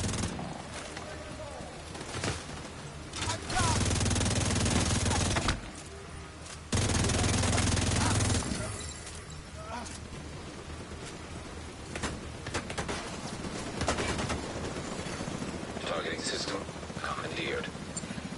You did it. I got control of the mortars. Head toward the big tower across the beach. You're not that far from the ballpark. There are hostiles up ahead. Agent, I'm gonna try and clear the road for you.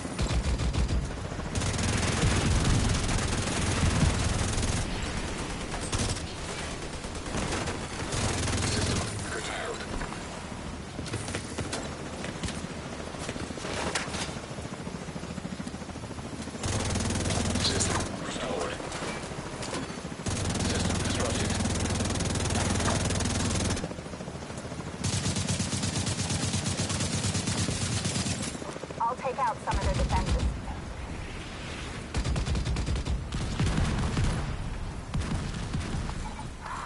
Dang it! I'm out of mortars. Wish I could have been more help, Agent.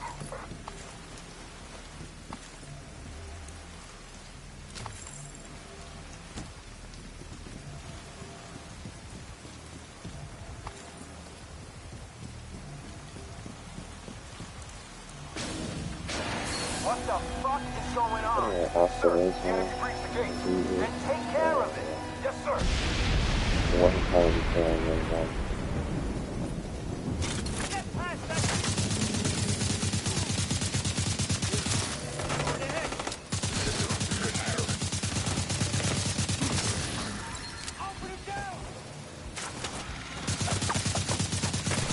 System back online. Vital signs critical.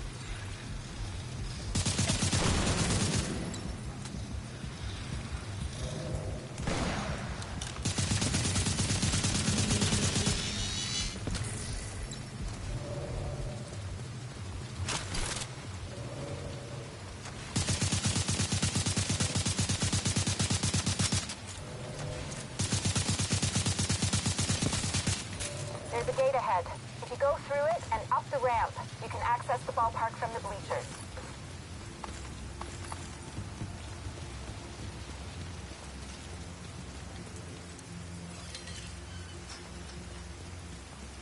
Sumner, I'm hearing a lot of fucking ruckus. Are you in control of this shit or not? Whenever you feel like sharing your concerns with me, don't. If you lose Chinenko, back off and let me do my job. Fucking DC amateur bullshit! Should've fucking known. You're Arcana, I'm on this Chinenko fuck. End of story.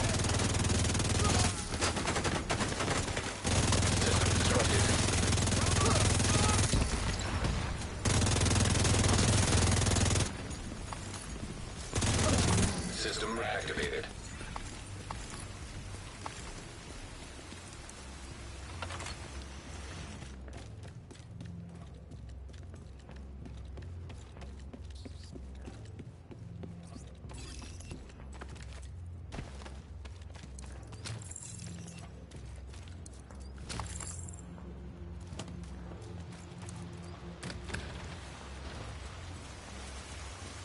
I see you at the ballpark, Agent.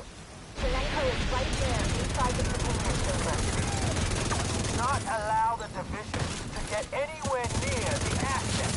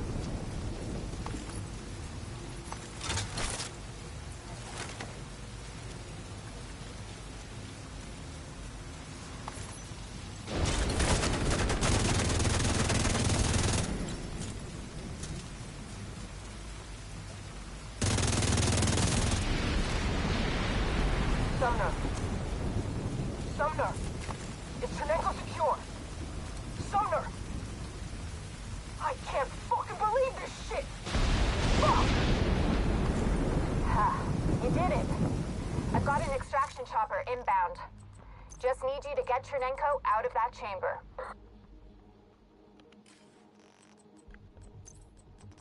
I almost destroyed the other piece of shit I was gonna keep.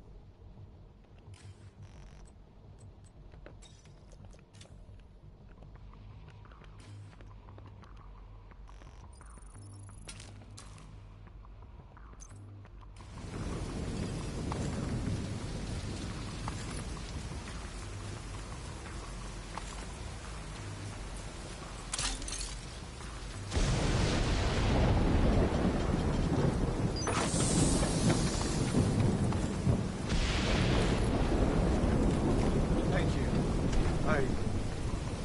I don't feel deserving of your help. What I've done, what Kinner made me do. Thank you.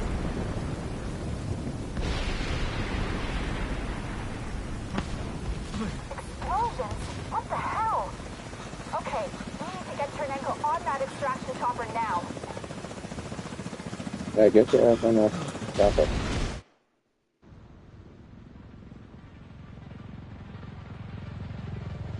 Chernenko secured. Hostile radio intercepted. This is it. Move in and incinerate the Black Tusk. He played us. He's working with the cleaners. Ma'am, Keener's close. His radio signal is coming from inside the park. Everyone, with me. Let's kill this motherfucker.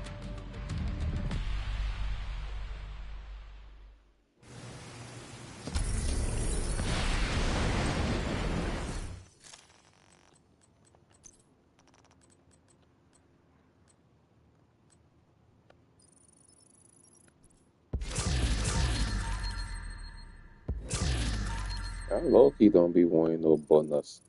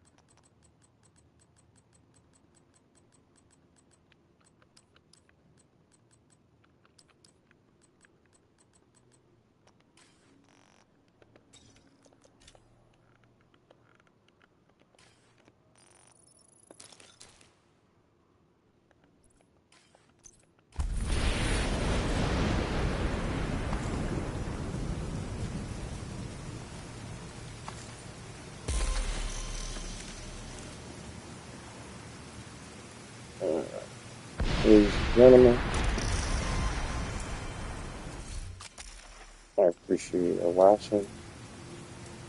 Like always, I appreciate you having fun, just chilling with me. Like always, right now I gotta go work out. Can't get ready for work. But I'll probably jump back on. I gotta go work at around 10 today. So I'll still be having time when I get done. I'll probably jump back on it after story time with you guys. Maybe if I'm done, go to work. I'm not gonna take too long at work today, but just gotta put like 2 doors up and maybe we'll go do some other stuff, go to some other houses and stuff and go start getting ready with it. But whenever I come back, I'm gonna hit you guys up. Like I said, I'm gonna try to do the story time today and shit. I'm gonna try to hit you guys up. I know lately I've been trying to do this story time, but it been being like story lab recently that just happening and shit like that. Well, we gonna go back to the old routine. I'm gonna go back to my old routine. Yes. Do all the stuff, forget about this shit that's going on, because the more I think about it, the more I get crash out somebody. Just forget about it until the opportunity to take place. I ain't that way, man. I hope everybody have a blessed day. I hope everybody enjoy their day. Hope everybody just protect their peace. Stay blessed. And I'll talk to you later. I'll tell you that show love China. Like, describe. Do what you want to do. Around, you don't force people. Like, if you do, we appreciate it. That's all we can ask. That's all we can do. I'm out here. I hit it damn wipeout time. Like, I gotta wipe out for like half an hour. I guess I was stretched. Peace, y'all. Thanks again, you guys, for watching.